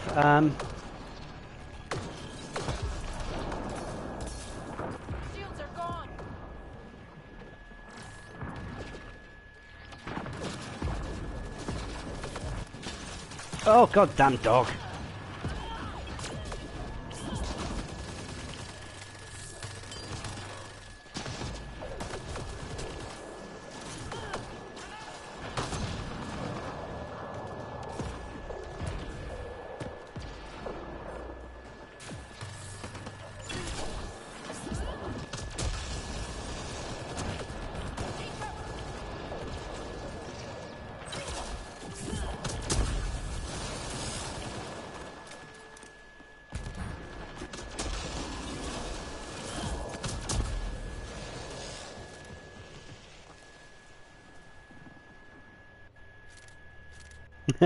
Saboteur, most hated enemy. I think I've got an easier time suggesting the my least favourite classes in Mass Effect 3's multiplayer because I've had more time with it. I think the Vorcha, was it the Vorcha Engineer? I think that was one of my least favourite ones. Oh, you stupid backlash button! It didn't work. I mean, okay, I know it doesn't reflect missiles, but it could have. When I said it didn't work, it did the puts it up and then puts it instantly down again. Sorry.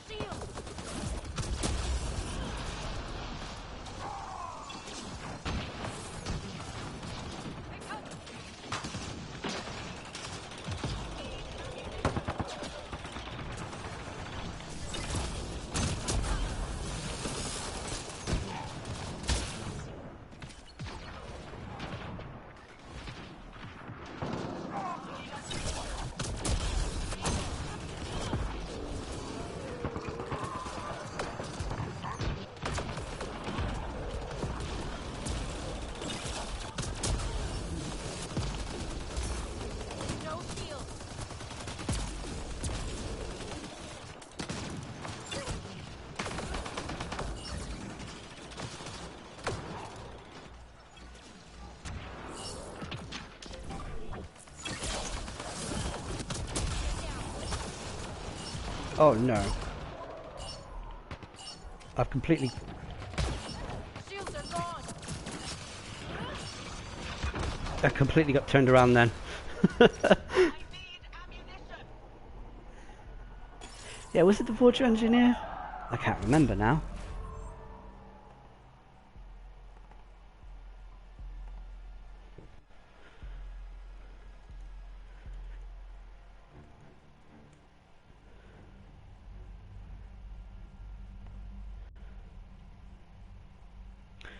Vorcha Hunter Engineer. I think it was either him. I think he was one of my least favourite classes. He had Bloodlust, Incinerate and Submission Net. And while Submission Net was alright, I don't know, I just found it hard to do good with him. You know, I could do adequately enough in that, but it wasn't quite as shall we say, on par with other characters. Right, two more gold games in me. Let's make it. I'm going to try the Asari Adept. I haven't actually played her since the buff. I mean, if it with since the buff and that, it might be actually more beneficial to go with Biotic Expert over Biotic Warrior now. But we'll see. We'll try her out.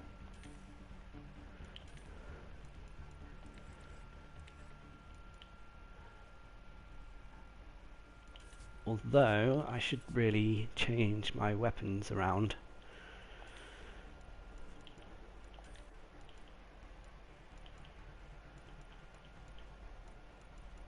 Although it's getting to the point where... Nah, I'm just going to leave it like it is.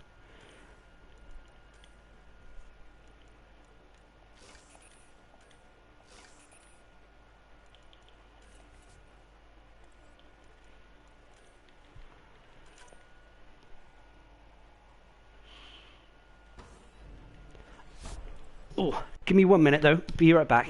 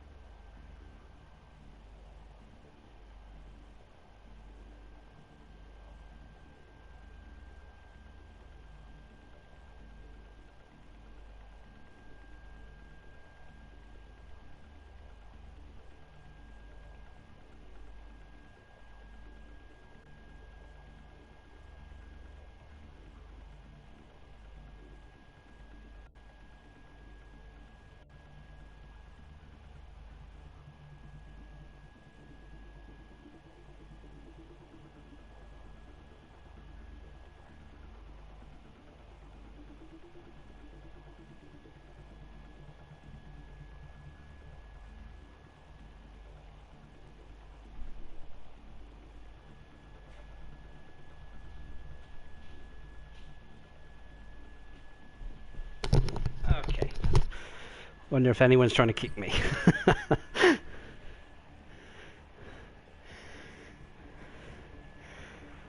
You look like a bumblebee wolf in that outfit.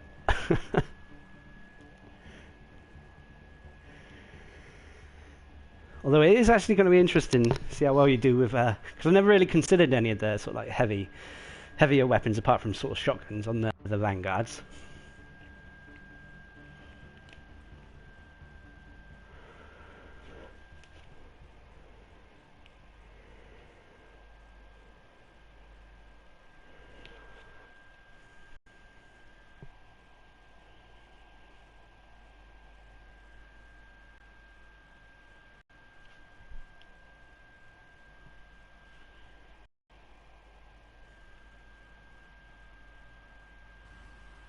Okay.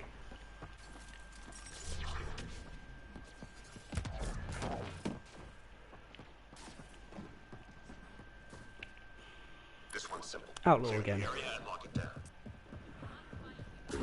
I definitely got this on random.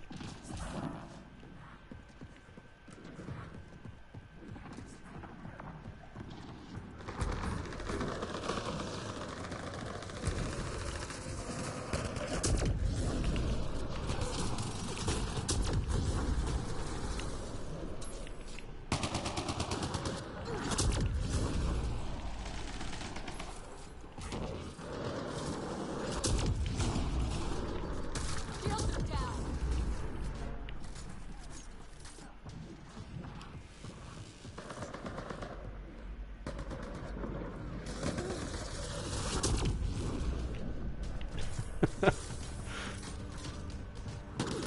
This is quite a good definition of a Roman team.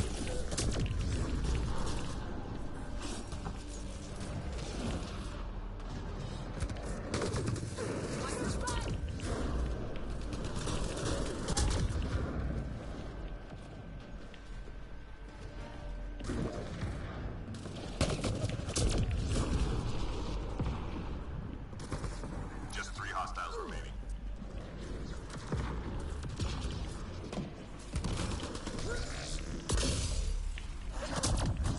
All clear for now. Well, that's that.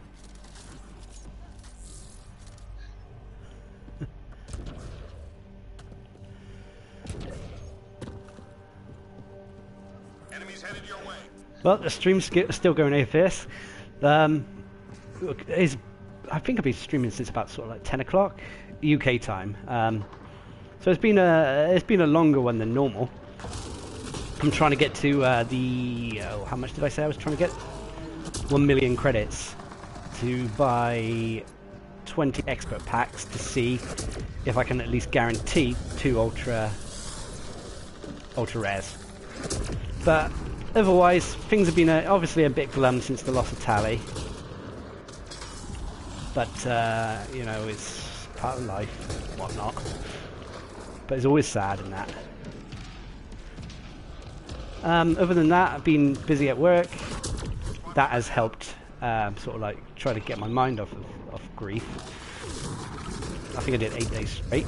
And what other updates? Apart from that, nope. Been doing the dailies on Mass Effect, not much else. Although I'm getting a big craving to play some other games at the moment. Persona 5, Legend of Zelda Breath of the Wild and whatnot. But since patch 1.06 and the release of the Turian Agent, I've actually been quite satisfied with Mass Effect at the moment.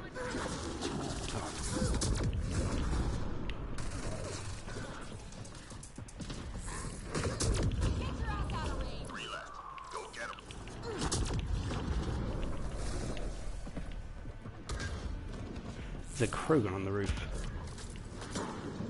Got your back.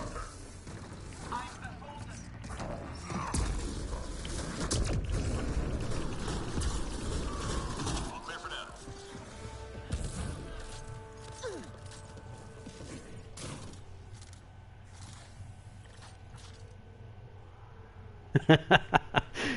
Oh, and since biotic combos have been buffed as well, this I don't know, classes who can activate multiple combos really quick have really stepped up their game in terms of their how good and viable they are. Sorry, Adept.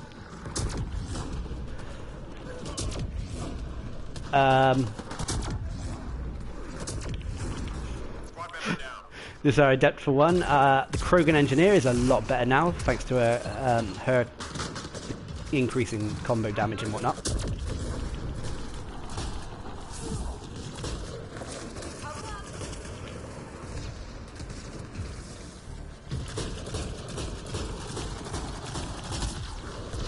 Out of range. Squad member down.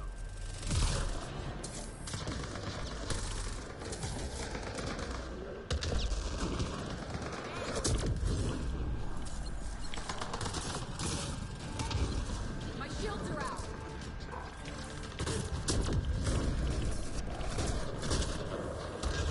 Squad member down.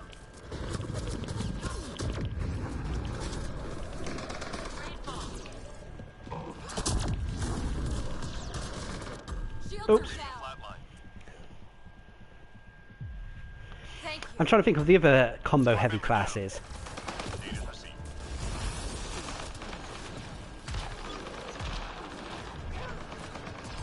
I mean, I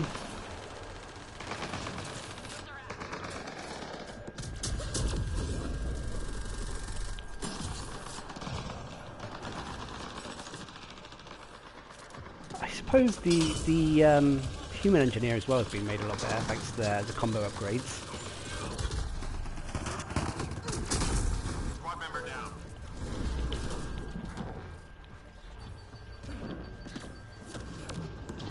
All clear for now. The Sentinels, they've all had their thanks to their combos being increased, they've stepped it up. Enemies headed your way.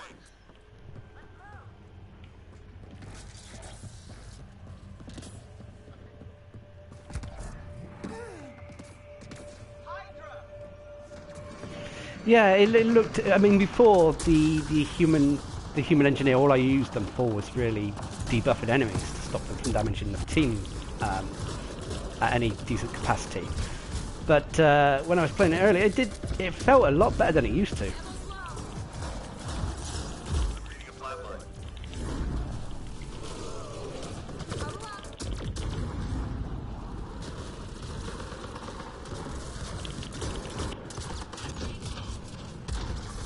Incoming fire.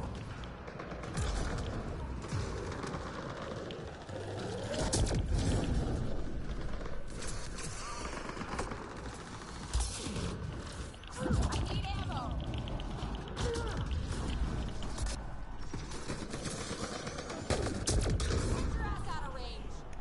so this gameplay though is so flippin' risky. Trying to, you know, basically you're lobbing your shields at enemies. And if you get carried away, you just end up killing yourself more than anything. I'm out of ammo.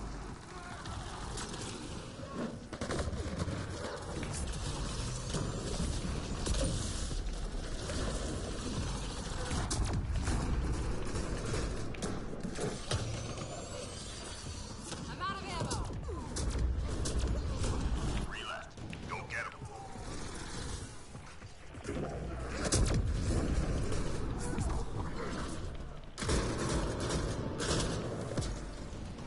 Enemies cleared. Stay alert.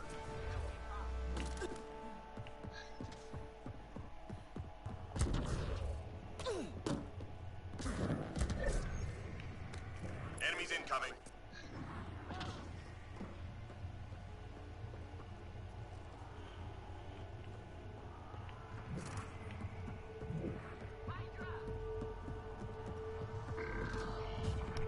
Oh dear. I think I'm saying that a lot, a lot lately.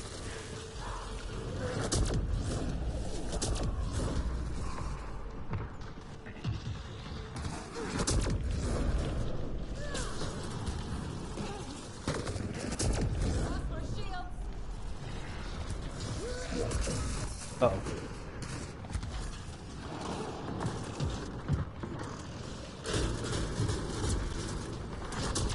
Let's get this together.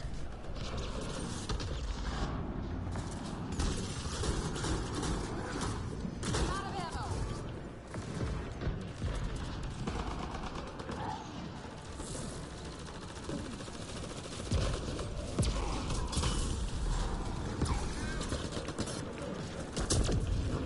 Need ammo.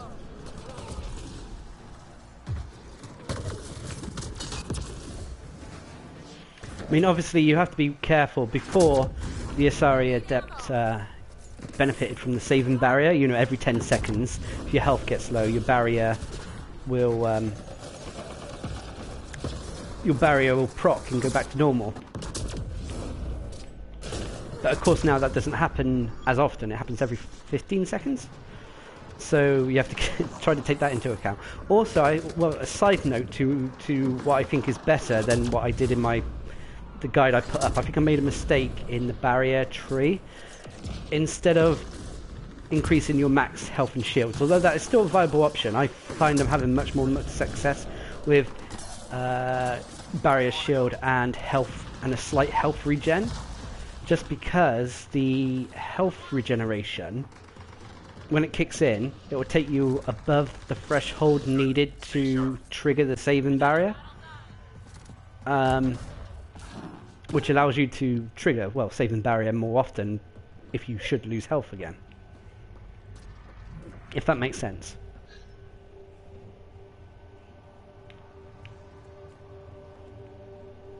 Enemies triangulating our nearest outpost. Find their sensor arrays and get them broken.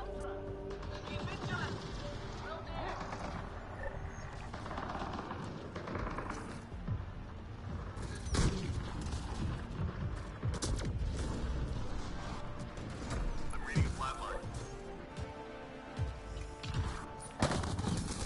Watch your head. I'm out of ammo. Oh, this is gonna hurt. I'm reading a flatline. Oh, I didn't even take the thing properly. God damn it.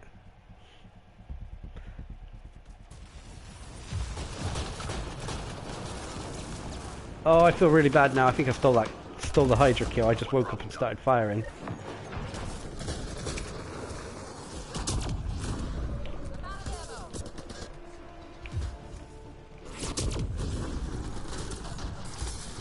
Shields are down. I'm reading a flatline. Almost done.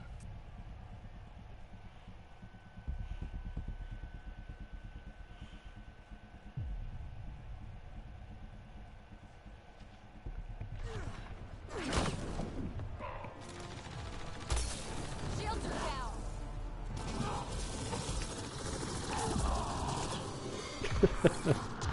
Just run past Wolf and he's got that minigun going.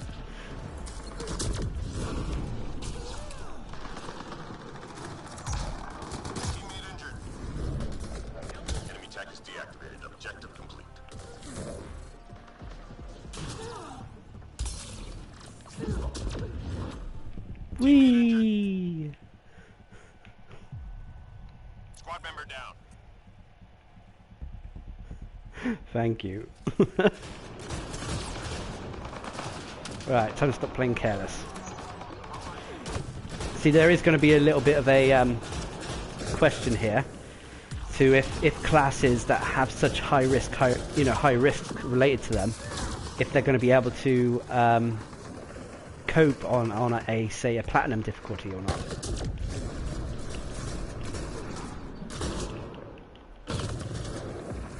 Three more to go.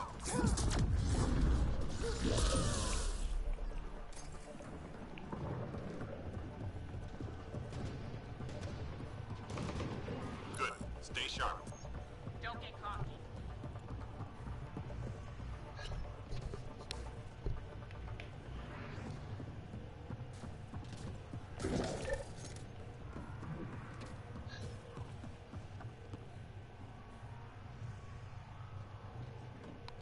Shuttle incoming. Get to the extraction zone.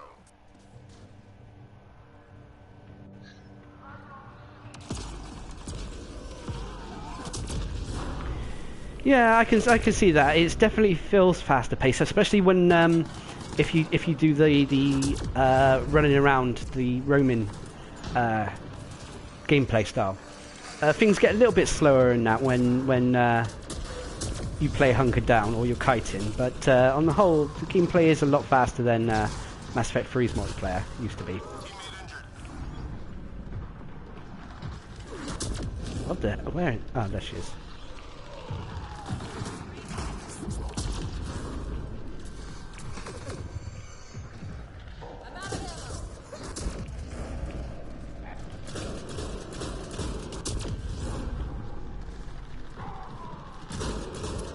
Squad member down.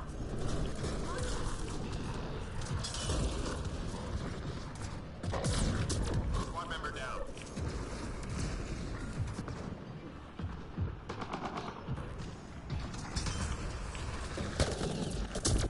Cover up.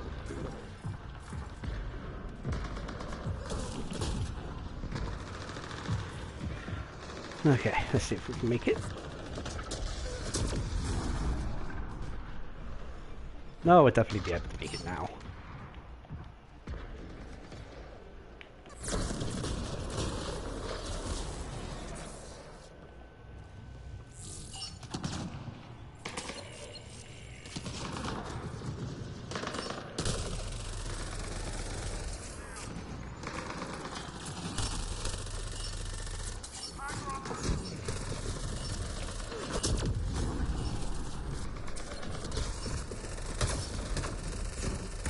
All targets down. Everyone standing. Drinks are on me. Easy does it. I still think the Asari Adept is one of the most powerful she is a powerhouse of class, but obviously, you know, she goes down easy.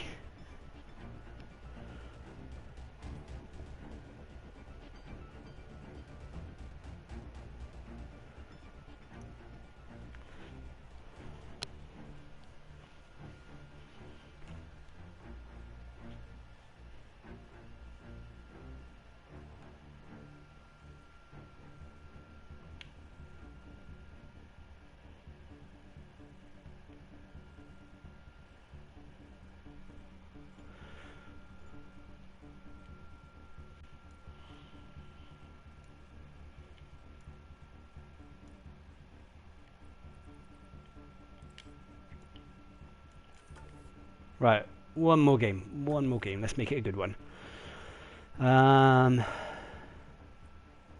Who haven't I played today?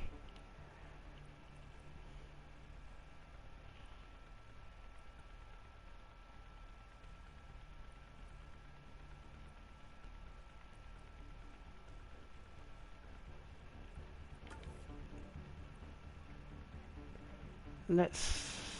what are the others playing? Duelist, and... Oh, I need something faster paced then if I'm going to keep up.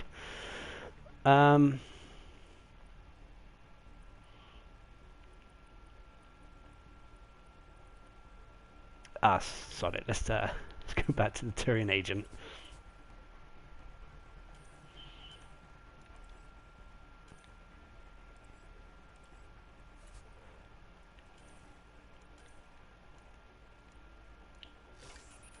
running out of sniper rifle amps.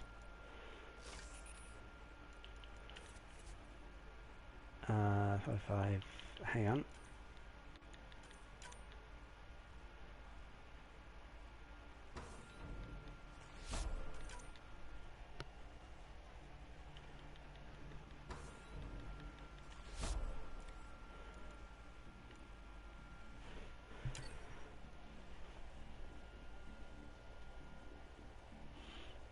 Isn't the new Quake coming out this year? I think that's another game that's on the horizon.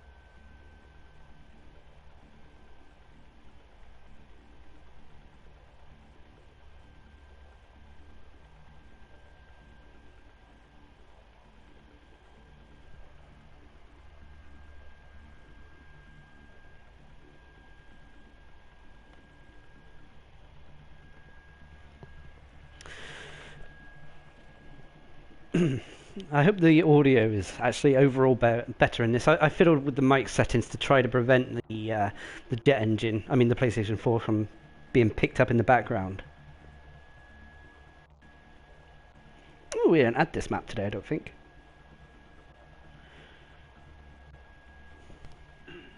I hope the audio...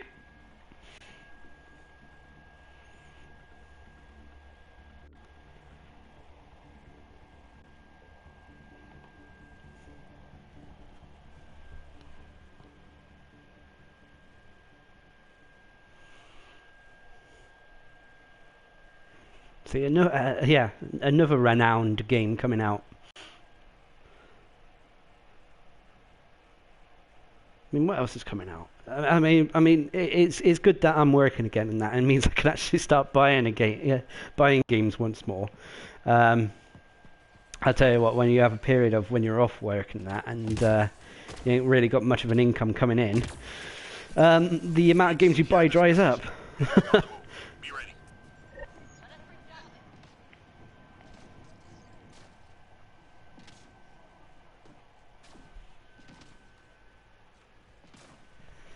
Oh, I don't know if Bethesda have... Do Bethesda have...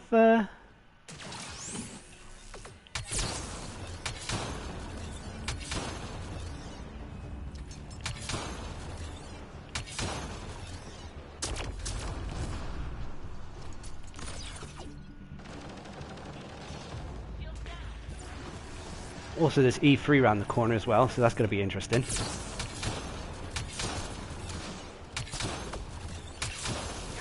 Overheated.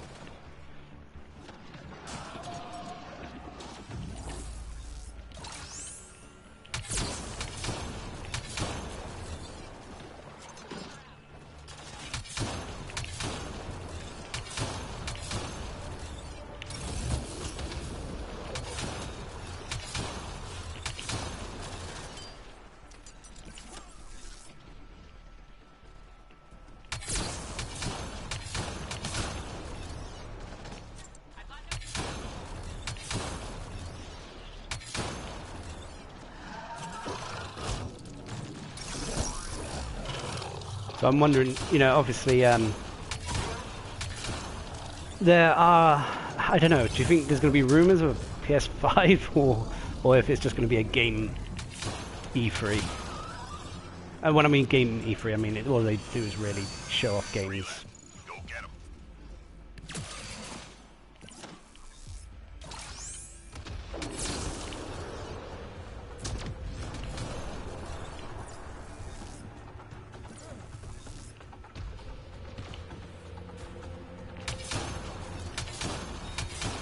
Enemies down. Keep your guard up.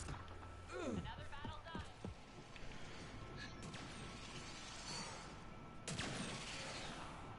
Ammo, anybody? Enemies headed your way. Let's go.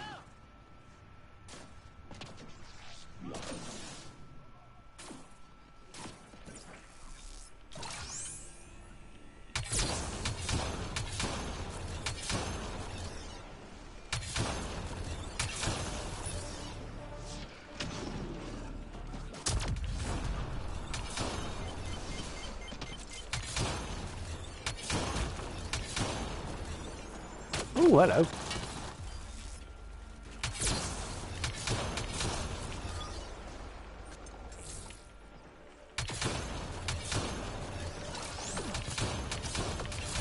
Watch your ass.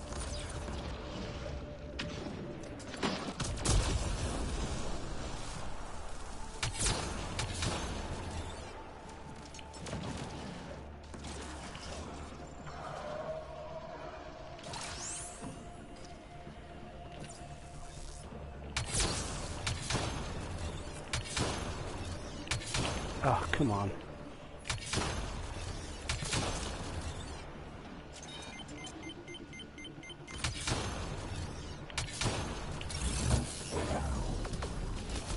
Get to cover.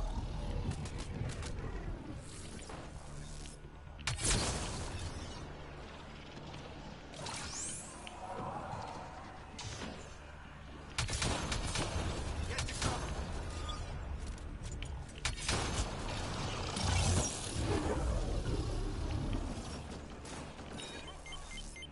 Squad member down. Just 3 hostiles remaining.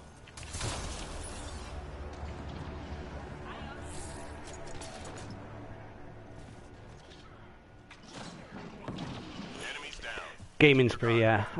I mean, how long has the Xbox One and PlayStation 4? That the is it the 8th generation? I mean, they've been out a fair while now, but don't think it's time yet for them to pass on to the next generation. Data is scattered around this area. Find and recover that data.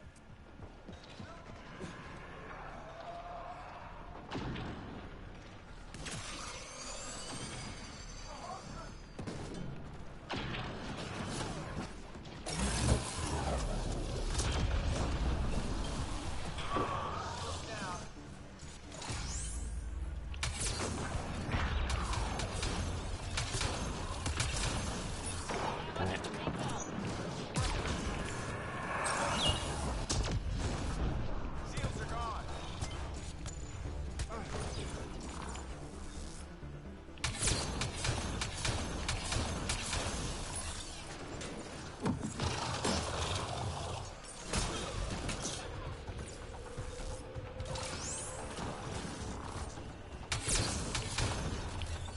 Wow, that's thick cover there.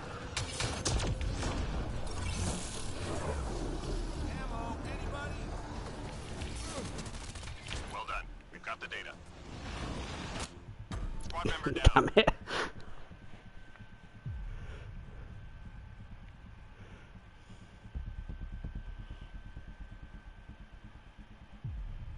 Ammo, anybody?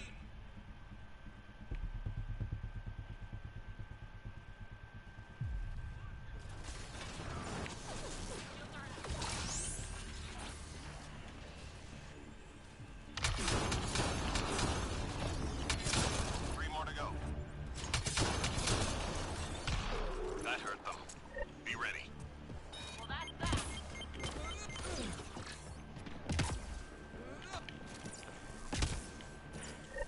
There we go.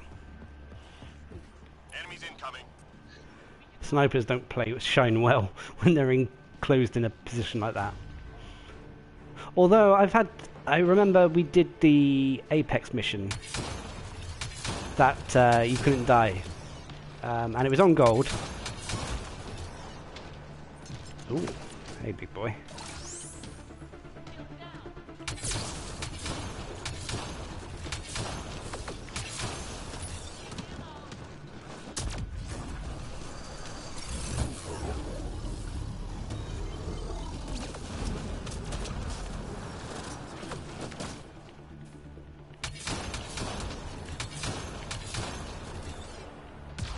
Yeah, anyway, finish your story, Dark.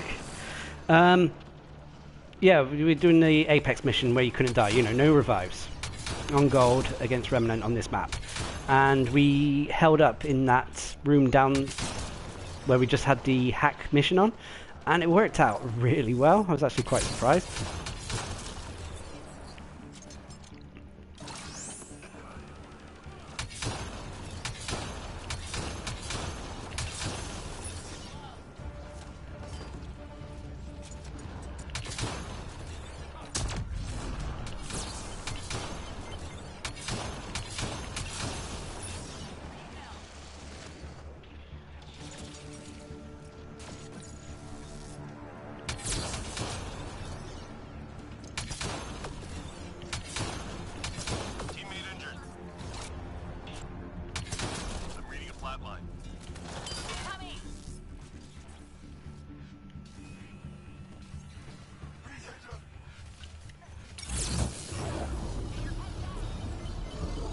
I thought there was more unshielded people there. I've got no shield.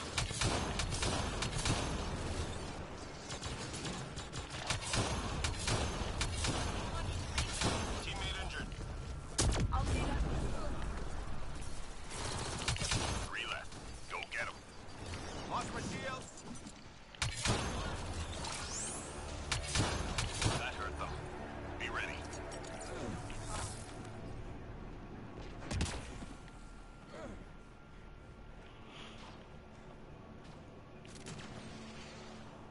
Enemies incoming. We can go. Ammo's low. We've got a team. Oh, it's getting tired.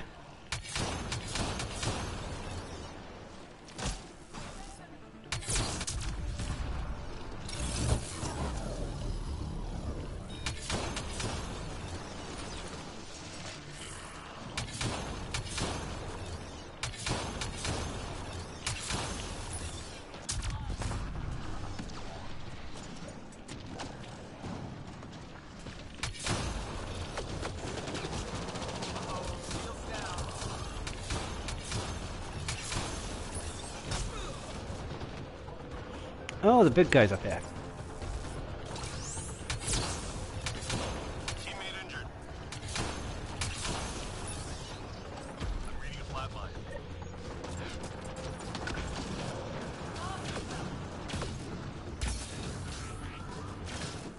Shields are gone. Good form.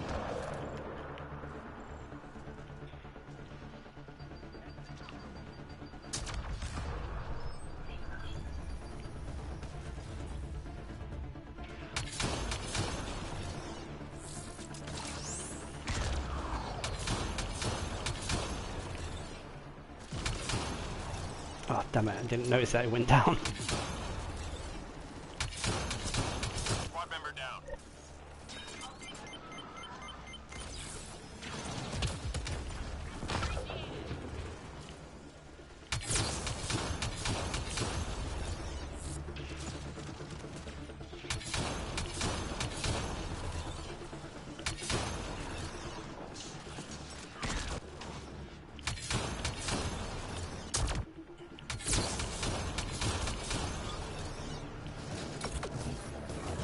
Get to cover.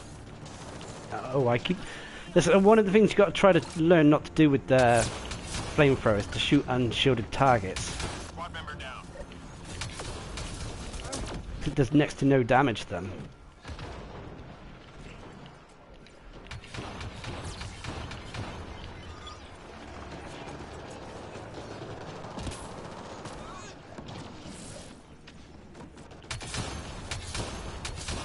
I'm reading a flatline. Just 3 hostiles remaining. Let me help. Always got my back.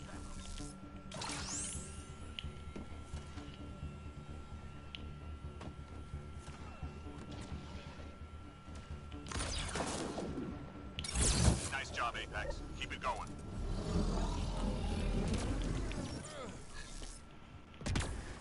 I wish. I had to colour this guy blue just to go with the Garrus outfit and that. Actually, I might go back and have a look, see what There's a connection.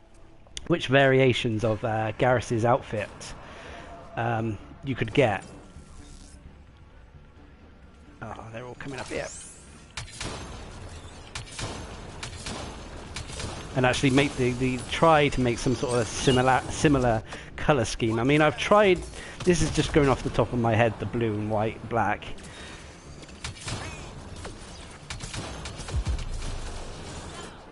Did I hear Fiend? Reading a flatline. Oh, there it is. Data transfer complete. Teammate injured.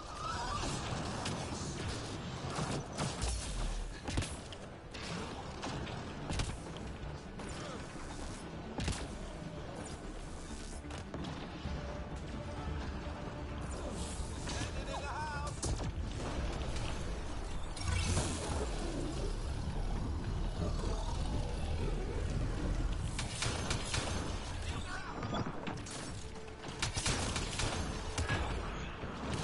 What's the bet in someone gets grabbed?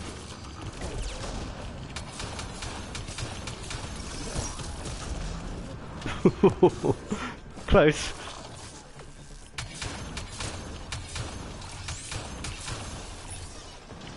Descendants over at A, I think. My shields have fallen. Squad member down. He's on the point. Oh, fudge! I didn't notice him. Let me help.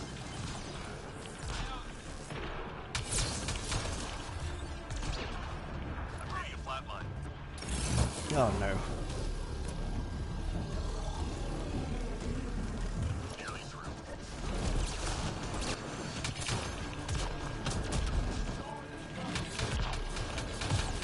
Teammate injured.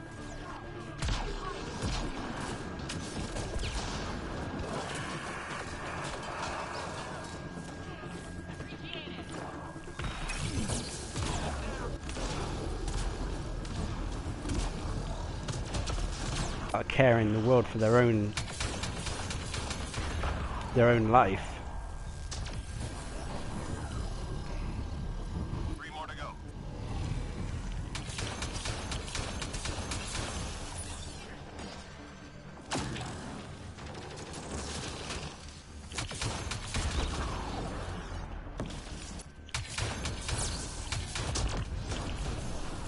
Squad member down.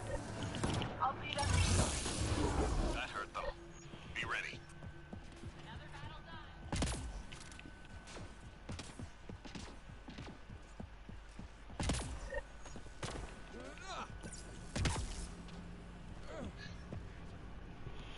I mean, what? Going back to Mass Effect 2, when you find Garrus, isn't he using it? Get yourself to the LZ. He's using a Viper, isn't he? In Mass Effect 2.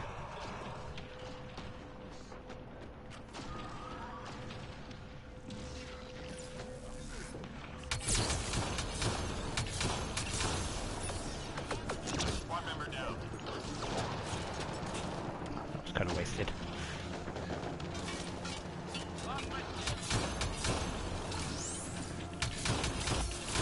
Get to cover. Oh, I done goof. If that guy got caught, I'm so sorry. Yeah, he did. Damn it. Ready to flatline. Anybody?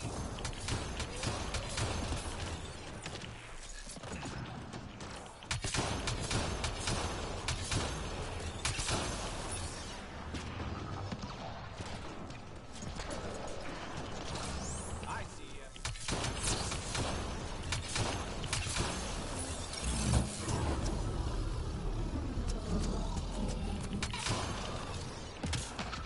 Teammate injured.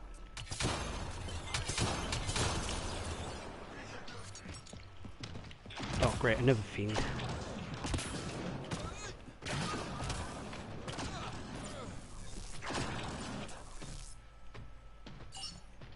I can assist.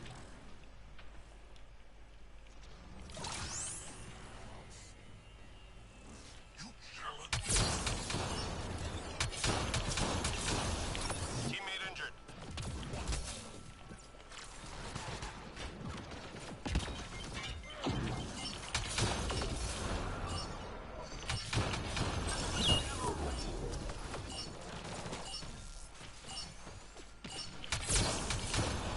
We get it done, whatever the cost. Whew.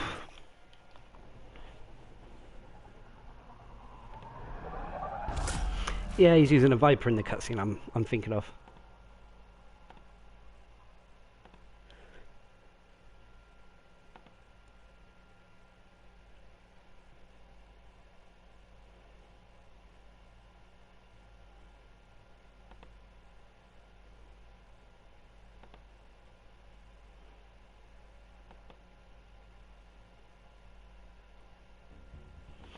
Black, blue, and grey are Garrus's colours, apparently.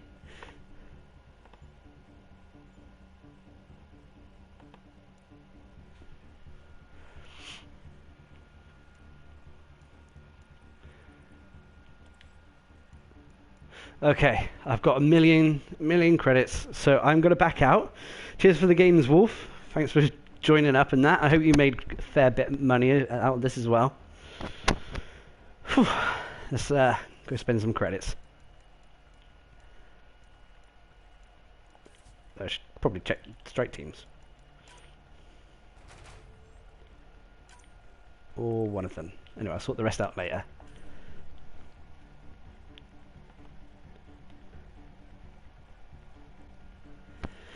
Right, so yeah, apparently every 10 expert packs, it gives you a guaranteed chance of an ultra rare. At least over the chances with the premium packs. So with the amount I've got at the moment, I can't remember. I think it's like I can afford 20 of these. Was it 10? No, it's 20. And thus, should hopefully get 2 ultra rares. There is a small chance you might get more, but if it's less than 2, someone's going to get shouted at. so let's hope for the best. Consumables. Oh, still a silver I haven't upgraded yet. Oh, the pistol receiver.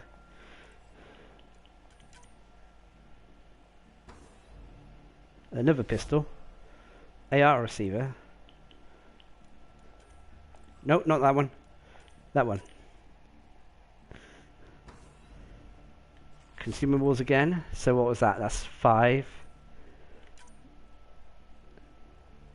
6.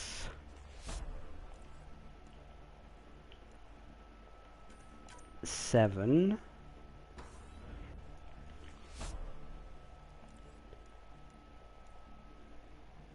8.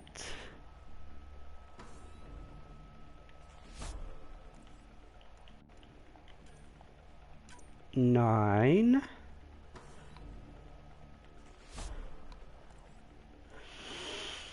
10.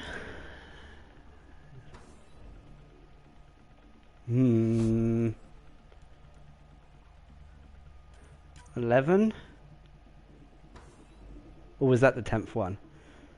I don't know now. I lost count. I have to go back and watch it. But anyway, there's one N7. N7 Eagle 4. I want a character, not weapons. The weapons can wait. Weapons can wait until after the characters are maxed out. Right, another 10.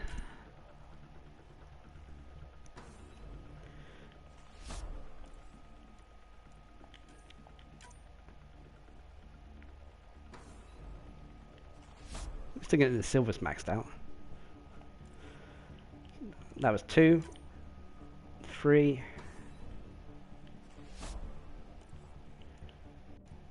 4,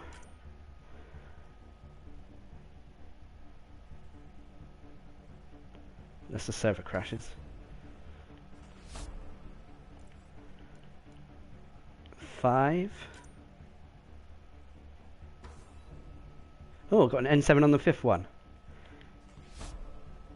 The Valkyrie. I've now got all the weapons at least basic versions. So that was on the 5th one.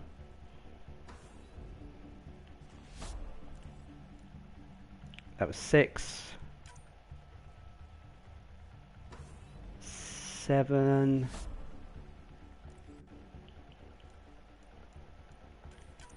8.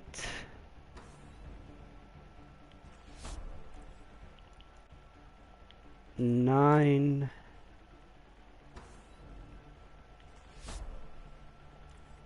10.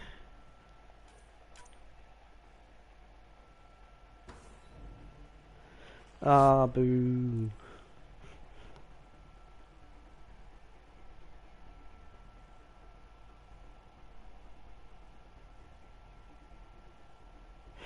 Oh, so so once you get an N7 ultra rare, then the countdown from 10 starts again.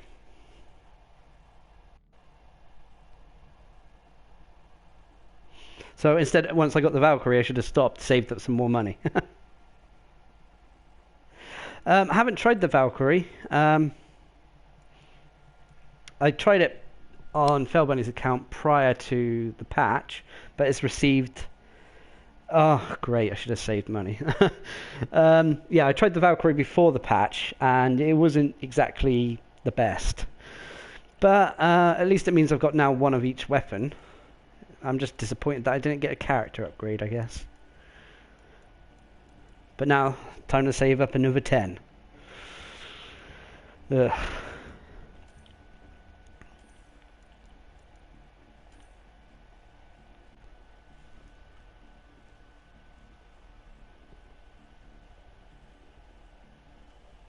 I would say the Valkyrie feels chunkier than Mass Effect 3's multiplayer.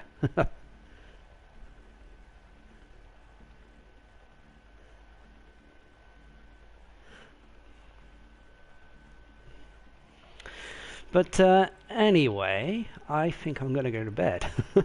It's just gone 3 in the morning. I've been streaming for a little while now, longer than I normally stream for. But yeah, I do appreciate again. I appreciate everyone who tuned in, who joined in chat. It's been great fun. Thanks for everyone also who played a few games. Sorry we failed that one game where we all got eaten by fiends, but yeah, it's been a blast again, and especially because it's been the first stream back 10 p.m. So that's East Coast. Am I right?